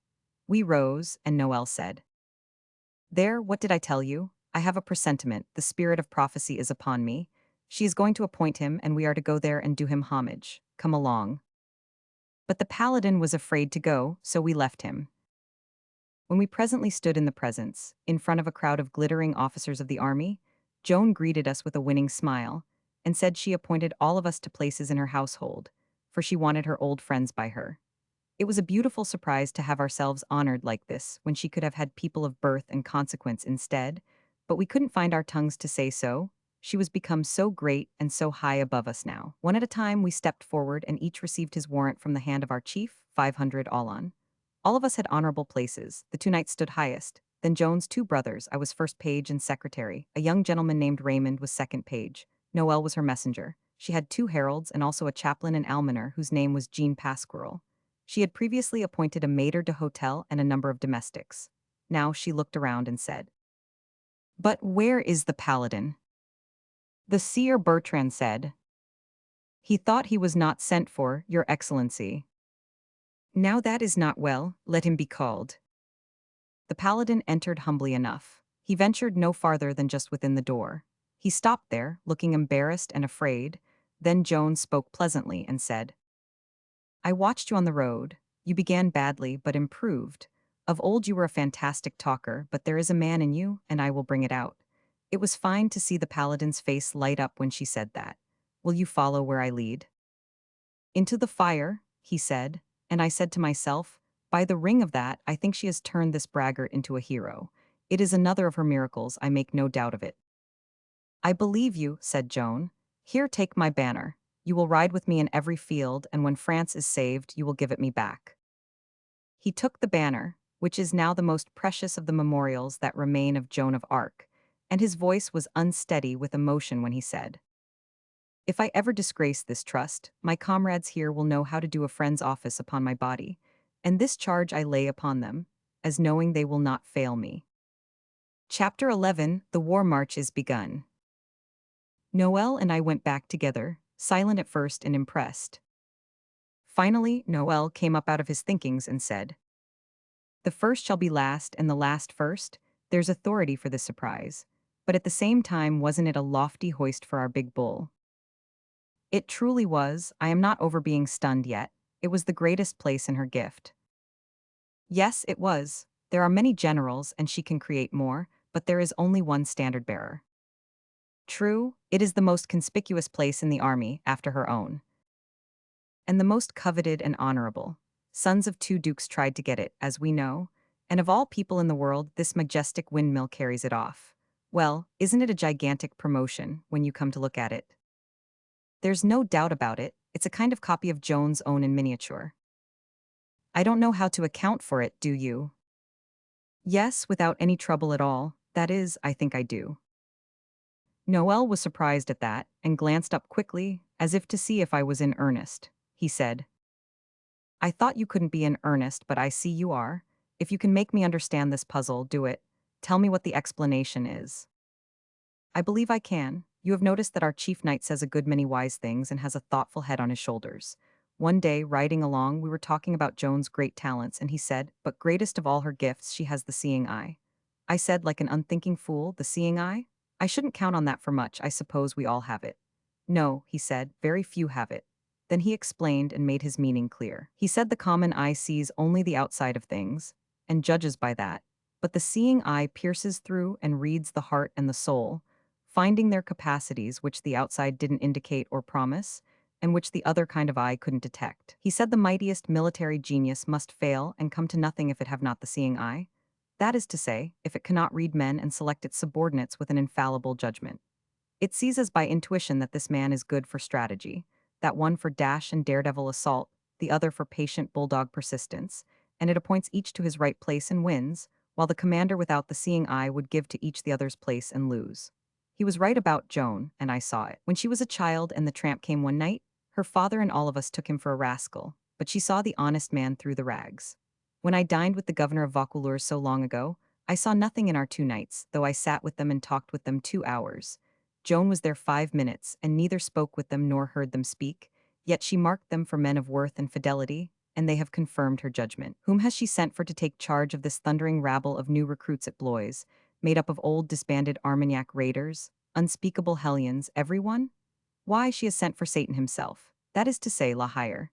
That military hurricane, that godless swashbuckler, that lurid conflagration of blasphemy, that Vesuvius of profanity, forever in eruption. Does he know how to deal with that mob of roaring devils? Better than any man that lives, for he is the head devil of this world, his own self, he is the match of the whole of them combined, and probably the father of most of them. She places him in temporary command until she can get to Blois herself. And then? Why, then she will certainly take them in hand personally, or I don't know her as well as I ought to, after all these years of intimacy. That will be a sight to see, that fair spirit in her white armor, delivering her will to that muck heap, that rag pile, that abandoned refuse of perdition. La Hire, cried Noel, our hero of all these years, I do want to see that man. I too, his name stirs me just as it did when I was a little boy. I want to hear him swear. Of course, I would rather hear him swear than another man pray. He is the frankest man there is, and the naivest. Once when he was rebuked for pillaging on his raids, he said it was nothing. Said he, if God the Father were a soldier, he would rob. I judge he is the right man to take temporary charge there at Blois. Joan has cast the seeing eye upon him, you see. Which brings us back to where we started. I have an honest affection for the paladin, and not merely because he is a good fellow, but because he is my child. I made him what he is, the windiest blusterer and most Catholic liar in the kingdom. I'm glad of his luck, but I hadn't the seeing eye. I shouldn't have chosen him for the most dangerous post in the army. I should have placed him in the rear to kill the wounded and violate the dead. Well, we shall see. Joan probably knows what is in him better than we do. And I'll give you another idea. When a person in Joan of Arc's position tells a man he is brave, he believes it, and believing it is enough. In fact, to believe yourself brave is to be brave. It is the one only essential thing. Now you've hit it, cried Noel. She's got the creating mouth as well as the seeing eye. Ah yes, that is the thing. France was cowed and a coward. Joan of Arc has spoken, and France is marching with her head up. I was summoned now to write a letter from Joan's dictation. During the next day and night our several uniforms were made by the tailors, and our new armor provided. We were beautiful to look upon now, whether clothed for peace or war. Clothed for peace, in costly stuffs and rich colors, the paladin was a tower dyed with the glories of the sunset. Plumed and sashed and ironclad for war, he was a still statelier thing to look at. Orders had been issued for the march toward Blois, It was a clear, sharp, beautiful morning. As our showy great company trotted out in column, riding two and two, Joan and the Duke of Alençon in the lead, 500 all on and the big standard-bearer next. And so on, we made a handsome spectacle, as you may well imagine. And as we plowed through the cheering crowds with Joan bowing her plumed head to left and right, and the sun glinting from her silver mail, the spectators realized that the curtain was rolling up before their eyes upon the first act of a prodigious drama, and their rising hopes were expressed in an enthusiasm that increased with each moment, until at last one seemed to even physically feel the concussion of the huzzas as well as hear them. Far down the street we heard the softened strains of wind-blown music and saw a cloud of lancers moving, the sun glowing with a subdued light upon the massed armor, but striking bright upon the soaring lance heads. A vaguely luminous nebula, so to speak, with a constellation twinkling above it, and that was our guard of honor.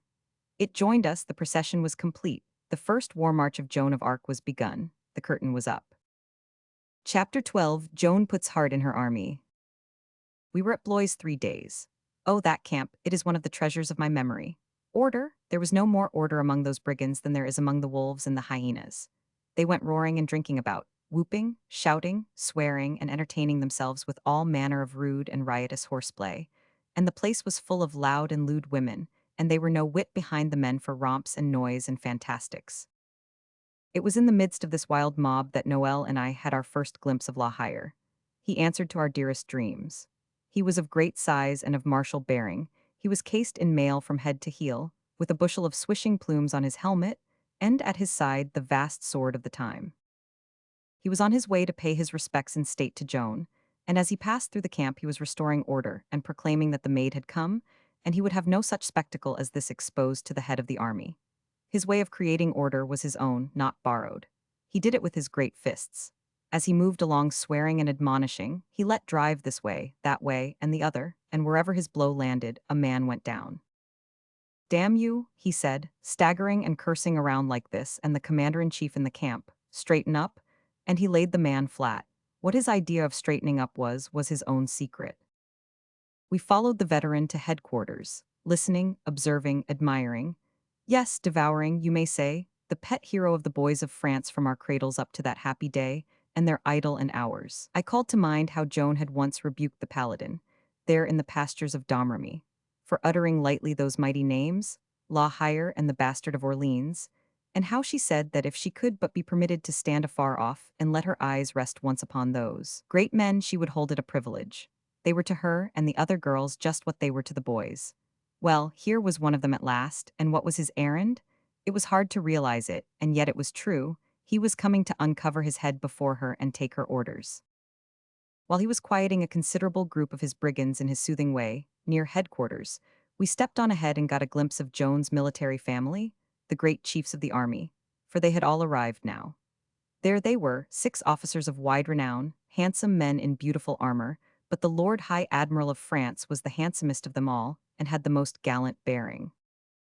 When La Hire entered, one could see the surprise in his face at Joan's beauty and extreme youth, and one could see, too, by Joan's glad smile, that it made her happy to get sight of this hero of her childhood at last.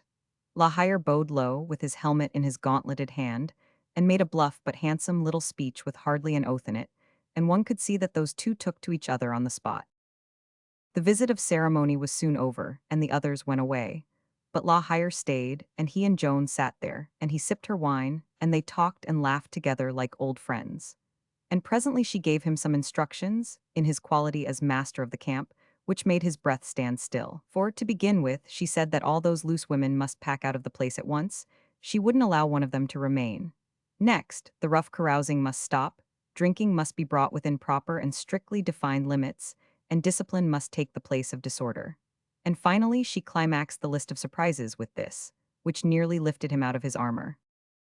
"Every man who joins my standard must confess before the priest and absolve himself from sin, and all accepted recruits must be present at divine service twice a day." La Hire could not say a word for a good part of a minute.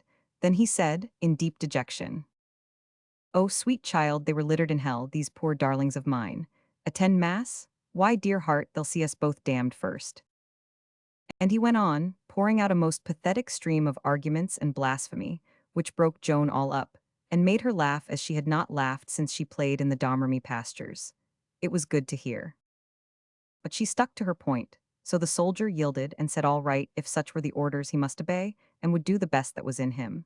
Then he refreshed himself with a lurid explosion of oaths and said that if any man in the camp refused to renounce sin and lead a pious life, he would knock his head off. That started Joan off again. She was really having a good time, you see. But she would not consent to that form of conversions. She said they must be voluntary. La Hire said that that was all right. He wasn't going to kill the voluntary ones, but only the others. No matter, none of them must be killed. Joan couldn't have it. She said that to give a man a chance to volunteer, on pain of death if he didn't, left him more or less trammeled, and she wanted him to be entirely free. So the soldier sighed and said he would advertise the mass, but said he doubted if there was a man in camp that was any more likely to go to it than he was himself. Then there was another surprise for him, for Joan said, "But, dear man, you are going." "I, impossible, oh this is lunacy." "Oh no, it is, you are going to the service twice a day." "Oh, am I dreaming, am I drunk or is my hearing playing me false? Why, I would rather go to." "Never mind where. In the morning you are going to begin, and after that it will come easy. Now don't look downhearted like that, soon you won't mind it." La Hire tried to cheer up, but he was not able to do it. He sighed like a zephyr and presently said, "Well, I'll do it for you, but before I would do it for another, I swear I." "But don't swear, break it off." "Break it off, it is impossible. I beg you to why, oh my general, it is my native speech." He begged so hard for grace for his impediment that Joan left him one fragment of it. She said he might swear by his baton, the symbol of his generalship. He promised that he would swear only by his baton when in her presence, and would try to modify himself elsewhere, but doubted he could manage it, now that it was so old and stubborn a habit, and such a solace and support to his declining years. That tough old lion went away from there a good deal tamed and civilized, not to say softened and sweetened, for perhaps those expressions would hardly fit him. Noel and I believed that, when he was away from Joan's influence, his old aversions would come up so strong in him that he could not master them, and so wouldn't go to Mass. But we got up early in the morning to see. Satan was converted, you see. Well, the rest followed. Joan rode up and down that camp, and wherever that fair young form appeared in its shining armor, with that sweet face to grace the vision and perfect it, the rude host seemed to think they saw the god of war in person, descended out of the clouds, and first they wondered, then they worshipped. After that, she could do with them what she would. In 3 days it was a clean camp and orderly, and those barbarians were herding to divine service twice a day like good children. The women were gone. La Hire was stunned by these marvels. He could not understand them. He went outside the camp when he wanted to swear. He was that sort of a man, sinful by nature and habit, but full of superstitious respect for holy places. The enthusiasm of the Reformed army for Joan, its devotion to her, and the hot desire she had aroused in it to be led against the enemy, exceeded any manifestations of the sort which La Hire had ever seen before in his long career. His admiration of it all, and his wonder over the mystery and miracle of it, were beyond his power to put into words. He had held this army cheap before, but his pride and confidence in it knew no limits now. He said, 2 or 3 days ago it was afraid of a hen roost. One could storm the gates of hell with it now. Joan and he were inseparable, and a quaint and pleasant contrast they made. He was so big, she so little. He was so gray and so far along in his pilgrimage of life, she so youthful. His face was so bronzed and scarred, her so fair and pink, so fresh and smooth. She was so gracious and he so stern. She was so pure, so innocent, he such a cyclopedia of sin. In her eye was stored all charity and compassion in his lightnings. When her glance fell upon you, it seemed to bring benediction and the peace of God, but with his it was different, generally. They rode through the camp a dozen times a day, visiting every corner of it, observing, inspecting, perfecting, and wherever they appeared the enthusiasm broke forth. They rode side by side, he a great figure of brawn and muscle, she a little masterwork of roundness and grace. He a fortress of rusty iron, she a shining statuette of silver. And when the reformed raiders and bandits caught sight of them, they spoke out, with affection and welcome in their voices, and said, "There they come, Satan and the page of Christ."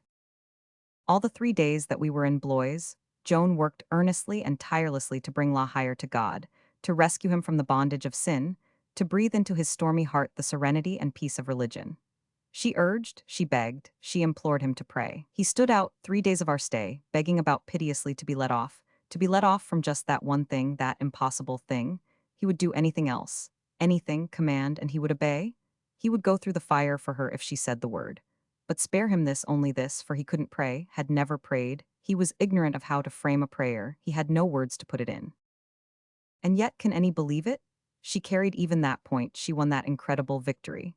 She made La Hire pray. It shows, I think, that nothing was impossible to Joan of Arc. Yes, he stood there before her and put up his mailed hands and made a prayer.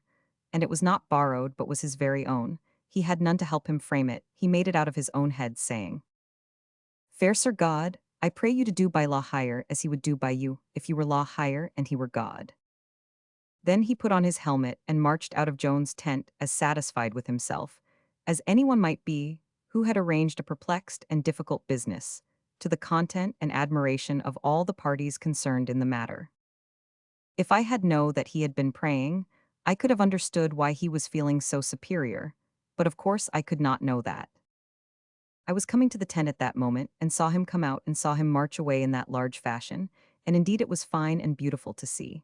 But when I got to the tent door I stopped and stepped back, grieved and shocked, for I heard Joan crying, as I mistakenly thought, crying as if she could not contain nor endure the anguish of her soul, crying as if she would die. But it was not so, she was laughing, laughing at La Hire's prayer. It was not until 36 years afterward that I found that out. And then, oh, then I only cried when that picture of young carefree mirth rose before me out of the blur and mists of that long-vanished time. For there had come a day between, when God's good gift of laughter had gone out from me to come again no more in this life. Past 460 years, but it originated with La Hire, and the fact is of official record in the National Archives of France. We have the authority of Michelet for this. Translator. Chapter 13, checked by the folly of the wise. We marched out in great strength and splendor, and took the road toward Orleans. The initial part of Joan's great dream was realizing itself at last. It was the first time that any of us youngsters had ever seen an army, and it was a most stately and imposing spectacle to us. It was indeed an inspiring sight, that interminable column, stretching away into the fading distances, and curving itself in and out of the crookedness of the road like a mighty serpent. Joan rode at the head of it with her personal staff. Then came a body of priests singing the Veni Creator, the banner of the cross rising out of their midst. After these, the glinting forest of spears. The several divisions were commanded by the great Armagnac generals, La Hire and Marshal de Baussec, the Sire de Retz, Florent de Liers, and Potin de Saintrils.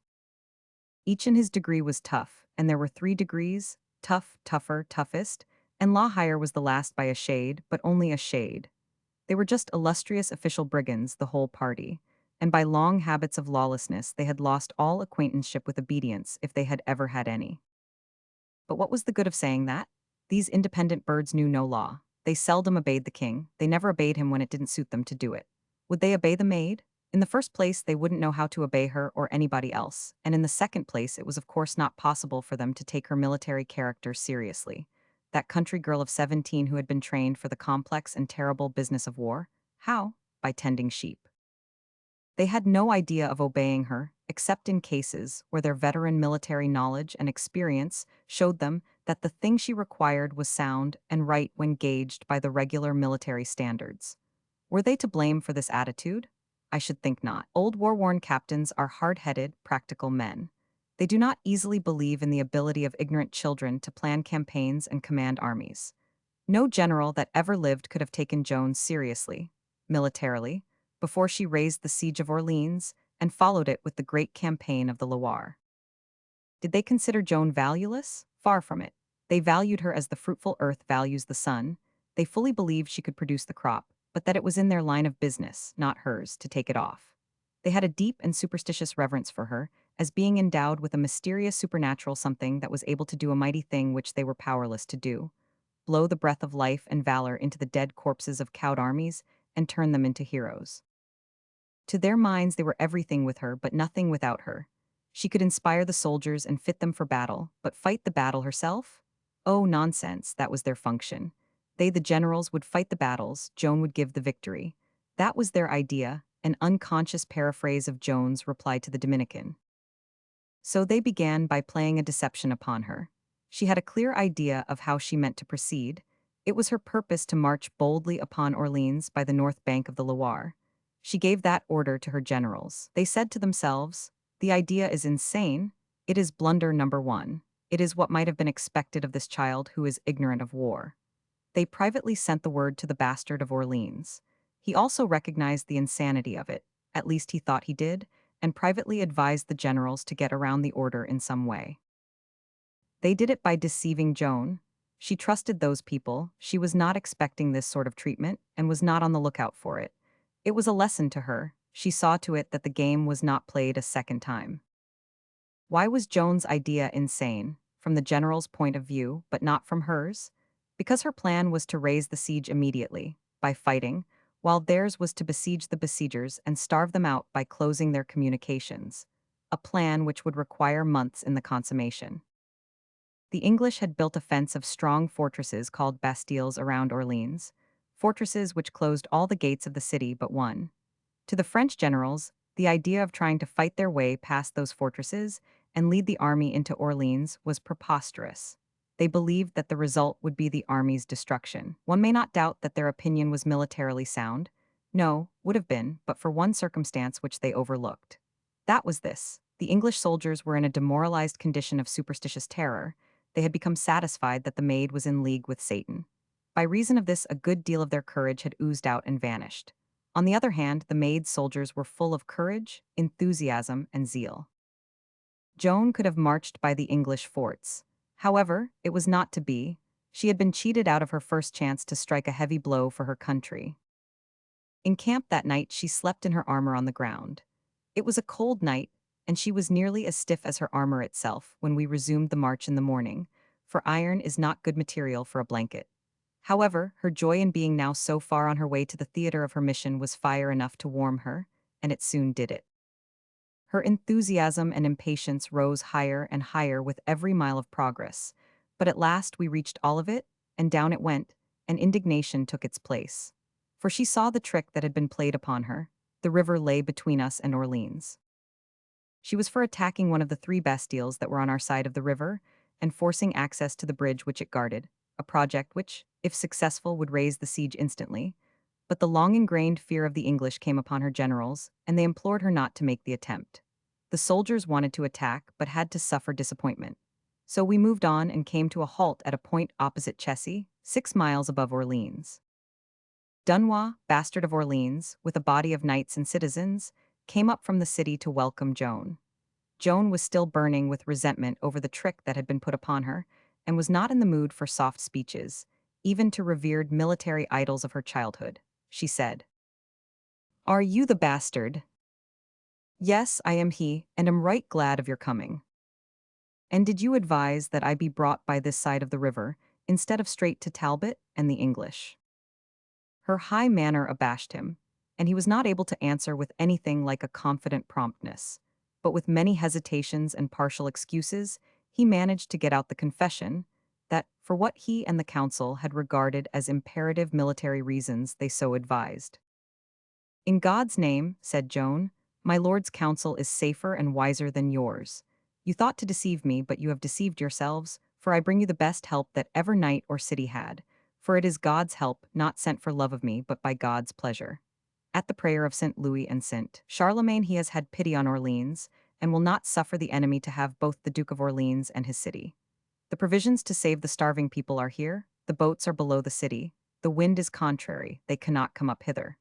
Now then, tell me in God's name, you who are so wise, what that council of yours was thinking about to invent this foolish difficulty." Dunois and the rest fumbled around the matter a moment, then gave in and conceded that a blunder had been made. "Yes, a blunder has been made," said Joan, "and except God take your proper work upon himself and change the wind and correct your blunder for you, there is none else that can devise a remedy." Some of these people began to perceive that with all her technical ignorance, she had practical good sense, and that with all her native sweetness and charm, she was not the right kind of a person to play with. Presently God did take the blunder in hand, and by his grace the wind did change. So the fleet of boats came up and went away loaded with provisions and cattle, and conveyed that welcome succor to the hungry city, managing the matter successfully under protection of a sortie from the walls against the Bastille of Saint-Loup. Then Joan began on the bastard again. You see here the army. Yes.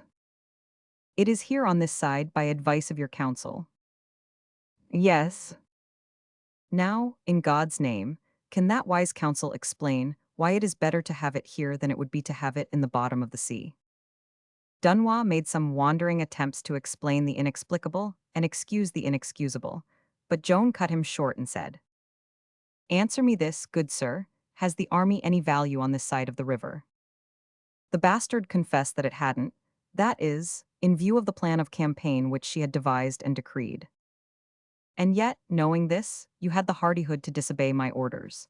Since the army's place is on the other side, will you explain to me how it is to get there? The whole size of the needless muddle was apparent. Evasions were of no use. Therefore, Dunois admitted that there was no way to correct the blunder, but to send the army all the way back to Blois, and let it begin over again and come up on the other side this time, according to Joan's original plan. Any other girl, after winning such a triumph as this over a veteran soldier of old renown, might have exulted a little and been excusable for it, but Joan showed no disposition of this sort. She dropped a word or two of grief over the precious time that must be lost, then began at once to issue commands for the march back. She sorrowed to see her army go, for she said its heart was great and its enthusiasm high, and that with it at her back she did not fear to face all the might of England. All arrangements having been completed for the return of the main body of the army, she took the bastard and La Hire and 1,000 men and went down to Orleans, where all the town was in a fever of impatience to have sight of her face. It was 8 in the evening when she and the troops rode in at the Burgundy gate, with the paladin preceding her with her standard. She was riding a white horse, and she carried in her hand the sacred sword of Fierbois. You should have seen Orleans then. What a picture it was! Such black seas of people, such a starry firmament of torches, such roaring whirlwinds of welcome, such booming of bells and thundering of cannon. It was as if the world was come to an end. Everywhere in the glare of the torches, one saw rank upon rank of upturned white faces, the mouths wide open, shouting, and the unchecked tears running down.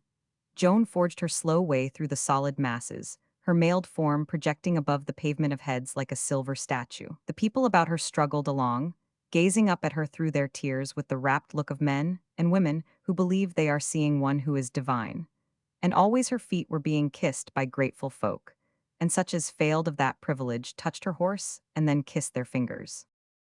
Nothing that Joan did escaped notice. Everything she did was commented upon and applauded. You could hear the remarks going all the time. There she's smiling, see. Now she's taking her little plumed cap off to somebody. Ah, it's fine and graceful. She's patting that woman on the head with her gauntlet. Oh, she was born on a horse. See her turn in her saddle, and kiss the hilt of her sword to the ladies in the window that threw the flowers down.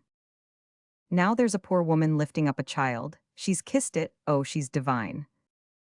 What a dainty little figure it is, and what a lovely face, and such color and animation. Joan's slender long banner streaming backward had an accident. The fringe caught fire from a torch. She leaned forward and crushed the flame in her hand. She's not afraid of fire nor anything. They shouted, and delivered a storm of admiring applause that made everything quake. She rode to the cathedral and gave thanks to God, and the people crammed the place and added their devotions to hers.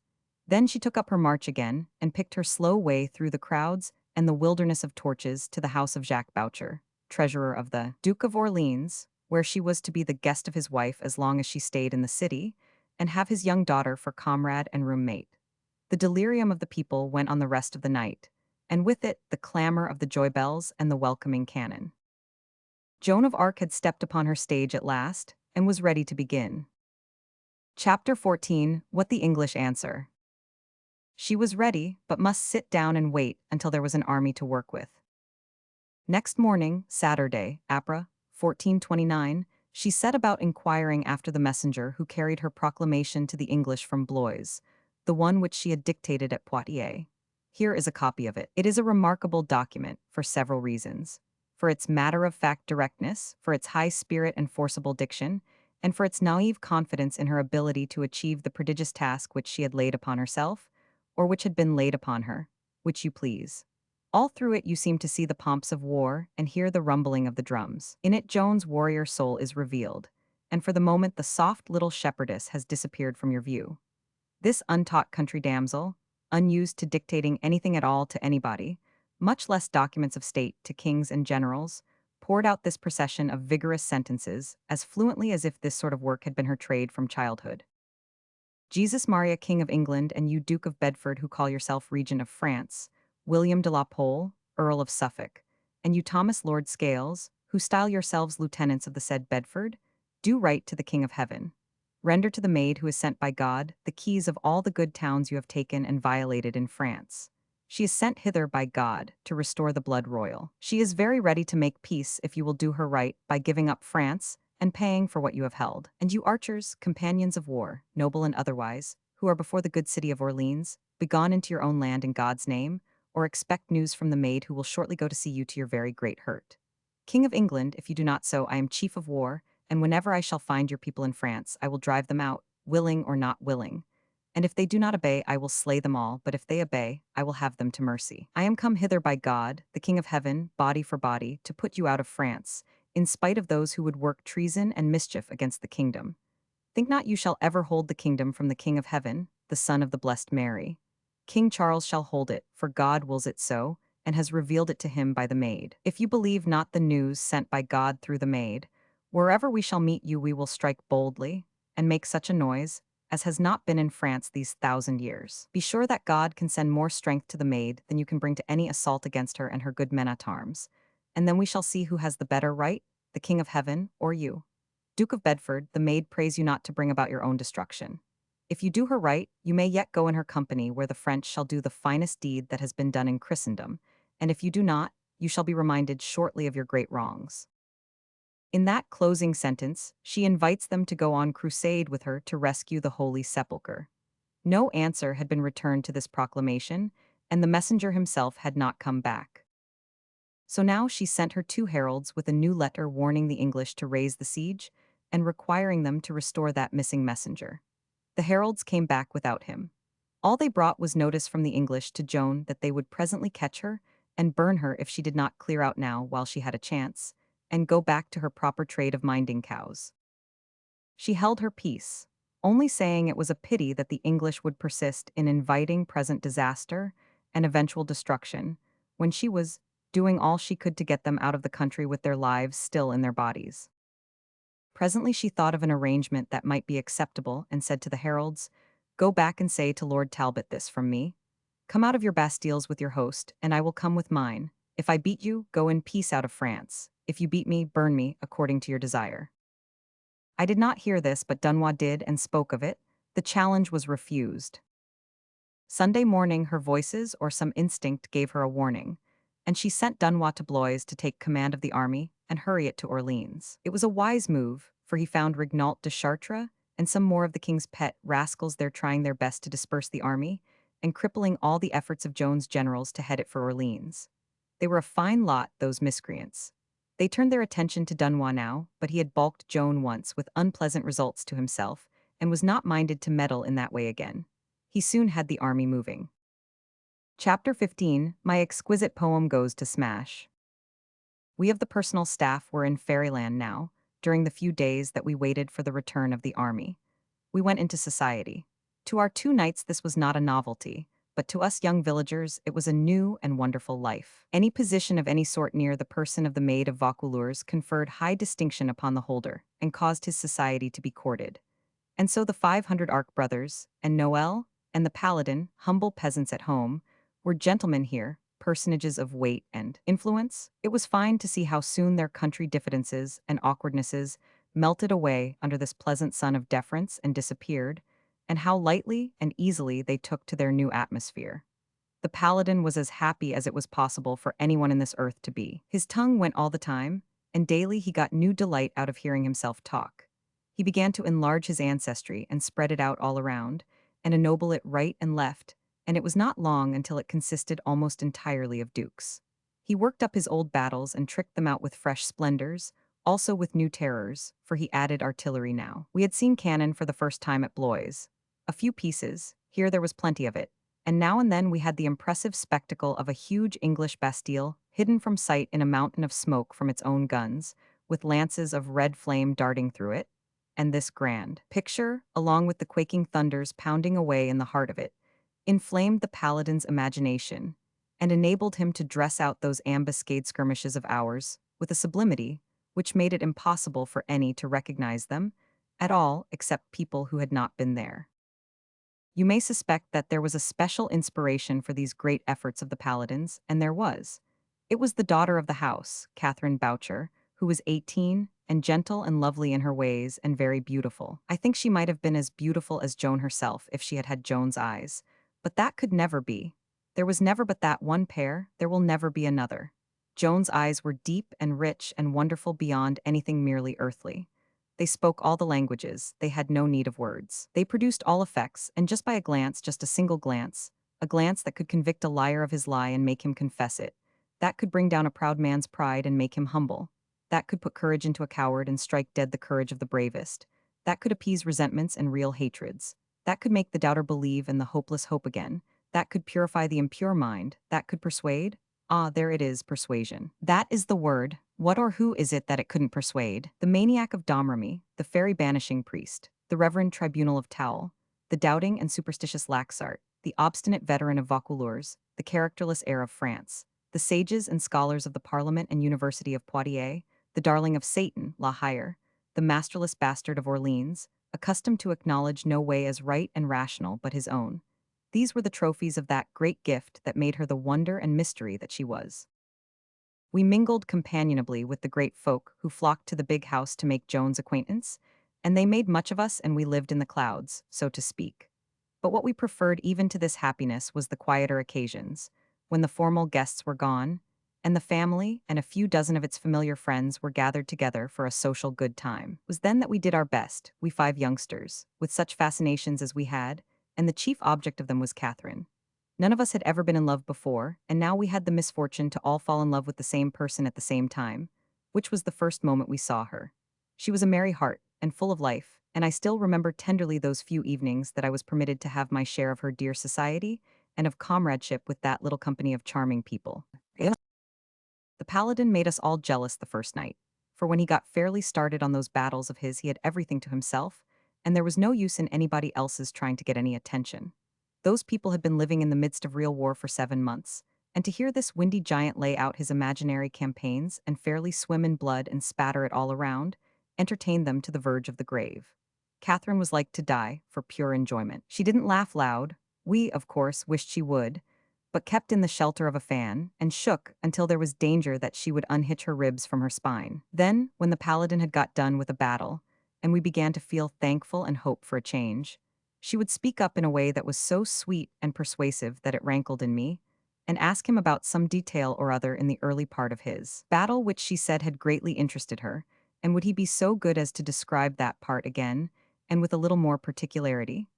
Which of course precipitated the whole battle on us, again, with 100 lies added that had been overlooked before. I do not know how to make you realize the pain I suffered. I had never been jealous before, and it seemed intolerable that this creature should have this good fortune, which he was so ill entitled to.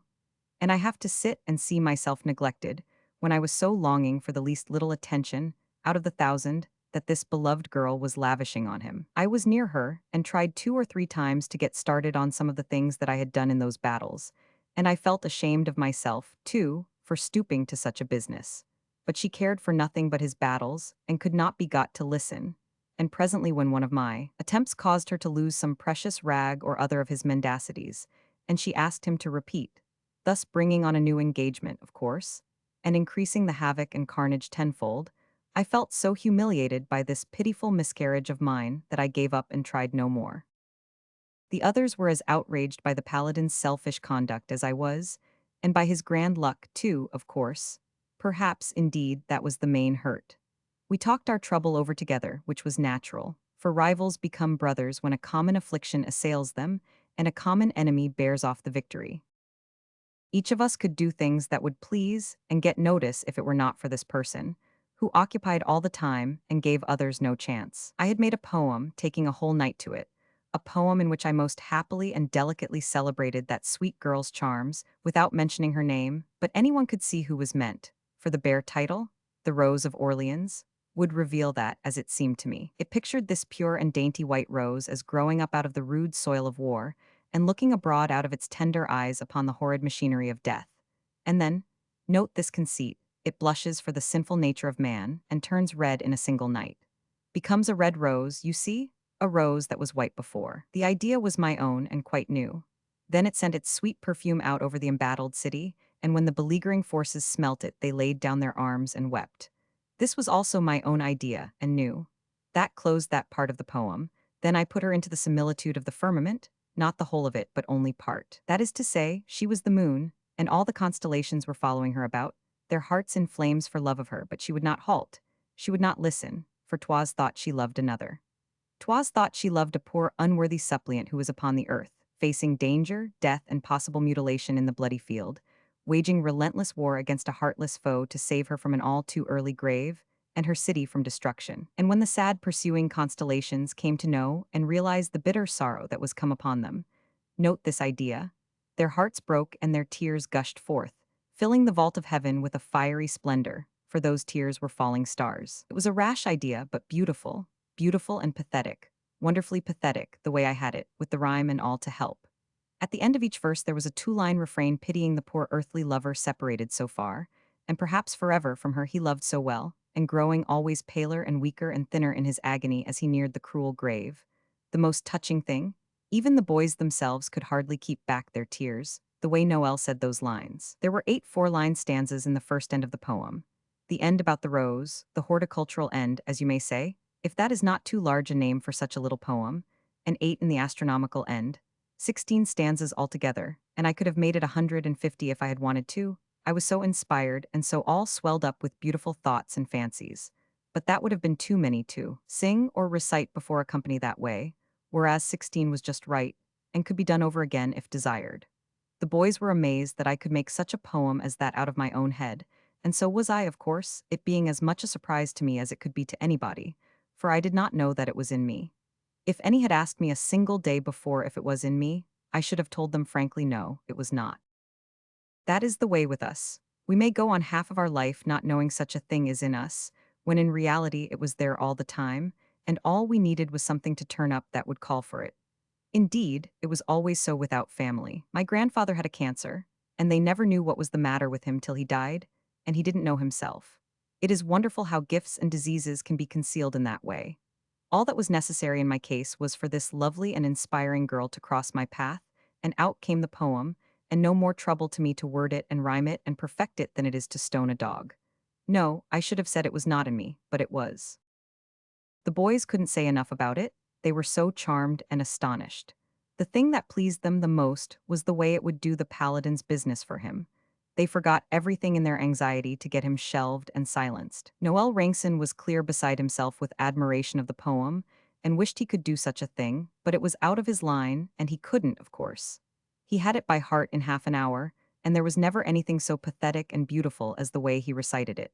For that was just his gift, that and mimicry. He could recite anything better than anybody in the world, and he could take of law higher to the very life, or anybody else for that matter. Now I never could recite worth a farthing, and when I tried with this poem, the boys wouldn't let me finish. They would have nobody but Noel. So then, as I wanted the poem to make the best possible impression on Catherine and the company, I told Noel he might do the reciting. Never was anybody so delighted. He could hardly believe that I was in earnest, but I was. I said that to have them know that I was the author of it would be enough for me. The boys were full of exultation, and Noel said if he could just get one chance at those people, it would be all he would ask. He would make them realize that there was something higher and finer than war lies to be had here. But how to get the opportunity? That was the difficulty. We invented several schemes that promised fairly, and at last we hit upon one that was sure. That was to let the paladin get a good start in a manufactured battle, and then send in a false call for him, and as soon as he was out of the room, have Noel take his place and finish the battle himself in the paladin's own style, imitated to a shade. That would get great applause and win the house's favor and put it in the right mood to hear the poem. The two triumphs together with finish the standard bearer, modify him anyway to a certainty, and give the rest of us a chance for the future. So the next night I kept out of the way until the paladin had got his start and was sweeping down upon the enemy like a whirlwind at the head of his corps. Then I stepped within the door in my official uniform and announced that a messenger from General Lahire's quarters desired speech with the standard-bearer. He left the room, and Noel took his place and said that the interruption was to be deplored, but that fortunately he was personally acquainted with the details of the battle himself, and if permitted would be glad to state them to the company. Then, without waiting for the permission, he turned himself to the paladin, a dwarfed paladin, of course, with manner, tones, gestures, attitudes, everything exact, and went right on with the battle. And it would be impossible to imagine a more perfectly and minutely ridiculous imitation than he furnished to those shrieking people. They went into spasms, convulsions, frenzies of laughter, and the tears flowed down their cheeks in rivulets. The more they laughed, the more inspired Noel grew with his theme and the greater marvels he worked, till really the laughter was not properly laughing anymore, but screaming. Blessedest feature of all, Catherine Boucher was dying with ecstasies, and presently there was little left of her but gasps and suffocations. Victory, it was a perfect Agincourt.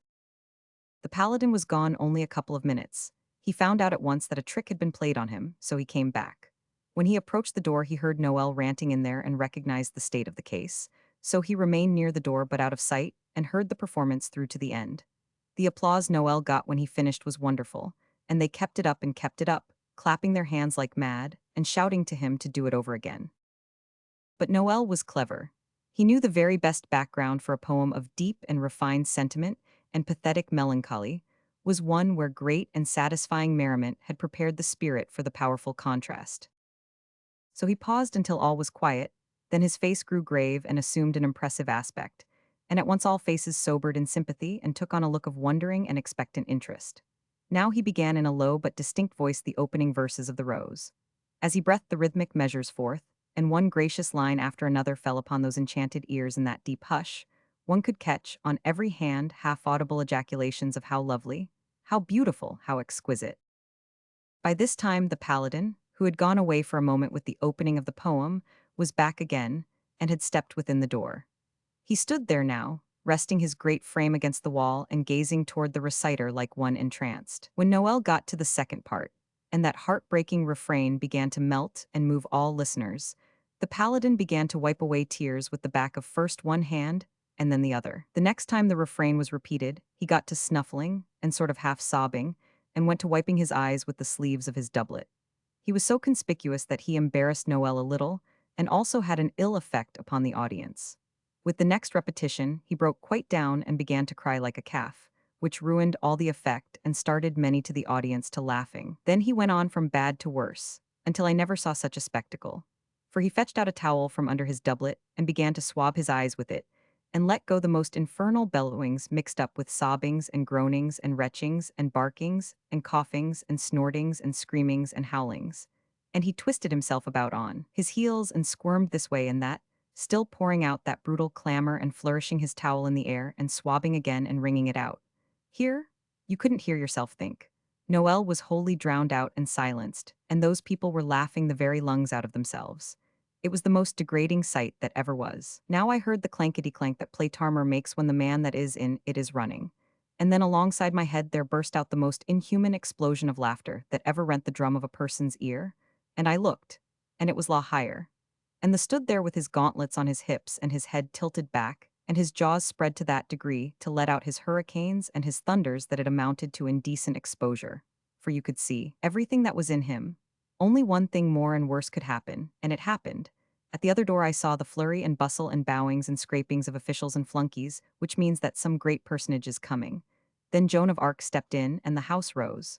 Yes, and tried to shut its indecorous mouth and make itself grave and proper. But when it saw the maid herself go to laughing, it thanked God for this mercy and the earthquake that followed. Such things make a life of bitterness, and I do not wish to dwell upon them. The effect of the poem was spoiled. Chapter 16: The Finding of the Dwarf.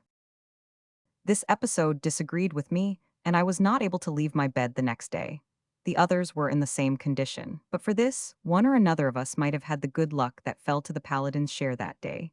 But it is observable that God in his compassion sends the good luck to such as are ill, equipped with gifts, as compensation for their defect, but requires such as are more fortunately endowed to get by labor and talent what those others get by chance. It was Noel who said this, and it seemed to me to be well and justly thought. The paladin, going about the town all the day in order to be followed and admired, and overhear the people say in an odd voice, SSH?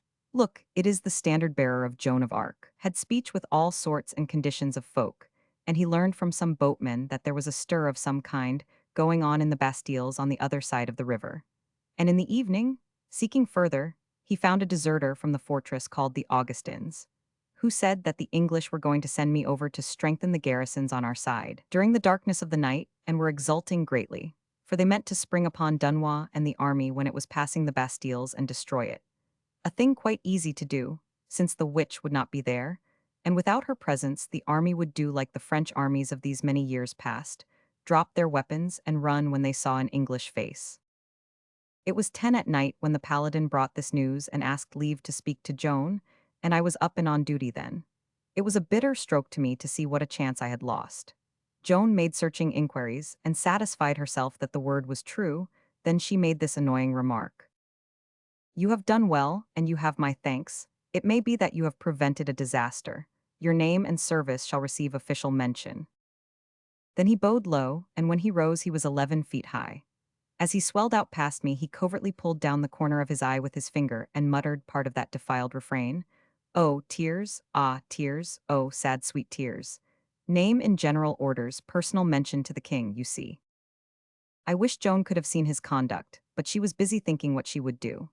Then she had me fetch the knight Jean de Metz, and in a minute he was off for La Hire's quarters with orders for him, and the Lord de Villers and Florent de Liers to report to her at 5 o'clock next morning with 500 picked men well mounted. The histories say 4:30, but it is not true. I heard the order given. We were on our way at 5 to the minute, and encountered the head of the arriving column between 6 and 7, a couple of leagues from the city. Dunois was pleased, for the army had begun to get restive and show uneasiness now that it was getting so near to the dreaded Bastilles. But that all disappeared now, as the word ran down the line, with a huzzah that swept along the length of it like a wave, that the Maid was come. Dunois asked her to halt and let the column pass in review, so that the men could be sure that the reports of her presence was not a ruse to revive their courage. So she took position at the side of the road with her staff, and the battalions swung by with a martial stride, huzzing. Joan was armed, except her head. She was wearing the cunning little velvet cap, with the mass of curved white ostrich plumes tumbling over its edges, which the city of Orleans had given her the night she arrived, the one that is in the picture that hangs in the Hôtel de Ville at Rouen. She was looking about 15. The sight of soldiers always set her blood to leaping, and lit the fires in her eyes, and brought the warm, rich color to her cheeks. It was then that you saw that she was too beautiful to be of the earth, or at any rate that there was a subtle something somewhere about her beauty that differed it from the human types of your experience and exalted it above them. In the train of wains laden with supplies, a man lay on top of the goods. He was stretched out on his back, and his hands were tied together with ropes, and also his ankles. Joan signed to the officer in charge of that division of the train to come to her, and he rode up and saluted. "What is he that is bound there?" she asked. "A prisoner, General." "What is his offense?" "He is a deserter." "What is to be done with him?" "He will be hanged, but it was not convenient on the march, and there was no hurry." "Tell me about him." "He is a good soldier, but he asked leave to go and see his wife who was dying," he said, but it could not be granted, so he went without leave. Meanwhile the march began, and he only overtook us yesterday evening. "Overtook you? Did he come of his own will?" "Yes, it was of his own will." "He a deserter, name of God, bring him to me." The officer rode forward and loosed the man's feet, and brought him back with his hands still tied. What a figure he was, a good 7 feet high and built for business. He had a strong face. He had an unkempt shock of black hair which showed up a striking way when the officer removed his morion for him. For weapon he had a big axe in his broad leathern belt. Standing by Joan's horse, he made Joan look littler than ever, for his head was about on a level with her own. His face was profoundly melancholy. All interest in life seemed to be dead in the man. Joan said, "Hold up your hands." The man's head was down. He lifted it when he heard that soft, friendly voice, and there was a wistful something in his face which made one think that there had been music in it for him, and that he would like to hear it again. When he raised his hands, Joan laid her sword to his bonds, but the officer said with apprehension. "Ah, madam, my general." "What is it?" she said. "He is under sentence." "Yes, I know, I am responsible for him," and she cut the bonds. They had lacerated his wrists and they were bleeding. "Ah, pitiful," she said. "Blood, I do not like it," and she shrank from the sight, but only for a moment. "Give me somebody to bandage his wrists with." The officer said, "Ah, my general, it is not fitting. Let me bring another to do it." "Another, de par Lydia? You would seek far to find one that can do it better than I, for I learned it long ago among both men and beasts, and I can tie better than those that did this. If I had tied him, the ropes had not cut his flesh." The man looked on silent, while he was being bandaged, stealing a furtive glance at Joan's face occasionally, such as an animal might that is receiving a kindness from an unexpected quarter, and is gropingly trying to reconcile the act with its source. All the staff had forgotten the huzzing army drifting by in its rolling clouds of dust, to crane their necks and watch the bandaging, as if it was the most interesting and absorbing novelty that ever was. I have often seen people do like that, get entirely lost in the simplest trifle, when it is something that is out of their line. Now there in Poitiers, once, I saw 2 bishops and a dozen of those grave and famous scholars grouped together watching a man paint a sign on a shop. They didn't breathe, they were as good as dead. And when it began to sprinkle, they didn't know it at first. Then they noticed it, and each man hove a deep sigh, and glanced up with a surprised look as wondering to see the others there, and how he came to be there himself.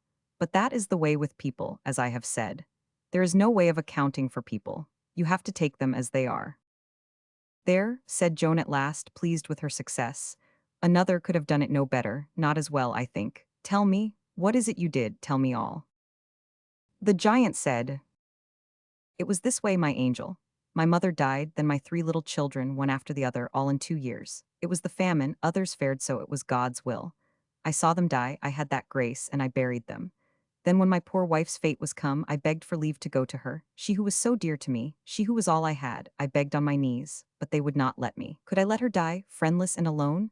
Could I let her die believing I would not come? Would she let me die and she not come, with her feet free to do it if she would, and no cost upon it but only her life? Ah, she would come through the fire, so I went, I saw her. She died in my arms, I buried her. Then the army was gone. I had trouble to overtake it, but my legs are long and there are many hours in a day. I overtook it last night." Joan said musingly, as if she were thinking aloud. "It sounds true. If true, it were no great harm to suspend the law this one time. Any would say that. It may not be true, but if it is true—" She turned suddenly to the man and said, "I would see your eyes look up." The eyes of the two met, and Joan said to the officer, "This man is pardoned. Give you good day, you may go." Then she said to the man, "Did you know it was death to come back to the army?" "Yes," he said, "I knew it." "Then why did you do it?" The man said, quite simply, "Because it was death, she was all I had, there was nothing left to love." "Ah, yes, there was France. The children of France have always their mother, they cannot be left with nothing to love. You shall live, and you shall serve France." "I will serve you, you shall fight for France." "I will fight for you." "You shall be France's soldier." "I will be your soldier, you shall give all your heart to France." "I will give all my heart to you, and all my soul if I have one, and all my strength which is great, for I was dead and am alive again. I had nothing to live for, but now I have. You are France for me. You are my France, and I will have no other." Joan smiled and was touched and pleased at the man's grave enthusiasm. Solemn enthusiasm, one may call it, for the manner of it was deeper than mere gravity, and she said, "Well, it shall be as you will. What are you called?" The man answered with unsmiling simplicity, "They call me the dwarf, but I think it is more in jest than otherwise." It made Joan laugh, and she said, "It has something of that look truly. What is the office of that vast axe?" The soldier replied with the same gravity, which must have been born to him, it sat upon him so naturally. "It is to persuade persons to respect France." Joan laughed again and said, "Have you given many lessons?" "Ah, indeed, yes, many." "The pupils behaved to suit you afterward?" "Yes, it made them quiet, quite pleasant and quiet." "I should think it would happen so. Would you like to be my man-at-arms? Orderly, sentinel, or something like that?" "If I may." "Then you You shall have proper armor, and shall go on teaching your art. Take one of those led horses there, and follow the staff when we move. That is how we came by the dwarf, and a good fellow he was. Joan picked him out on sight, but it wasn't a mistake. No one could be faithfuler than he was, and he was a devil and the son of a devil when he turned himself loose with his axe. He was so big that he made the paladin look like an ordinary man. He liked to like people, therefore people liked him. He liked us boys from the start, and he liked the knights, and liked pretty much everybody he came across. But he thought more of a paring of Joan's fingernail than he did of all the rest of the world put together. Yes, that is where we got him, stretched on the wane, going to his death, poor chap, and nobody to say a good word for him. He was a good find. Why, the knights treated him almost like an equal. It is the honest truth. That is the sort of a man he was. They called him the Bastille sometimes, and sometimes they called him Hellfire, which was on account of his warm and sumptuous style in battle, and you know they wouldn't have given him pet names if they hadn't had a good deal of affection for him. To the dwarf, Joan was France, the spirit of France made flesh. He never got away from that idea that he had started with, and God knows it was the true one. That was a humble eye to see so great a truth where some others failed. To me, that seems quite remarkable. And yet, after all, it was, in a way, just what nations do. When they love a great and noble thing, they embody it. They want it so that they can see it with their eyes, like liberty, for instance. They are not content with the cloudy abstract idea. They make a beautiful statue of it, and then their beloved idea is substantial and they can look at it and worship it. And so it is as I say, to the dwarf, Joan was our country embodied, our country made visible, flesh cast in a gracious form. When she stood before others, they saw Joan of Arc, but he saw France. Sometimes he would speak of her by that name. It shows you how the idea was embedded in his mind, and how real it was to him. The world has called our kings by it, but I know of none of them who has had so good a right as she to that sublime title. When the march past was finished, Joan returned to the front and rode at the head of the column. When we began to file past those grim bastilles and could glimpse the men within, standing to their guns and ready to empty death into our ranks, such a faintness came over me, and such a sickness that all things seemed to turn dim and swim before my eyes. And the other boys looked droopy, too, I thought, including the paladin, although I do not know this for certain, because he was ahead of me, and I had to keep my eyes out toward the Bastille side, because I could wince better when I saw what to wince at. But Joan was at home in paradise, I might say. She sat up straight, and I could see that she was feeling different from me. The awfulest thing was the silence. There wasn't a sound but the squeaking of the saddles, the measured tramplings, and the sneezing of the horses, afflicted by the smothering dust clouds which they kicked up. I wanted to sneeze myself, but it seemed to me that I would rather go unsneezed, or suffer even a bitter torture, if there is one, than attract attention to myself. I was not of a rank to make suggestions, or I would have suggested that if we went faster, we should get by sooner. It seemed to me that it was an ill-judged time to be taking a walk. Just as we were drifting in that suffocating stillness, past a great cannon that stood just within a raised portcullis, with nothing between me and it but the moat, a most uncommon jackass in there split the world with his bray, and I fell out of the saddle. Sir Bertrand grabbed me as I went, which was well, for if I had gone to the ground in my armor, I could not have gotten up again by myself.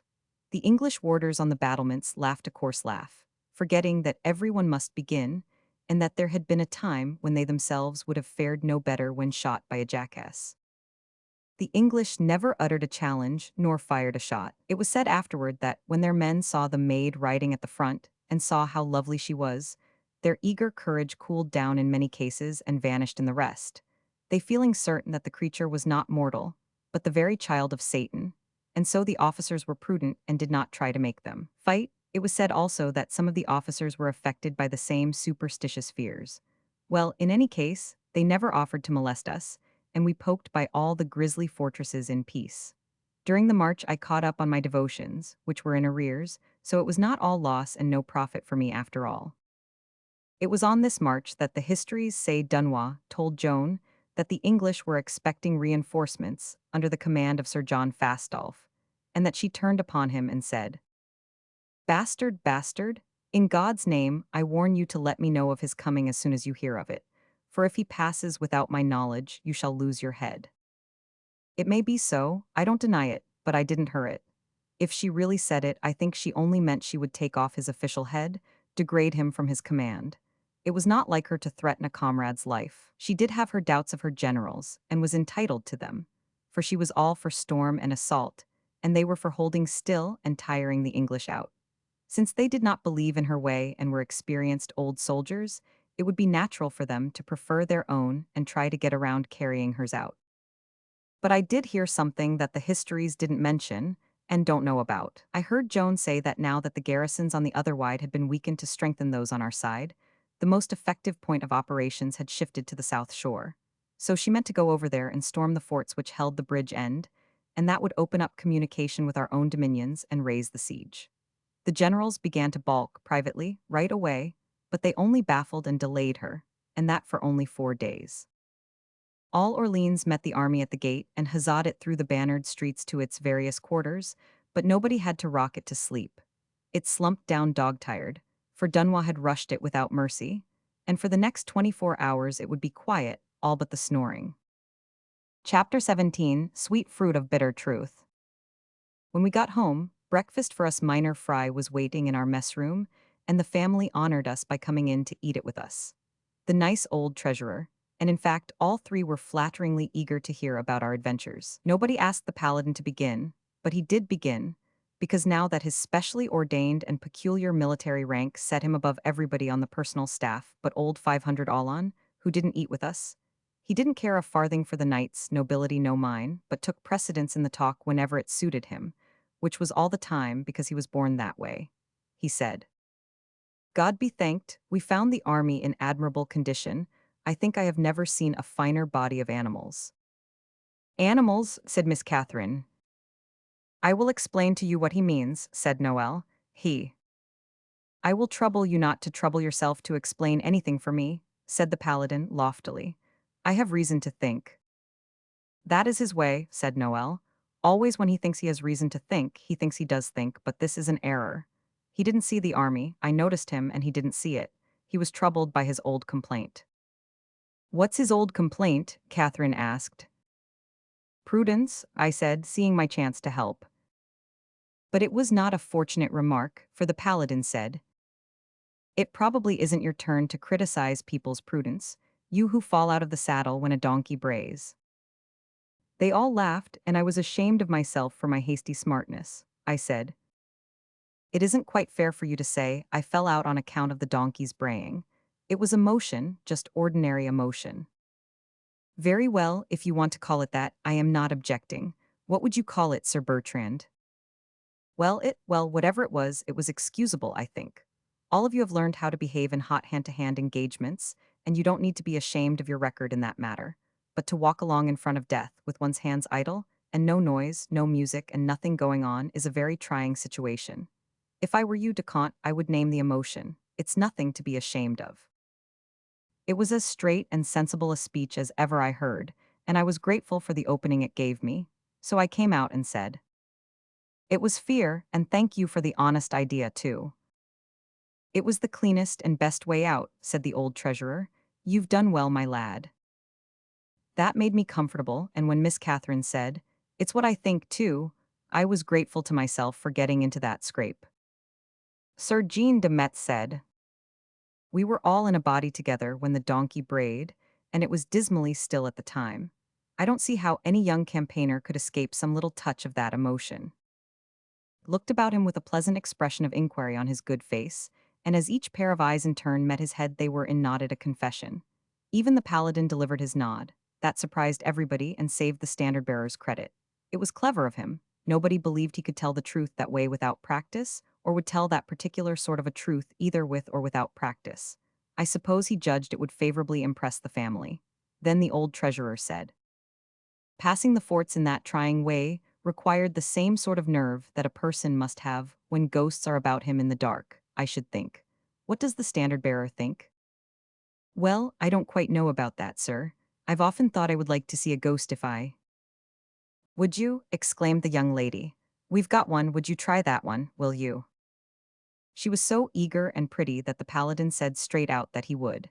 And then, as none of the rest had bravery enough to expose the fear that was in him, one volunteered after the other with a prompt mouth and a sick heart till all were shipped for the voyage.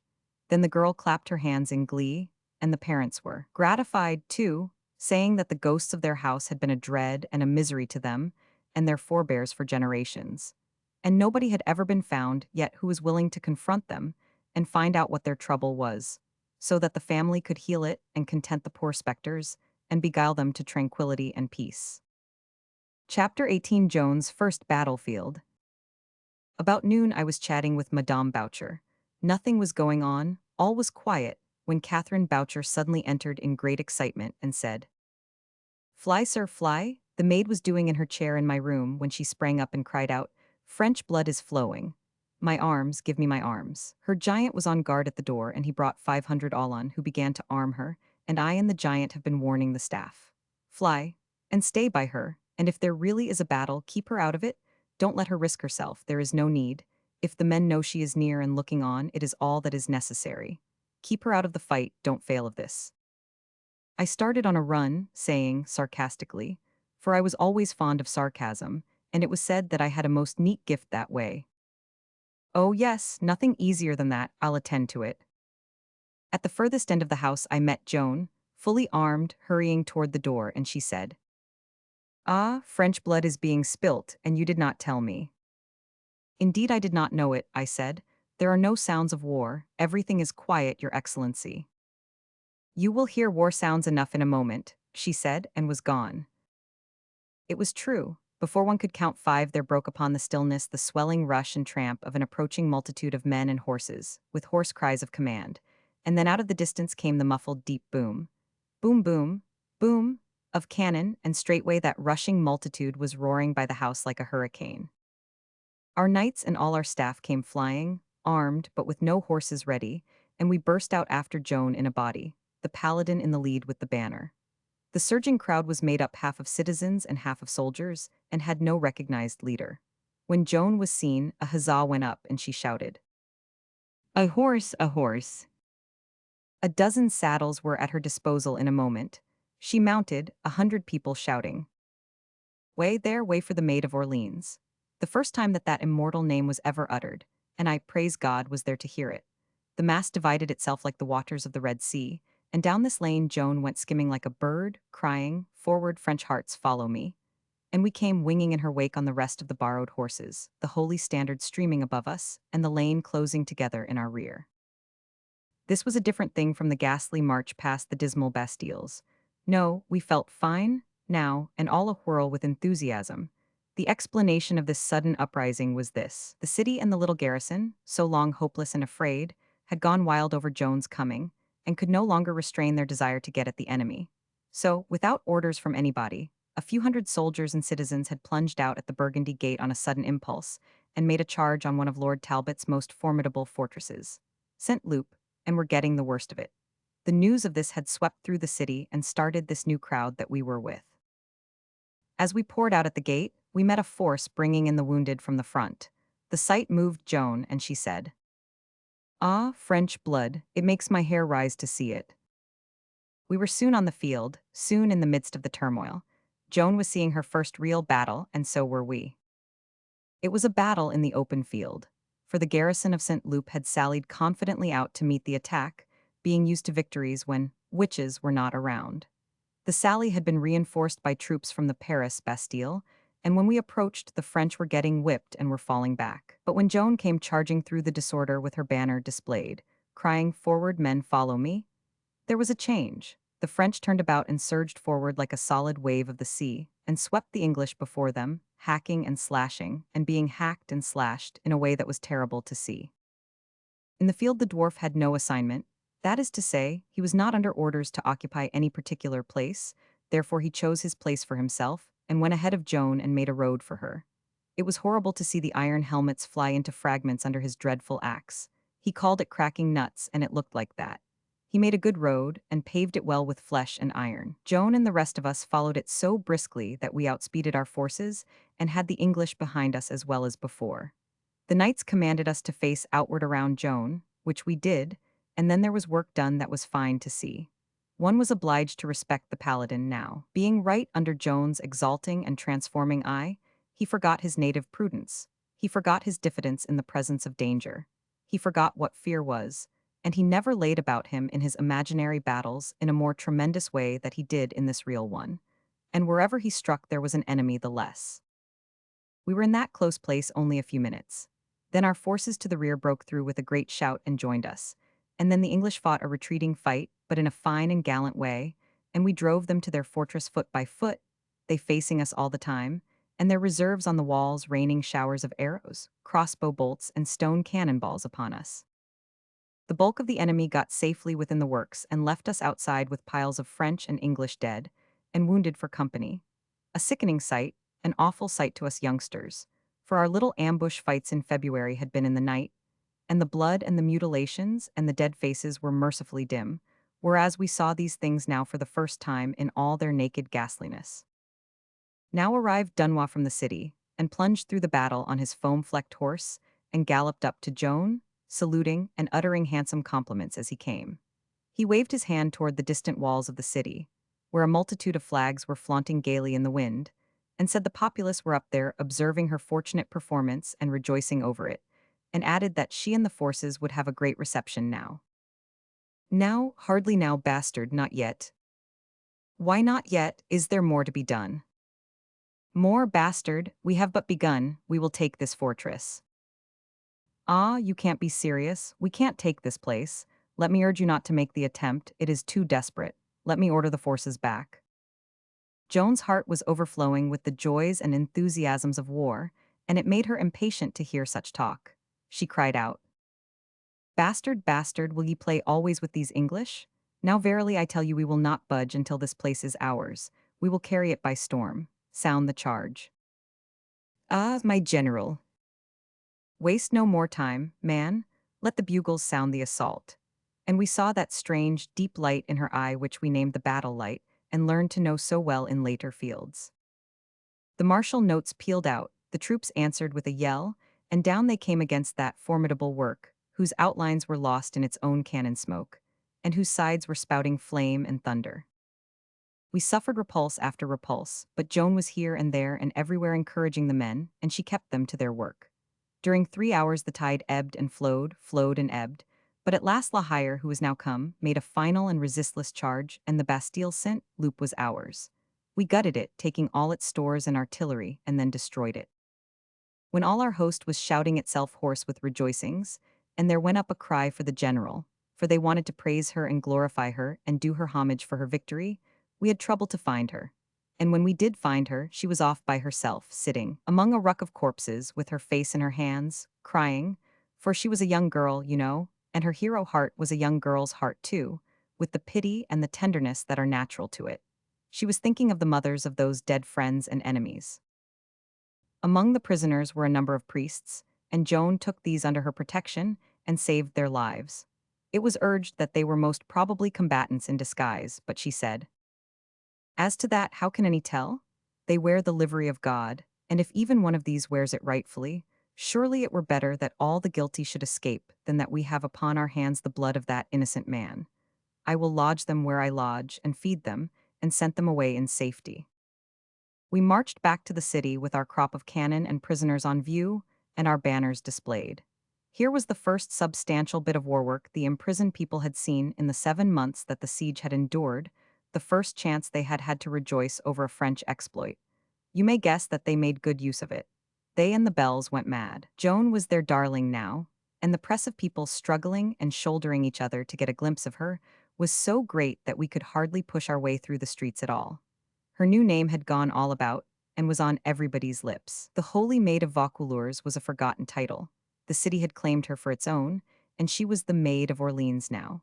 It is a happiness to me to remember that I heard that name the first time it was ever uttered. Between that first utterance and the last time it will be uttered on this earth. Ah, think how many moldering ages will lie in that gap. The Boucher family welcomed her back as if she had been a child of the house, and saved from death against all hope or probability. They chided her for going into the battle and exposing herself to danger during all those hours. They could not realize that she had meant to carry her warriorship so far, and asked her if it had really been her purpose to go right into the turmoil of the fight, or hadn't she got swept into it by accident and the rush of the troops? They begged her to be more careful another time. It was good advice, maybe, but it fell upon pretty unfruitful soil. Chapter 19, we burst in upon ghosts. Being worn out with the long fight, we all slept the rest of the afternoon away and 2 or 3 hours into the night. Then we got up refreshed and had supper.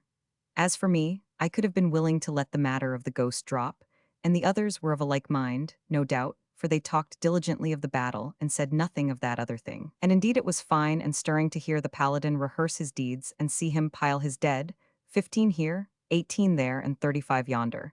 But this only postponed the trouble. It could not do more. He could not go on forever. When he had carried the Bastille by assault and eaten up the garrison, there was nothing for it but to stop, unless Catherine Boucher would give him a new start and have it all done over again, as we hoped she would this time, but she was otherwise minded. As soon as there was a good opening and a fair chance, she brought up her unwelcome subject, and we faced it the best we could. We followed her and her parents to the haunted room at 11 o'clock, with candles, and also with torches to place in the sockets on the walls. It was a big house, with very thick walls, and this room was in a remote part of it which had been left unoccupied for nobody knew how many years, because of its evil repute. This was a large room, like a salon, and had a big table in it of enduring oak and well preserved. But the chair were worm-eaten, and the tapestry on the walls was rotten and discolored by age. The dusty cobwebs under the ceiling had the look of not having had any business for a century. Catherine said, "Tradition says that these ghosts have never been seen, they have merely been heard.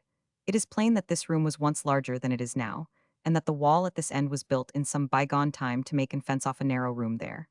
There is no communication anywhere with that narrow room, and if it exists, and of that there is no reasonable doubt, it has no light and no air, but is an absolute dungeon.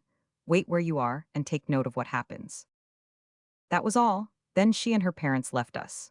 When their footfalls had died out in the distance down the empty stone corridors, an uncanny silence and solemnity ensued which was dismaler to me than the mute march past the Bastilles. We sat looking vacantly at each other, and it was easy to see that no one there was comfortable. The longer we sat so, the more deadly still that stillness got to be. And when the wind began to moan around the house presently, it made me sick and miserable, and I wished I had been brave enough to be a coward this time. For indeed it is no proper shame to be afraid of ghosts, seeing how helpless the living are in their hands. And then these ghosts were invisible, which made the matter the worse, as it seemed to me. They might be in the room with us at that moment, we could not know. I felt airy touches on my shoulders and my hair, and I shrank from them and cringed and was not ashamed to show this fear, for I saw the others doing the like and knew that they were feeling those faint contacts too. As this went on, oh, eternities it seemed, the time dragged so drearily, all those faces became as wax, and I seemed sitting with a congress of the dead. At last, faint and far and weird and slow, came a boom, boom, boom, a distant bell tolling midnight. When the last stroke died, that depressing stillness followed again, and as before I was staring at those waxen faces and feeling those airy touches on my hair and my shoulders once more. 1 minute, 2 minutes, 3 minutes of this, then we heard a long, deep groan, and everybody sprang up and stood with his legs quaking. It came from that little dungeon. There was a pause, then we heard muffled sobbings, mixed with pitiful ejaculations. Then there was a second voice, low and not distinct, and the one seemed trying to comfort the other. And so the two voices went on, with moanings and soft sobbings, and the tones were so full of compassion and sorry and despair. Indeed, it made one's heart sore to hear it. But those sounds were so real and so human, and so moving that the idea of ghosts passed straight out of our minds, and Sir Jean de Metz spoke out and said, "Come, we will smash that wall and set those poor captives free. Here with your axe." The dwarf jumped forward, swinging his great axe with both hands, and others sprang for torches and brought them. Bang, whang, slam, smash went the ancient bricks, and there was a hole an ox could pass through. We plunged within and held up the torches. Nothing there but vacancy. On the floor lay a rusty sword and a rotten fan. Now you know all that I know. Take the pathetic relics and weave about them the romance of the dungeon's long-vanished inmates as best you can. Chapter 20. Joan makes cowards brave victors. The next day Joan wanted to go against the enemy again, but it was the feast of the Ascension, and the holy council of bandit generals were too pious to be willing to profane it with bloodshed. But privately they profaned it with plottings, a sort of industry just in their line. They decided to do the only thing proper to do now in the new circumstances of the case: feign an attack on the most important Bastille on the Orleans side, and then, if the English weakened the far more important fortresses on the other side of the river to come to its help, cross in force and capture those works. This would give them the bridge and free communication with the Salone, which was French territory. They decided to keep this latter part of the program secret from Joan. Joan intruded and took them by surprise. She asked them what they were about and what they had resolved upon. They said they had resolved to attack the most important of the English bastilles on the Orleans side next morning, and there the spokesman stopped. Joan said, "Well, go on. There is nothing more, that is all." Am I to believe this? That is to say, am I to believe that you have lost your wits? She turned to Dunois and said, "Bastard, you have sense, answer me this. If this attack is made and the Bastille taken, how much better off would we be than we are now?" The bastard hesitated, and then began some rambling talk not quite germane to the question. Joan interrupted him and said, "That will not do, good bastard, you have answered. Since the bastard is not able to mention any advantage to be gained by taking that Bastille and stopping there, it is not likely that any of you could better the matter. You waste much time here in inventing plans that lead to nothing, and making delays that are a damage. Are you concealing something from me? Bastard, this council has a general plan, I take it. Without going into details, what is it? It is the same it was in the beginning, 7 months ago, to get provisions for a long siege, then sit down and tire the English out. In the name of God, as if 7 months was not enough, you want to provide for a year of it. Now ye shall drop these pusillanimous dreams, the English shall go in 3 days. Several exclaimed, "Ah, General, General, be prudent." Be prudent and starve? Do ye call that war? I tell you this, if you do not already know it, the new circumstances have changed the face of matters. The true point of attack has shifted. It is on the other side of the river now. One must take the fortifications that command the bridge. The English know that if we are not fools and cowards, we will try to do that. They are grateful for your piety in wasting this day. They will reinforce the bridge forts from this side tonight, knowing what ought to happen tomorrow. You have but lost a day and made our task harder, for we will cross and take the bridge forts. Bastard, tell me the truth. Does not this council know that there is no other course for us than the one I am speaking of?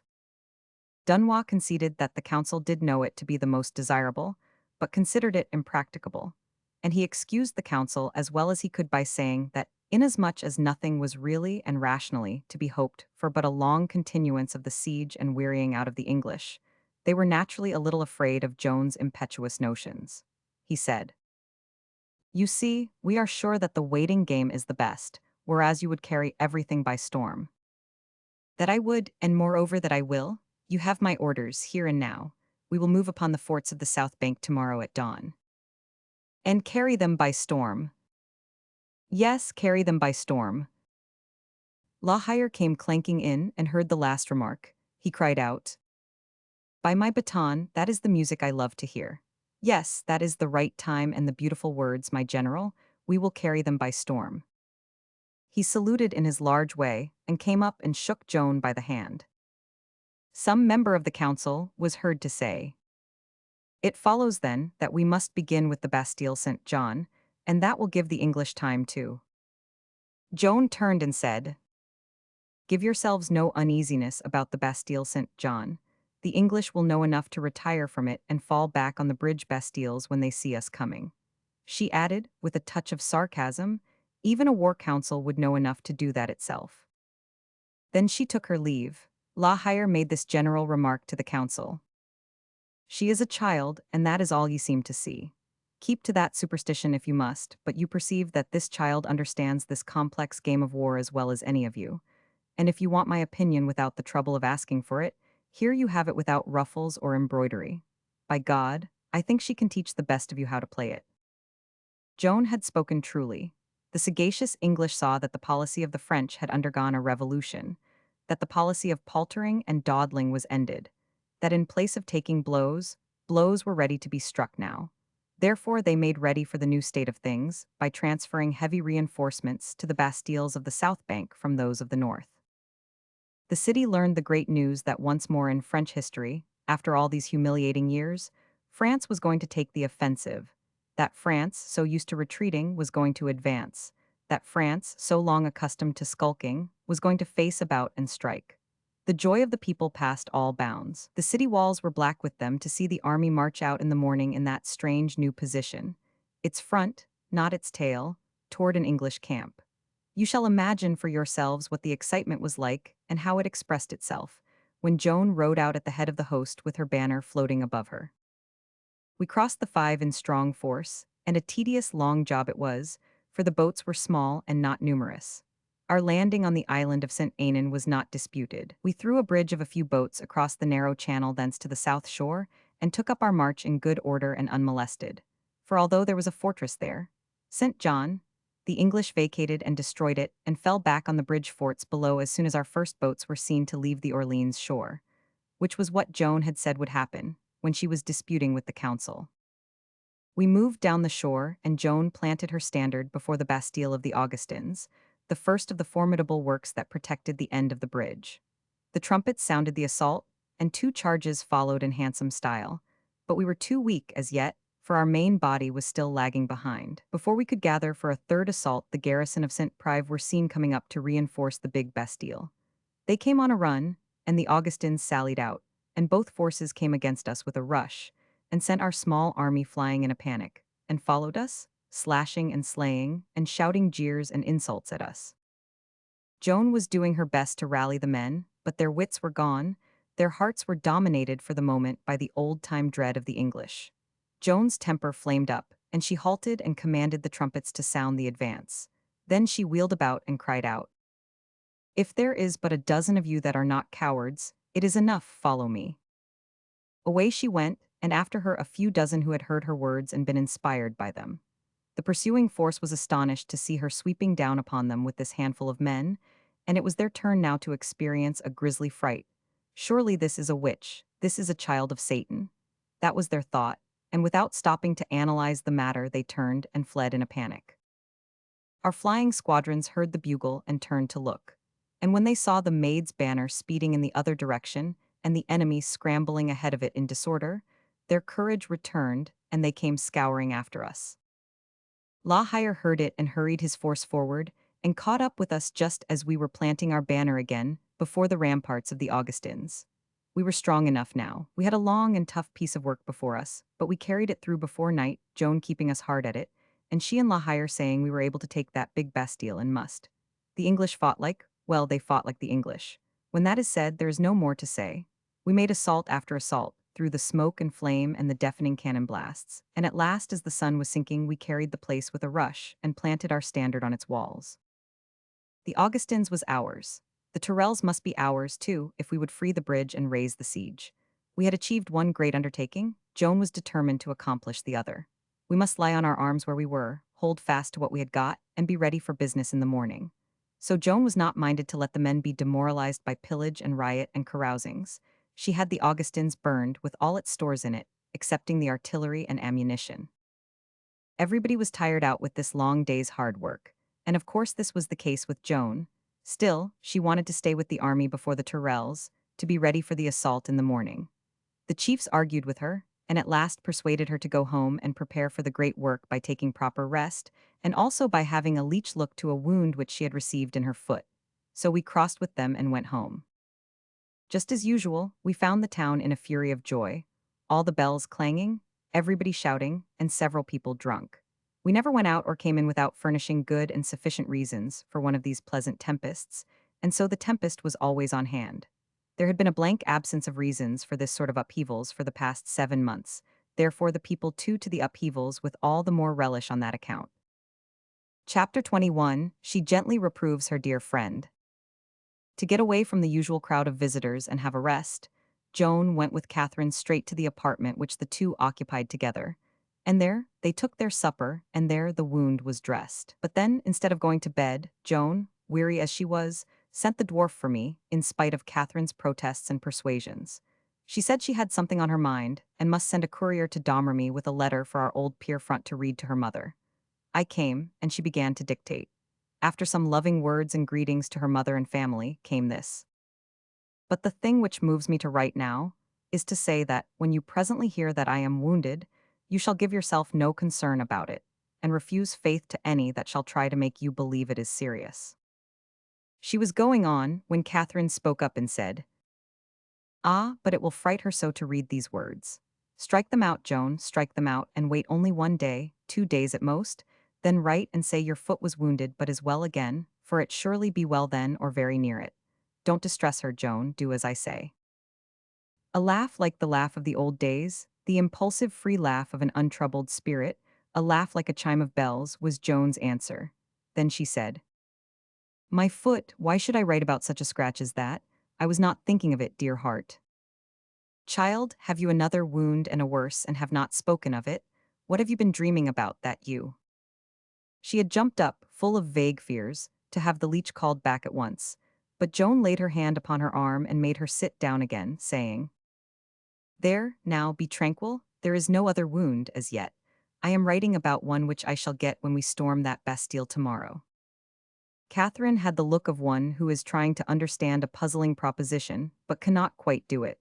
She said, in a distraught fashion, "A wound which you are going to get, but why grieve your mother when it may not happen?" "May not, why it will." The puzzle was a puzzle still. Catherine said in that same abstracted way as before. "Will, it is a strong word, I cannot seem to, my mind is not able to take hold of this. Oh, Joan, such a presentiment is a dreadful thing, it takes one's peace and courage all away. Cast it from you? Drive it out, it will make your whole night miserable, and to no good, for we will hope. But it isn't a presentiment, it is a fact. And it will not make me miserable. It is uncertainties that do that, but this is not an uncertainty. Joan, do you know it is going to happen?" "Yes, I know it, my voices told me." "Ah," said Catherine resignedly, "if they told you, but are you sure it was they? Quite sure?" "Yes, quite, it will happen, there is no doubt." "It is dreadful, since when have you know it?" "Since I think it is several weeks." Joan turned to me. "Louis, you will remember, how long is it?" "Your Excellency spoke of it first to the king, in Chinon," I answered. "That was as much as 7 weeks ago. You spoke of it again the 20th of April, and also the 22d, 2 weeks ago, as I see by my record here." These marvels disturbed Catherine profoundly, but I had long ceased to be surprised at them. "One can get used to anything in this world," Catherine said. "And it is to happen tomorrow. Always tomorrow, is it the same date always? There has been no mistake and no confusion." "No," Joan said, "the 7th of May is the date, there is no other." "Then you shall not go a step out of this house till that awful day is gone by. You will not dream of it, Joan, will you? Promise that you will stay with us." But Joan was not persuaded, she said. "It would not help the matter, dear good friend. The wound is to come and come tomorrow. If I do not seek it, it will seek me. My duty calls me to that place tomorrow. I should have to go if my death were waiting for me there. Shall I stay away for only a wound? Oh no, we must try to do better than that."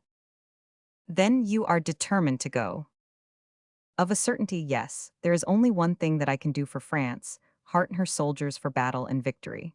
She thought a moment, then added, "However, one should not be unreasonable, and I would do much to please you, who are so good to me. Do you love France?" I wondered what she might be contriving now, but I saw no clue. Catherine said reproachfully, "Ah, what have I done to deserve this question?" "Then you do love France, I had not doubted it, dear. Do not be hurt, but answer me, have you ever told a lie?" "In my life I have not willfully told a lie, fibs but no lies." "That is sufficient. You love France and do not tell lies, therefore I will trust you. I will go or I will stay, as you shall decide." "Oh, I thank you from my heart, Joan. How good and dear it is of you to do this for me. Oh, you shall stay and not go." In her delight she flung her arms about Joan's neck and squandered endearments upon her, the least of which would have made me rich. But, as it was, they only made me realize how poor I was, how miserably poor in what I would most have prized in this world. Joan said, "Then you will send word to my headquarters that I am not going." "Oh, gladly, leave that to me." "It is good of you, and how will you word it? For it must have proper official form. Shall I word it for you?" "Oh, do, for you know about these solemn procedures and stately proprieties, and I have had no experience." "Then word it like this: the Chief of Staff is commanded to make known to the King's forces in garrison and in the field that the General-in-Chief of the armies of France will not face the English on the morrow, she being afraid she may get hurt. Signed, Joan of Arc, by the hand of Catherine Boucher, who loves France." There was a pause, a silence of the sort that tortures one into stealing a glance to see how the situation looks, and I did that. There was a loving smile on Joan's face, but the color was mounting in crimson waves into Catherine's, and her lips were quivering and the tears gathering. Then she said, "Oh, I am so ashamed of myself." And you are so noble and brave and wise, and I am so paltry and such a fool. And she broke down and began to cry, and I did so want to take her in my arms and comfort her, but Joan did it, and of course I said nothing. Joan did it well and most sweetly and tenderly, but I could have done it as well, though I knew it would be foolish and out of place to suggest such a thing, and might make an awkwardness, too, and be embarrassing to us all, so I did not offer. And I hope I did right and for the best, though I could not know and was many times tortured with doubts afterward as having perhaps let a chance pass which might have changed all my life and made it happier and more beautiful than, alas, it turned out to be. For this reason I grieve yet when I think of that scene, and do not like to call it up out of the deeps of my memory because of the pangs it brings. Well, well, a good and wholesome thing is a little harmless fun in this world. It tones a body up and keeps him human, and prevents him from souring. To set that little trap for Catherine was as good and effective a way as any to show her what a grotesque thing she was asking of Joan. It was a funny idea now, wasn't it, when you look at it all around? Even Catherine dried up her tears and laughed when she thought of the English getting hold of the French commander-in-chief's reason for staying out of a battle. She granted that they could have a good time over a thing like that. We got to work on the letter again, and of course did not have to strike out the passage about the wound. Joan was in fine spirits, but when she got to sending messages to this, that, and the other playmate and friend, it brought our village and the fairy tree and the flowery plain and the browsing sheep and all the peaceful beauty of our old humble home place back, and the familiar names began to tremble on her lips. And when she got to Haumette and little Menget, it was no use. Her voice broke and she couldn't go on. She waited a moment, then said, "Give them my warm love, my deep love, oh, out of my heart of hearts. I shall never see our home any more." Now came Pasquerel, Joan's confessor, and introduced a gallant knight, the Sire de Rise, who had been sent with a message. He said he was instructed to say that the council had decided that enough had been done for the present, that it would be safest and best to be content with what God had already done, that the city was now well victualled and able to stand a long siege, that the wise course must necessarily be to withdraw the troops from the other side of the river and resume the defensive. Therefore they had decided accordingly. "The incurable cowards," exclaimed Joan. "So it was to get me away from my men that they pretended so much solicitude about my fatigue. Take this message back, not to the council. I have no speeches for those disguised ladies' maids, but to the bastard and la hire who are men. Tell them the army is to remain where it is, and I hold them responsible if this command miscarries. And say the offensive will be resumed in the morning. You may go, good sir." Then she said to her priest, "Rise early and be by me all the day. There will be much work on my hands, and I shall be hurt between my neck and my shoulder." Chapter 22, The Fate of France Decided. We were up at dawn, and after Mass we started. In the hall we met the master of the house, who was grieved, good man, to see Joan going breakfastless to such a day's work, and begged her to wait and eat, but she couldn't afford the time. That is to say, she couldn't afford the patience, she being in such a blaze of anxiety to get at that last remaining Bastille which stood between her and the completion of the first great step in the rescue and redemption of France. Boucher put in another plea. "But think, we poor beleaguered citizens who have hardly known the flavor of fish for these many months, have spoil of that sort again, and we owe it to you. There's a noble shad for breakfast, wait, be persuaded." Joan said, "Oh, there's going to be fish in plenty. When this day's work is done, the whole riverfront will be yours to do as you please with." "Ah, your excellency will do well, that I know, but we don't require quite that much, even of you. You shall have a month for it in place of a day. Now be beguiled, wait and eat. There's a saying that he that would cross a river twice in the same day in a boat will do well to eat fish for luck, lest he have an accident. That doesn't fit my case, for today I cross but once in a boat." "Oh, don't say that, aren't you coming back to us?" "Yes, but not in a boat." "How then?" "By the bridge." "Listen to that, by the bridge. Now stop this jesting, dear general, and do as I would have done you. It's a noble fish. Be good then, and save me some for supper, and I will bring one of those Englishmen with me, and he shall have his share." "Ah, well, have your way if you must, but he that fasts must attempt but little and stop early. When shall you be back?" "When we've raised the siege of Orleans, forward." We were off. The streets were full of citizens and of groups and squads of soldiers, but the spectacle was melancholy. There was not a smile anywhere, but only universal gloom. It was as if some vast calamity had smitten all hope and cheer dead. We were not used to this and were astonished. But when they saw the maid, there was an immediate stir, and the eager question flew from mouth to mouth. Where is she going? Whither is she bound? Joan heard it and called out, Whither would ye suppose? I am going to take the Tyrrells.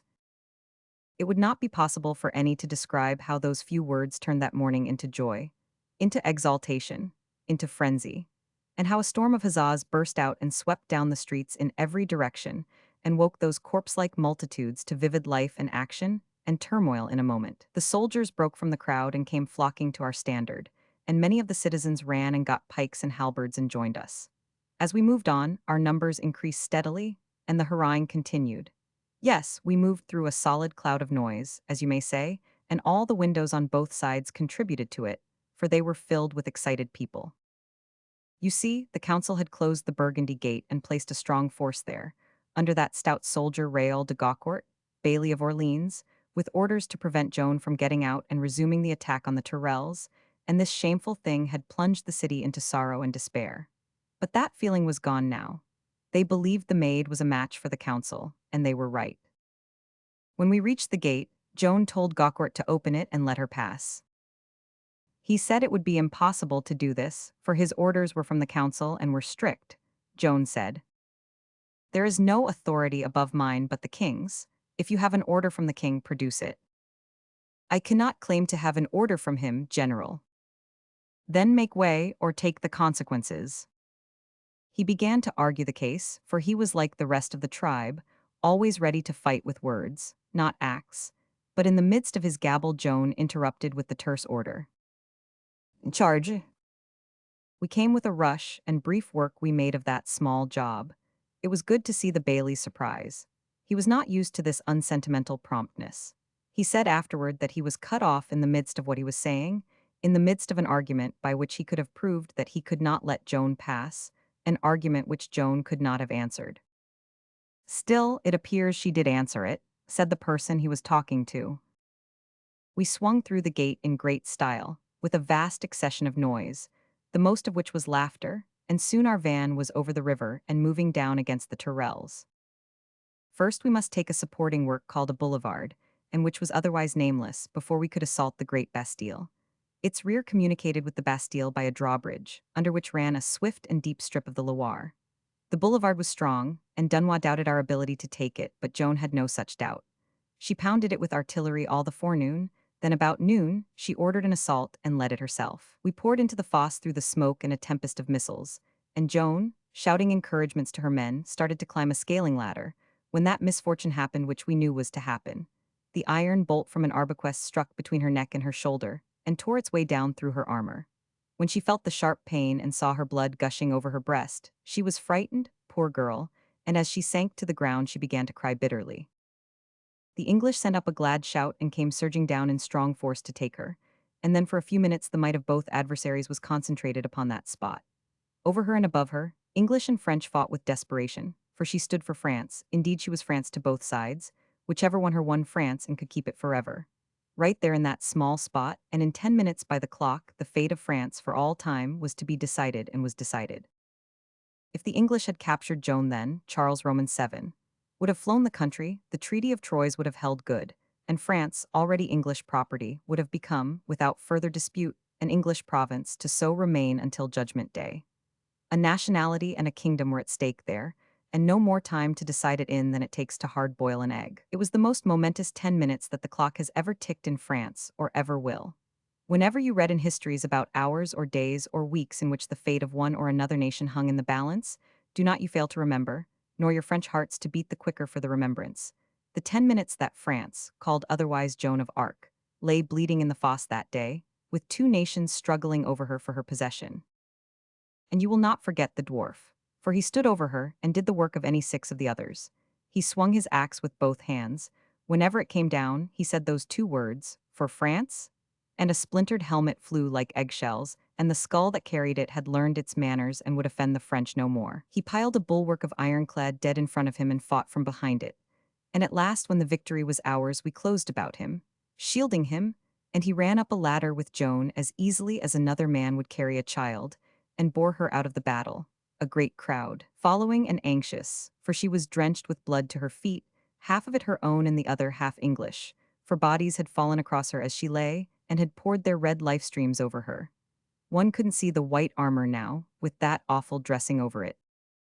The iron bolt was still in the wound. Some say it projected out behind the shoulder. It may be. I did not wish to see and did not try to. It was pulled out, and the pain made Joan cry again, poor thing. Some say she pulled it out herself because others refused, saying they could not bear to hurt her. As to this I do not know. I only know it was pulled out, and that the wound was treated with oil and properly dressed. Joan lay on the grass, weak and suffering, hour after hour, but still insisting that the fight go on. Which it did, but not to much purpose, for it was only under her eye that men were heroes and not afraid. They were like the paladin. I think he was afraid of his shadow. I mean in the afternoon, when it was very big and long, but when he was under Joan's eye and the inspiration of her great spirit, what was he afraid of? Nothing in this world, and that is just the truth. Toward night Dunois gave it up. Joan heard the bugles. "What?" she cried, sounding the retreat. Her wound was forgotten in a moment. She countermanded the order, and sent another, to the officer in command of a battery, to stand ready to fire 5 shots in quick succession.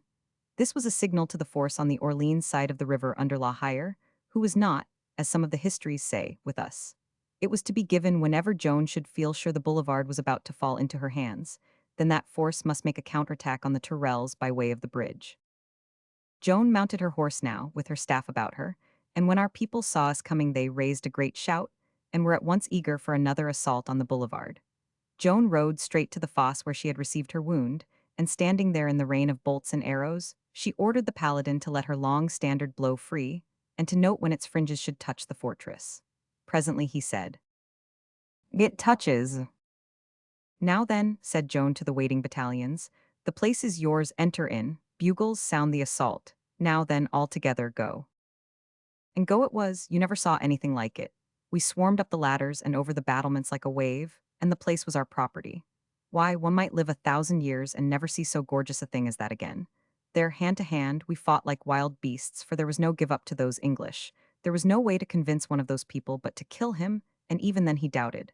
At least so it was thought, in those days, and maintained by many. We were busy and never heard the 5 cannon shots fired, but they were fired a moment after Joan had ordered the assault. And so, while we were hammering and being hammered in the smaller fortress, the reserve on the Orleans side poured across the bridge and attacked the Tourelles from that side. A fireboat was brought down and moored under the drawbridge, which connected the Tourelles with our boulevard.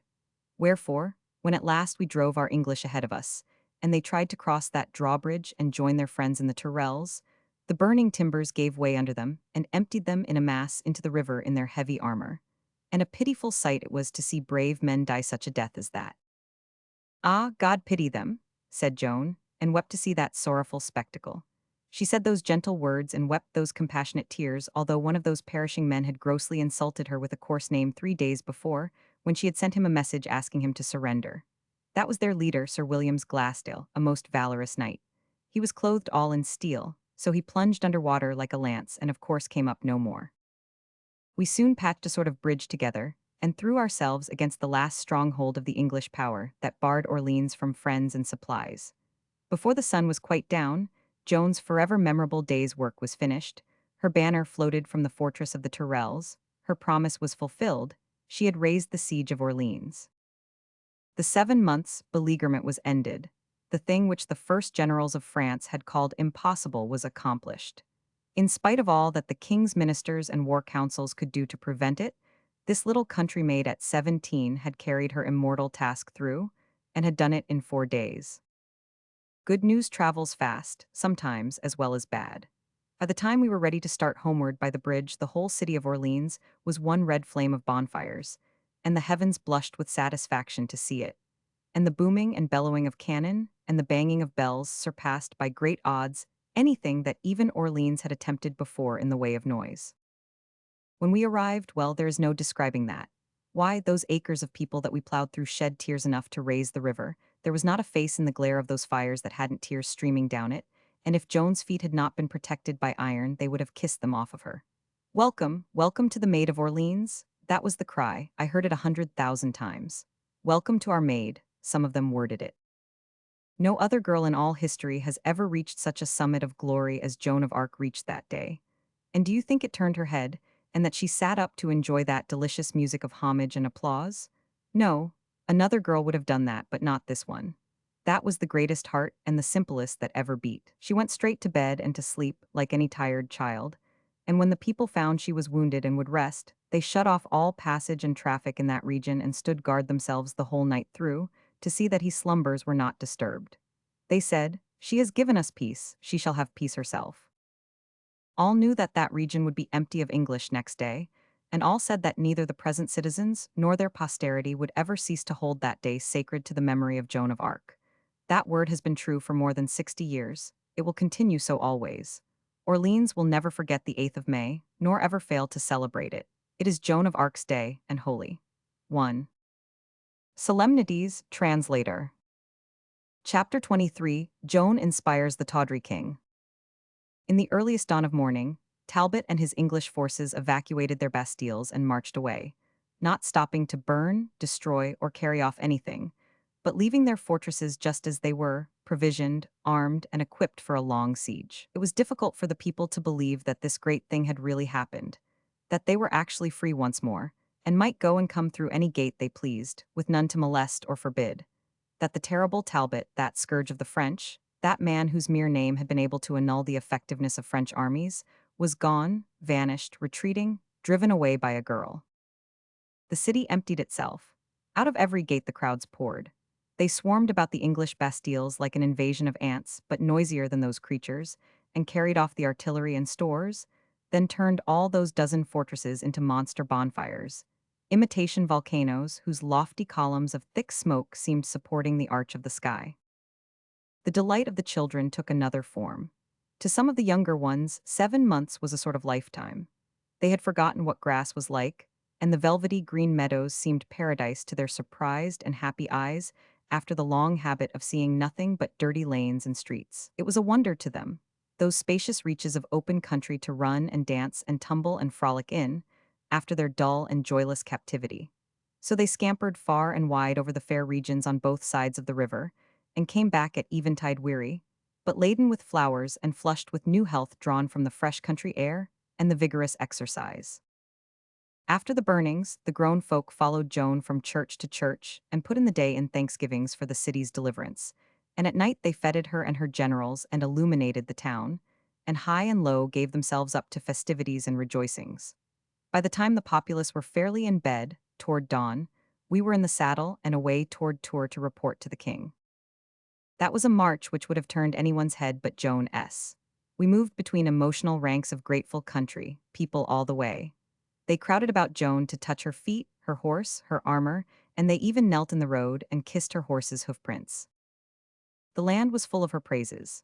The most illustrious chiefs of the church wrote to the king extolling the maid, comparing her to the saints and heroes of the Bible, and warning him not to let unbelief, ingratitude, or other injustice hinder or impair the divine help sent through her.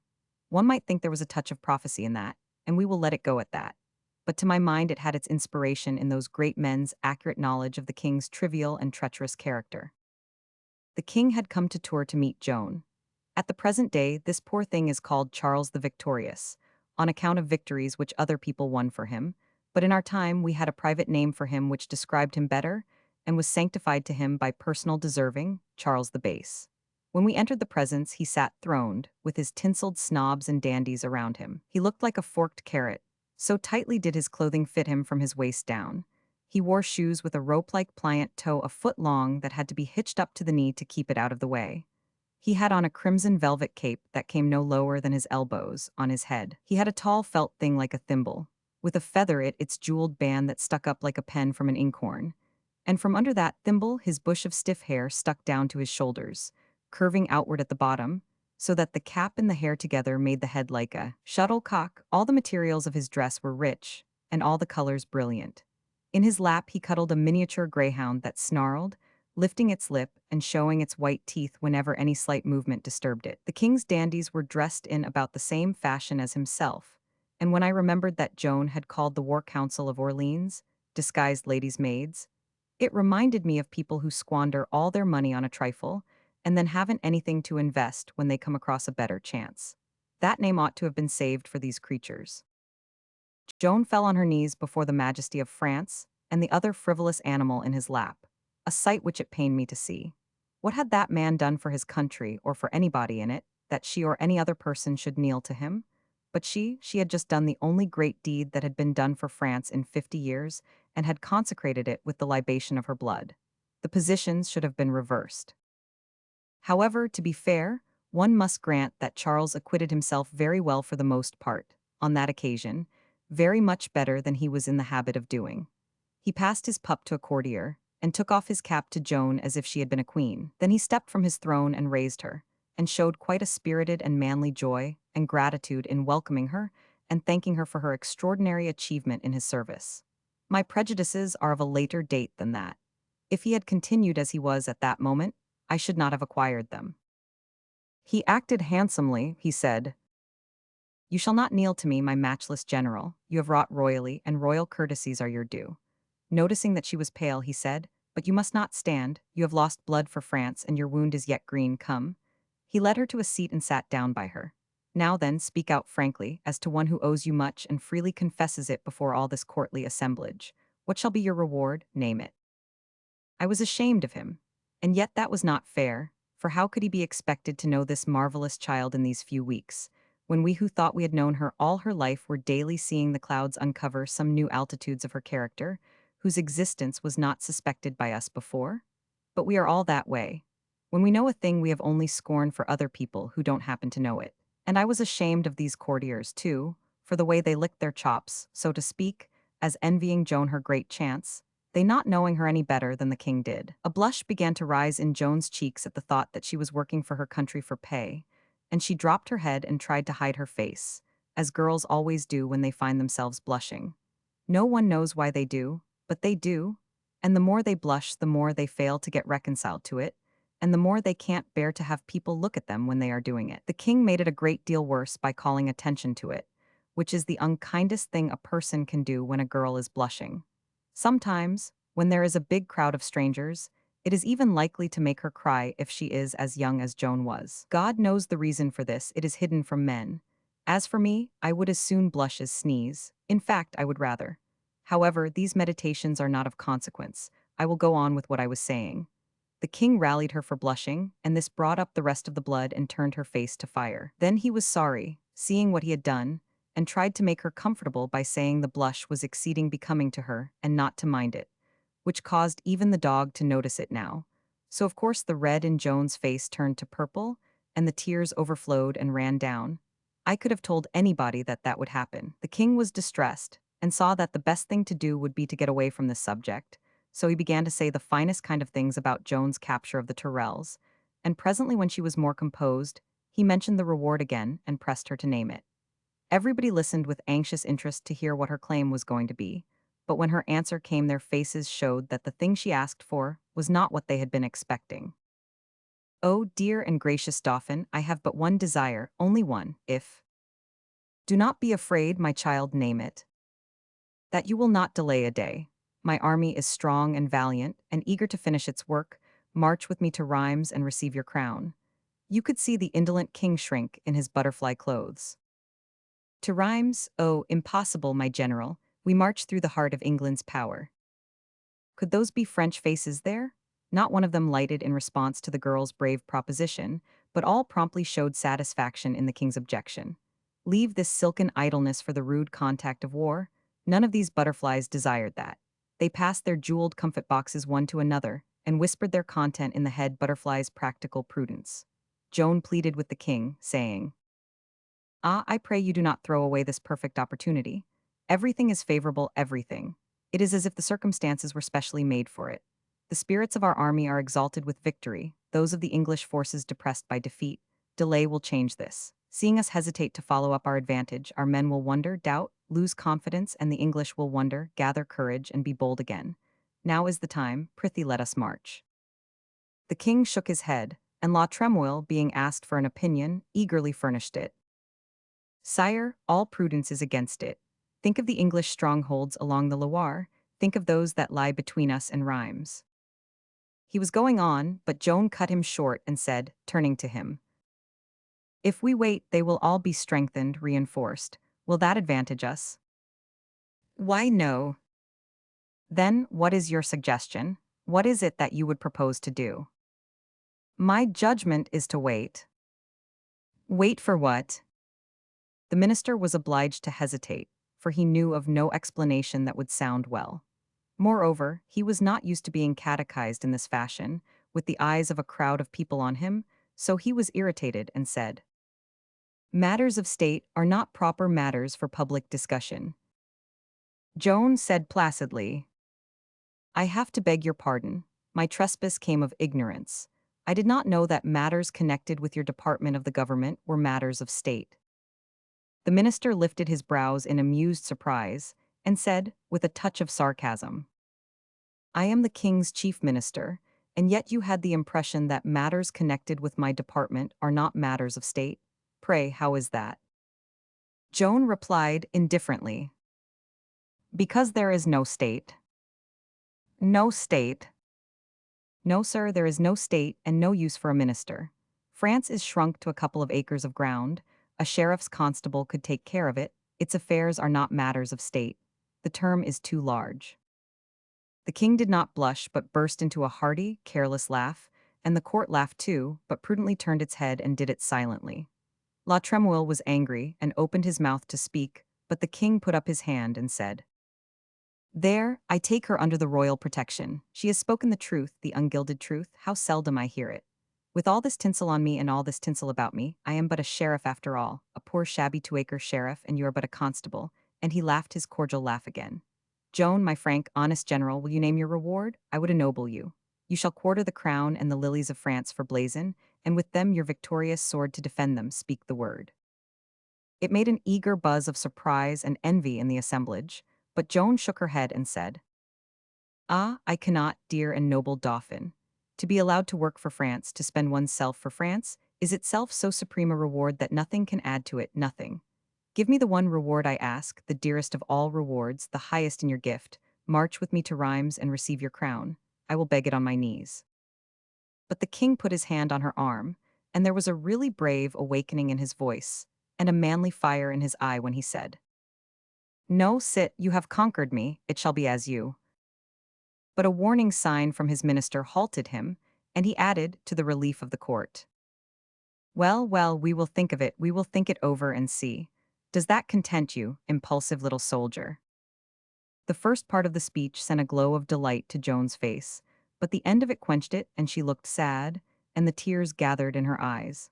After a moment she spoke out with what seemed a sort of terrified impulse, and said, "Oh, use me, I beseech you, use me. There is but little time." "But little time." "Only a year, I shall last only a year." "Why, child, there are 50 good years in that compact little body yet."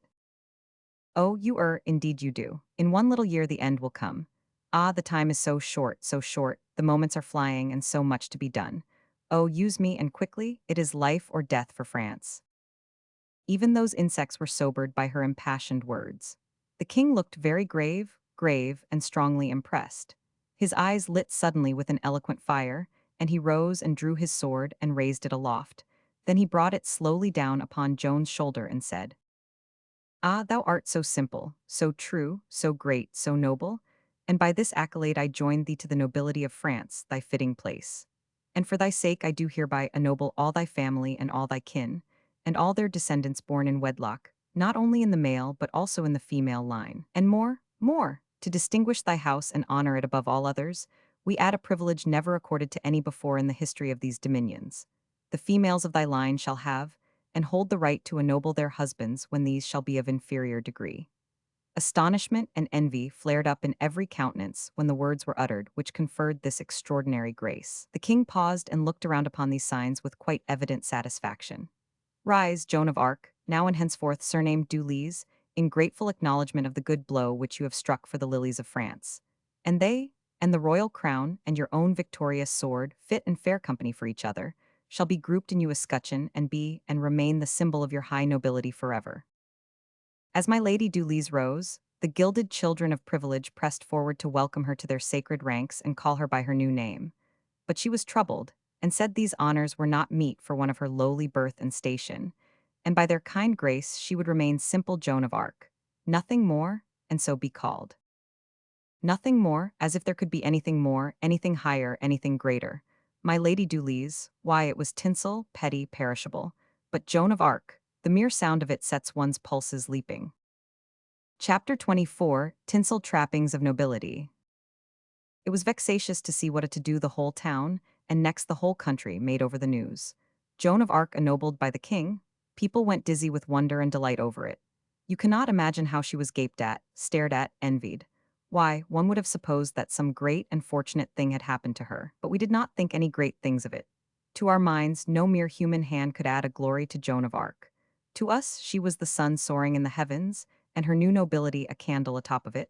To us, it was swallowed up and lost in her own light. And she was as indifferent to it and as unconscious of it as the other son would have been. But it was different with her brothers. They were proud and happy in their new dignity, which was quite natural, and Joan was glad it had been conferred when she saw how pleased they were. It was a clever thought in the king to outflank her scruples by marching on them under shelter of her love for her family and her kin. Jean and Pierre sported their coats of arms right away, and their society was courted by everybody, the nobles and commons alike. The standard-bearer said, with some touch of bitterness, that he could see that they just felt good to be alive. They were so soaked with the comfort of their glory, and didn't like to sleep at all, because when they were asleep they didn't know they were noble, and so sleep was a clean loss of time. And then he said, "They can't take precedence of me in military functions and state ceremonies, but when it comes to civil ones and society affairs, I judge they'll cuddle coolly in behind you in the nights, and Noel and I will have to walk behind them. Hey." "Yes," I said, "I think you are right." "I was just afraid of it," said the standard-bearer with a sigh. "Afraid of it? I'm talking like a fool, of course I knew it. Yes, I was talking like a fool." Noel Rankson said, musingly. "Yes, I noticed something natural about the tone of it." We others laughed. "Oh, you did you? You think you are very clever, don't you? I'll take and wring your neck for you one of these days, Noel Rankson."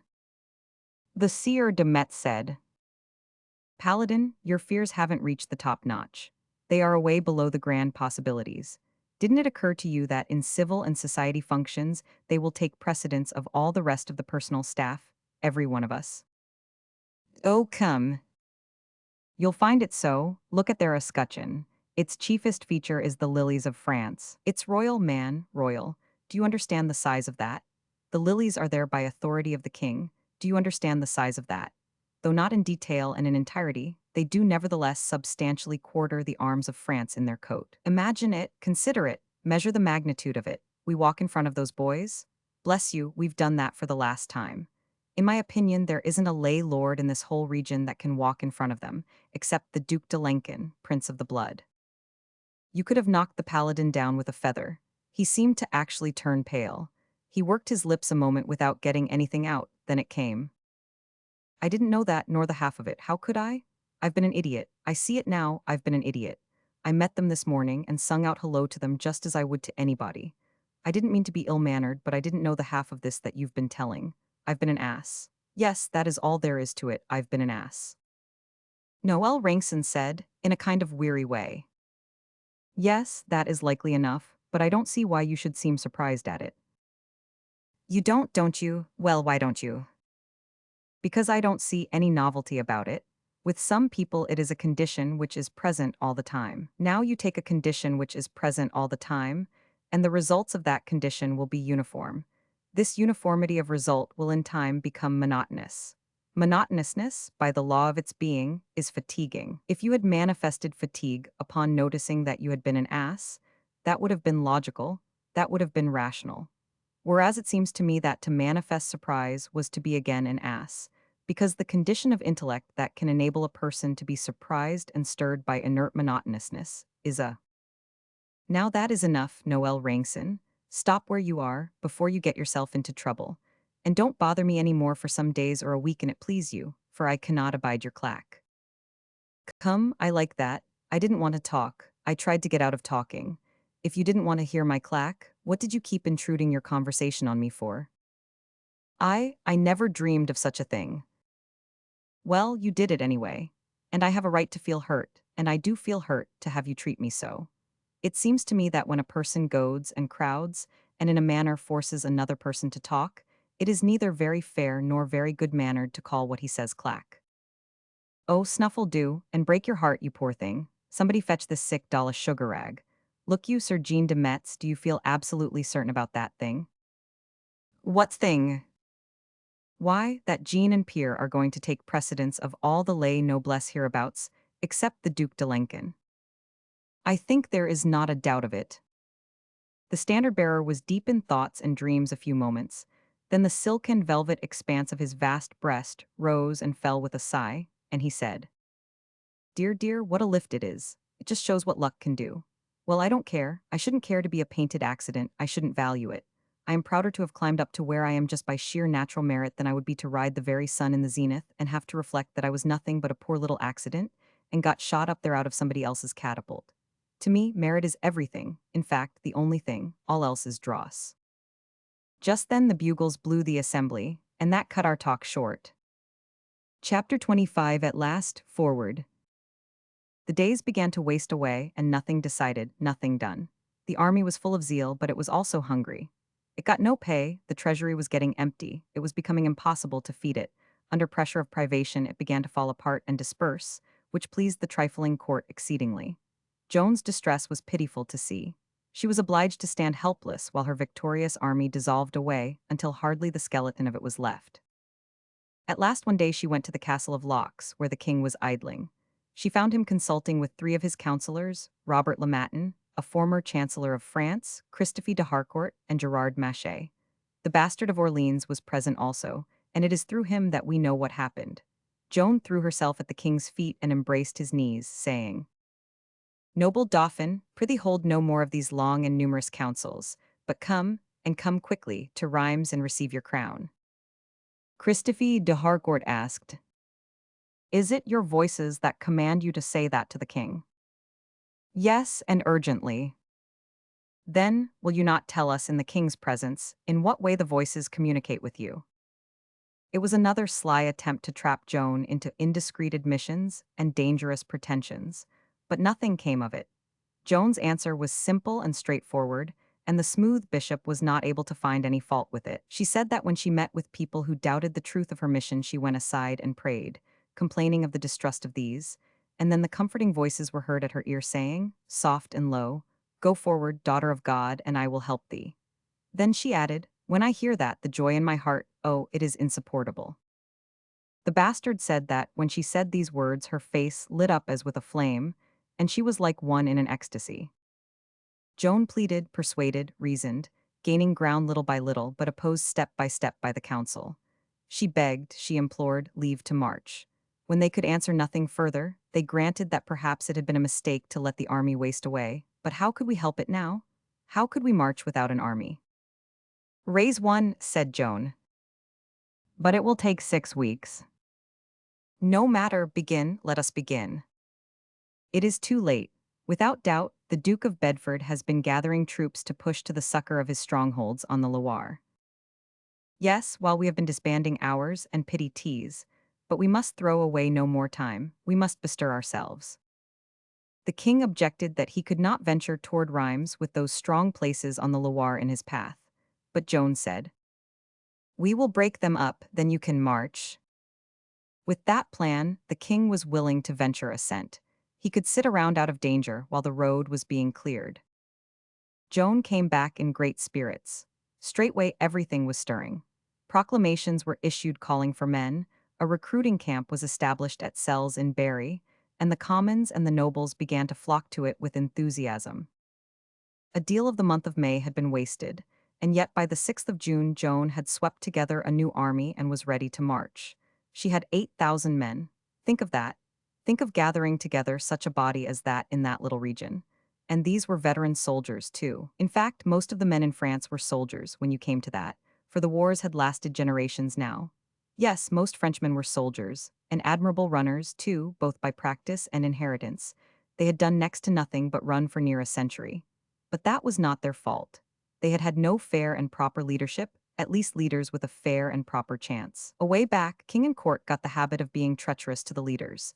Then the leaders easily got the habit of disobeying the king and going their own way, each for himself and nobody for the lot. Nobody could win victories that way. Hence, running became the habit of the French troops, and no wonder. Yet all that those troops needed in order to be good fighters was a leader who would attend strictly to business. A leader with all authority in his hands, in place of a tenth of it, along with 9 other generals equipped with an equal tenth apiece. They had a leader rightly clothed with authority now, and with a head and heart bent on war of the most intensely businesslike and earnest sort, and there would be results. No doubt of that. They had Joan of Arc, and under that leadership their legs would lose the art and mystery of running. Yes, Joan was in great spirits. She was here and there and everywhere all over the camp, by day and by night, pushing things. And wherever she came charging down the lines, reviewing the troops, it was good to hear them break out and cheer. And nobody could help cheering. She was such a vision of young bloom and beauty and grace, and such an incarnation of pluck and life and go. She was growing more and more ideally beautiful every day, as was plain to be seen, and these were days of development. For she was well past 17 now. In fact, she was getting close upon 17 and a half. Indeed, just a little woman, as you may say. The 2 young Counts de Laval arrived one day, fine young fellows allied to the greatest and most illustrious houses of France, and they could not rest till they had seen Joan of Arc. So the king sent for them and presented them to her, and you may believe she filled the bill of their expectations. When they heard that rich voice of hers, they must have thought it was a flute, and when they saw her deep eyes and her face, and the soul that looked out of that face, you could see that the sight of her stirred them like a poem, like lofty eloquence, like martial music. One of them wrote home to his people, and in his letter he said, "It seemed something divine to see her and hear her." Ah, yes, and it was a true word. Truer word was never spoken. He saw her when she was ready to begin her march and open the campaign, and this is what he said about it. She was clothed all in white armor save her head, and in her hand she carried a little battle axe, and when she was ready to mount her great black horse he reared and plunged and would not let her. Then she said, "Lead him to the cross." This cross was in front of the church close by, so they led him there. Then she mounted, and he never budged, any more than if he had been tied. Then she turned toward the door of the church and said, in her soft womanly voice, "You, priests and people of the church, make processions and pray to God for us." Then she spurred away under her standard with her little axe in her hand, crying, "Forward, march." One of her brothers, who came 8 days ago, departed with her, and he also was clad all in white armor. I was there and I saw it too, saw it all just as he pictures it. And I see it yet, the little battle axe, the dainty plumed cap, the white armor, all in the soft June afternoon. I see it just as if it were yesterday. And I rode with the staff, the personal staff, the staff of Joan of Arc. That young count was dying to go too, but the king held him back for the present. But Joan had made him a promise. In his letter he said, "She told me that when the king starts for Rheims I shall go with him. But God grant I may not have to wait till then, but may have a part in the battles." She made him that promise when she was taking leave of my lady the Duchess de Lenken. The Duchess was exacting a promise, so it seemed a proper time for others to do the like.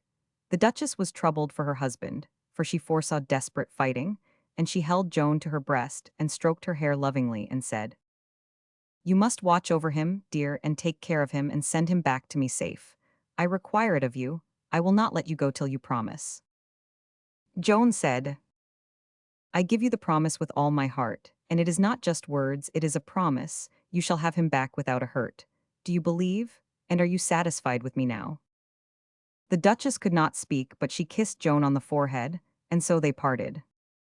We left on the 6th and stopped over at Romorantin. Then on the 9th Joan entered Orleans in state, under triumphal arches, with the welcoming cannon thundering and seas of welcoming flags fluttering in the breeze. The grand staff rode with her, clothed in shining splendors of costume and decorations. The Duc de Lenken, the bastard of Orleans, the Sire de Bausec, Marshal of France, the Lord de Granville, Master of the Crossbowmen, the Sire de Cullen, Admiral of France, Ambroise de Lore, Etienne de Vignoles, called La Hire, Gaudier de Broussac, and other illustrious captains. It was grand times, the usual shoutings and packed multitudes, the usual crush to get sight of Joan.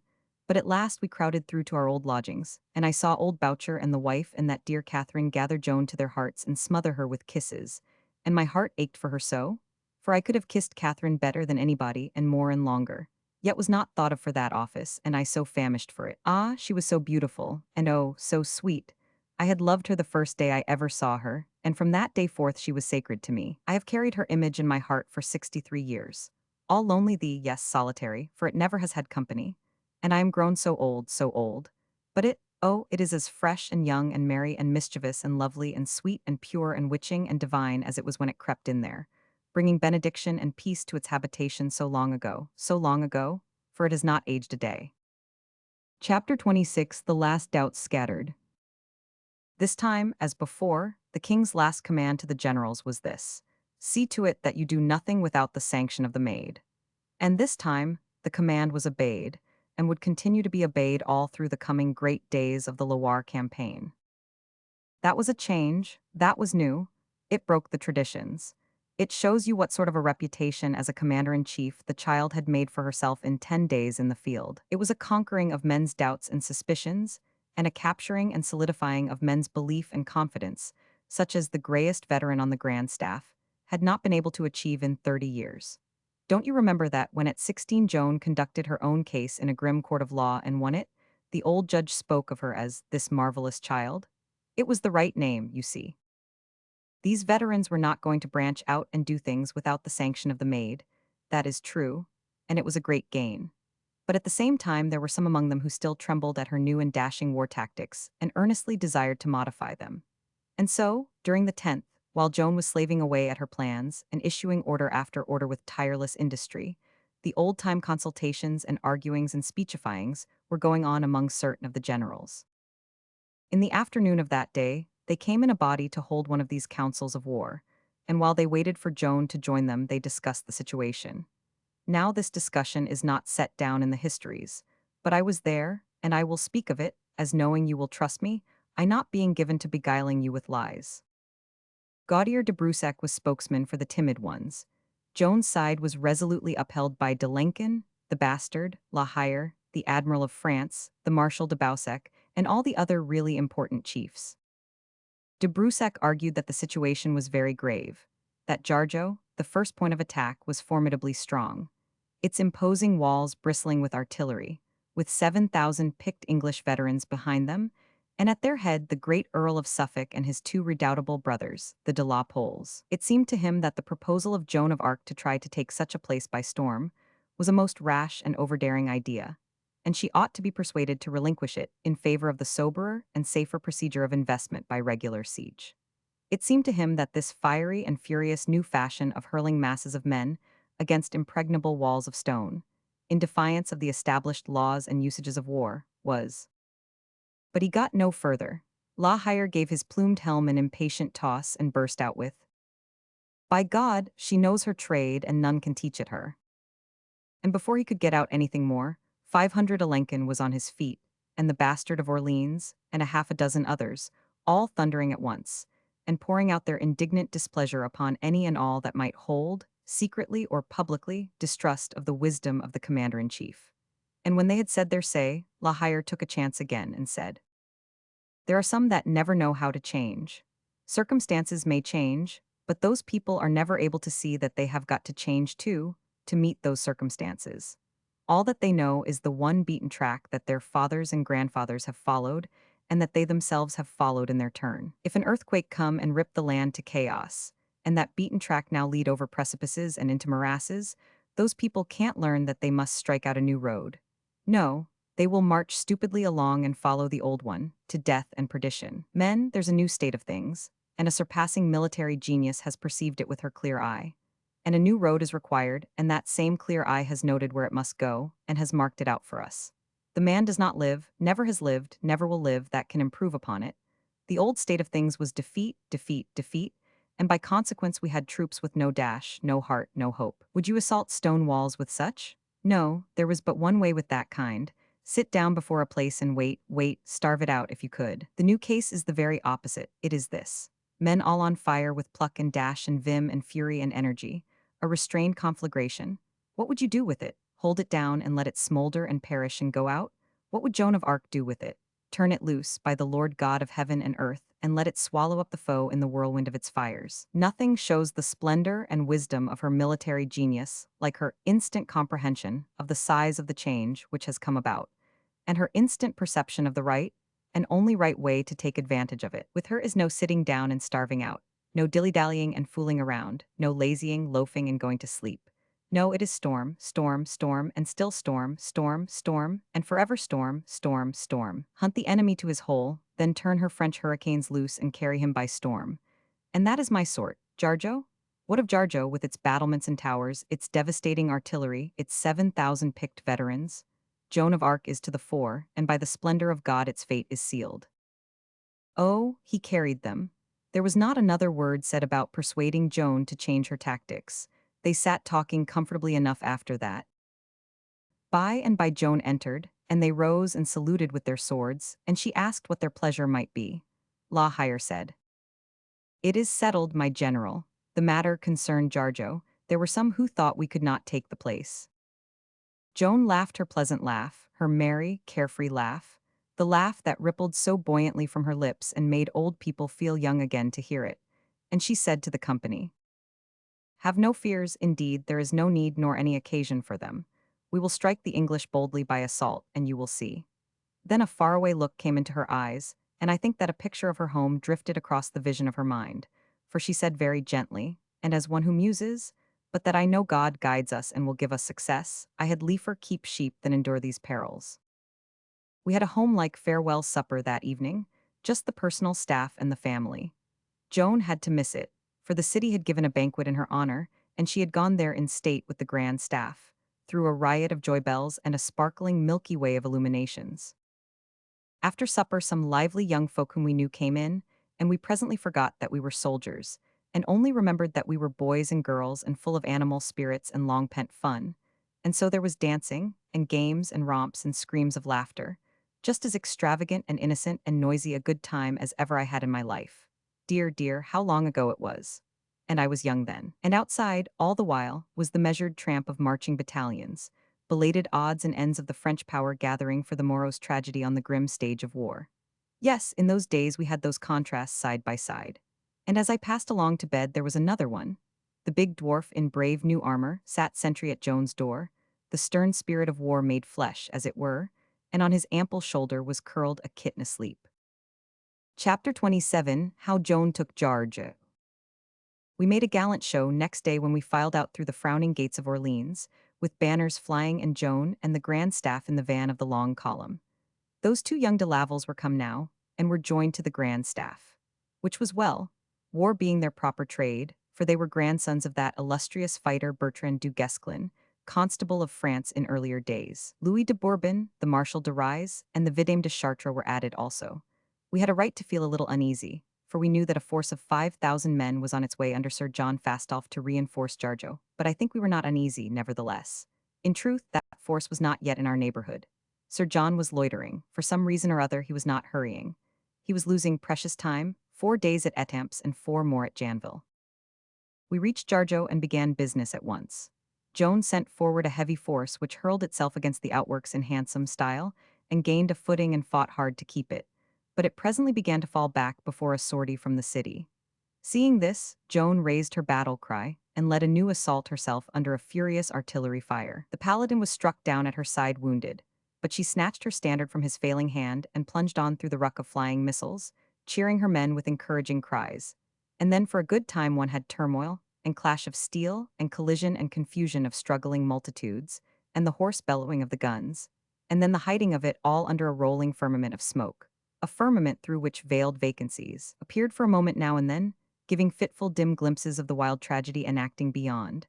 And always at these times one caught sight of that slight figure in white mail which was the center and soul of our hope and trust, and whenever we saw that, with its back to us and its face to the fight, we knew that all was well. At last a great shout went up, a joyous roar of shoutings, in fact, and that was sign sufficient that the faubourgs were ours. Yes, they were ours. The enemy had been driven back within the walls, on the ground which Joan had when we camped, for night was coming on.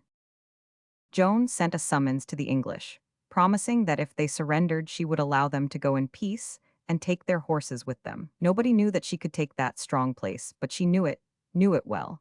Yet she offered that grace, offered it in a time when such a thing was unknown in war, in a time when it was custom and usage to massacre the garrison and the inhabitants of captured cities without pity or compunction.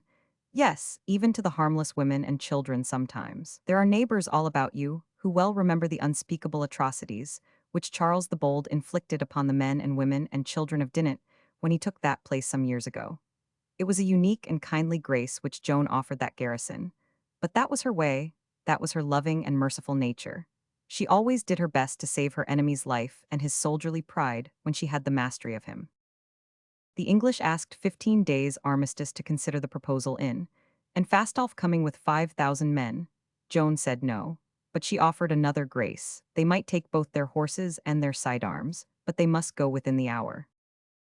Well, those bronzed English veterans were pretty hard-headed folk. They declined again. Then Joan gave command that her army be made ready to move to the assault at 9 in the morning.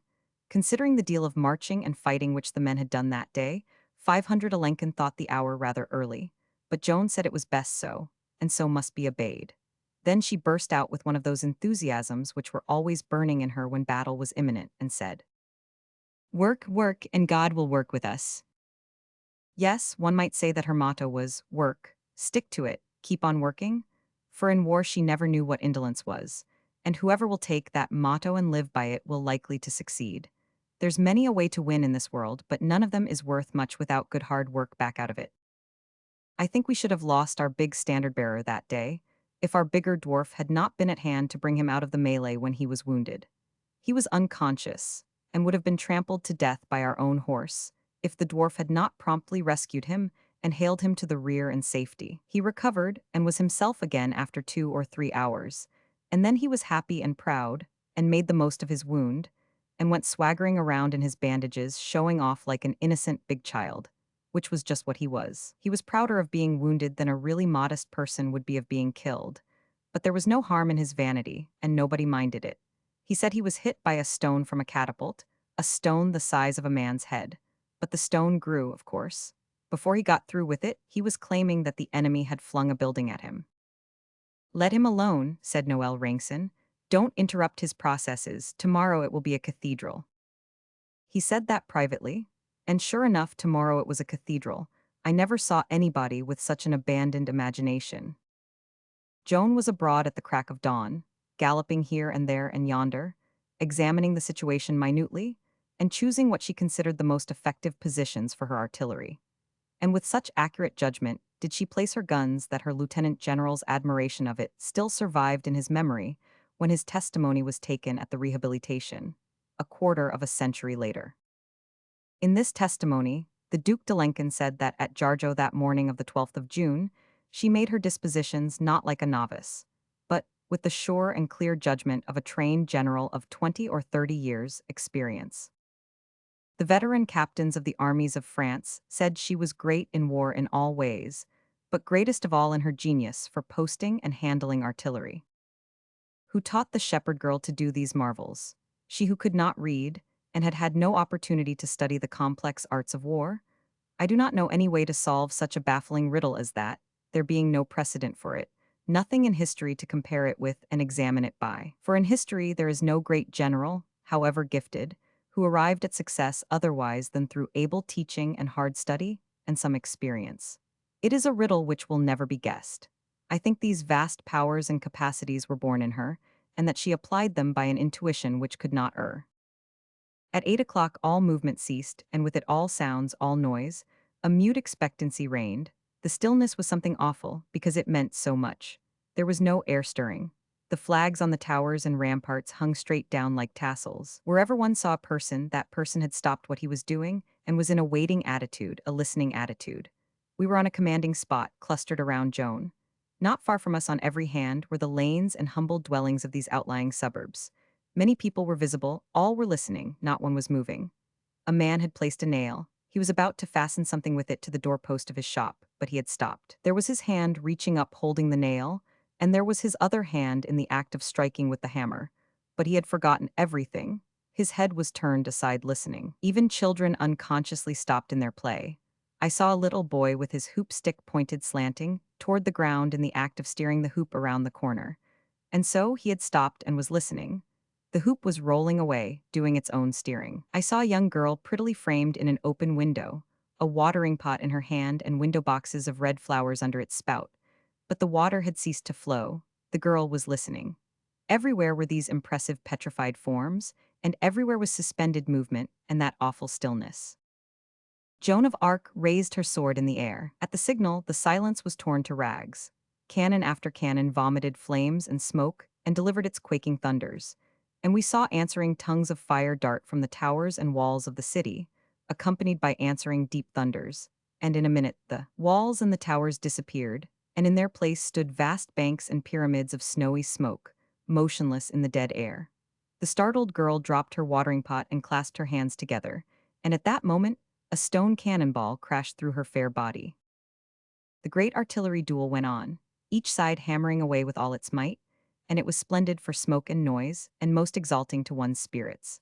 The poor little town around about us suffered cruelly. The cannonballs tore through its slight buildings, wrecking them as if they had been built of cards, and every moment or two one would see a huge rock come curving through the upper air above the smoke clouds and go plunging down through the roofs. Fire broke out, and columns of flame and smoke rose toward the sky. Presently the artillery concussions changed the weather. The sky became overcast, and a strong wind rose and blew away the smoke that hid the English fortresses. Then the spectacle was fine: turreted gray walls and towers, and streaming bright flags, and jets of red fire and gushes of white smoke in long rows, all standing out with sharp vividness against the deep leaden background of the sky. And then the whizzing missiles began to knock up the dirt all around us, and I felt no more interest in the scenery. There was one English gun that was getting our position down finer and finer all the time. Presently Joan pointed to it and said, "Fair Duke, step out of your tracks, or that machine will kill you." The Duc de Lincoln did as he was bid, but Monsieur du Lude rashly took his place, and that cannon tore his head off in a moment. Joan was watching all along for the right time to order the assault. At last, about 9 o'clock, she cried out, "Now to the assault," and the buglers blew the charge. Instantly, we saw the body of men that had been appointed to this service move forward toward a point where the concentrated fire of our guns had crumbled the upper half of a broad stretch of wall to ruins. We saw this force descend into the ditch and begin to plant the scaling ladders. We were soon with them. The lieutenant general thought the assault premature, but Joan said, "Ah, gentle Duke, are you afraid? Do you not know that I have promised to send you home safe?" It was warm work in the ditches. The walls were crowded with men, and they poured avalanches of stones down upon us. There was one gigantic Englishman who did us more hurt than any dozen of his brethren. He always dominated the places easiest of assault, and flung down exceedingly troublesome big stones which smashed men and ladders both. Then he would near burst himself with laughing over what he had done. But the Duke settled accounts with him. He went and found the famous cannoneer, Jean Lorraine, and said, "Train your gun, kill me this demon." He did it with the first shot. He hit the Englishman fair in the breast and knocked him backward into the city. The enemy's resistance was so effective and so stubborn that our people began to show signs of doubt and dismay. Seeing this, Joan raised her inspiring battle cry and descended into the fosse herself, the dwarf helping her and the paladin sticking bravely at her side with the standard. She started up a scaling ladder, but a great stone flung from above came crashing down upon her helmet and stretched her, wounded and stunned, upon the ground. But only for a moment. The dwarf stood her upon her feet, and straightway she started up the ladder again, crying, "To the assault, friends, to the assault, the English are ours, it is the appointed hour." There was a grand rush and a fierce roar of war cries, and we swarmed over the ramparts like ants. The garrison fled, we pursued, Jargeau was ours. The Earl of Suffolk was hemmed in and surrounded, and the Duc de Lincoln and the Bastard of Orleans demanded that he surrender himself. But he was a proud nobleman and came of a proud race. He refused to yield his sword to subordinates, saying, "I will die rather. I will surrender to the Maid of Orleans alone, and to no other."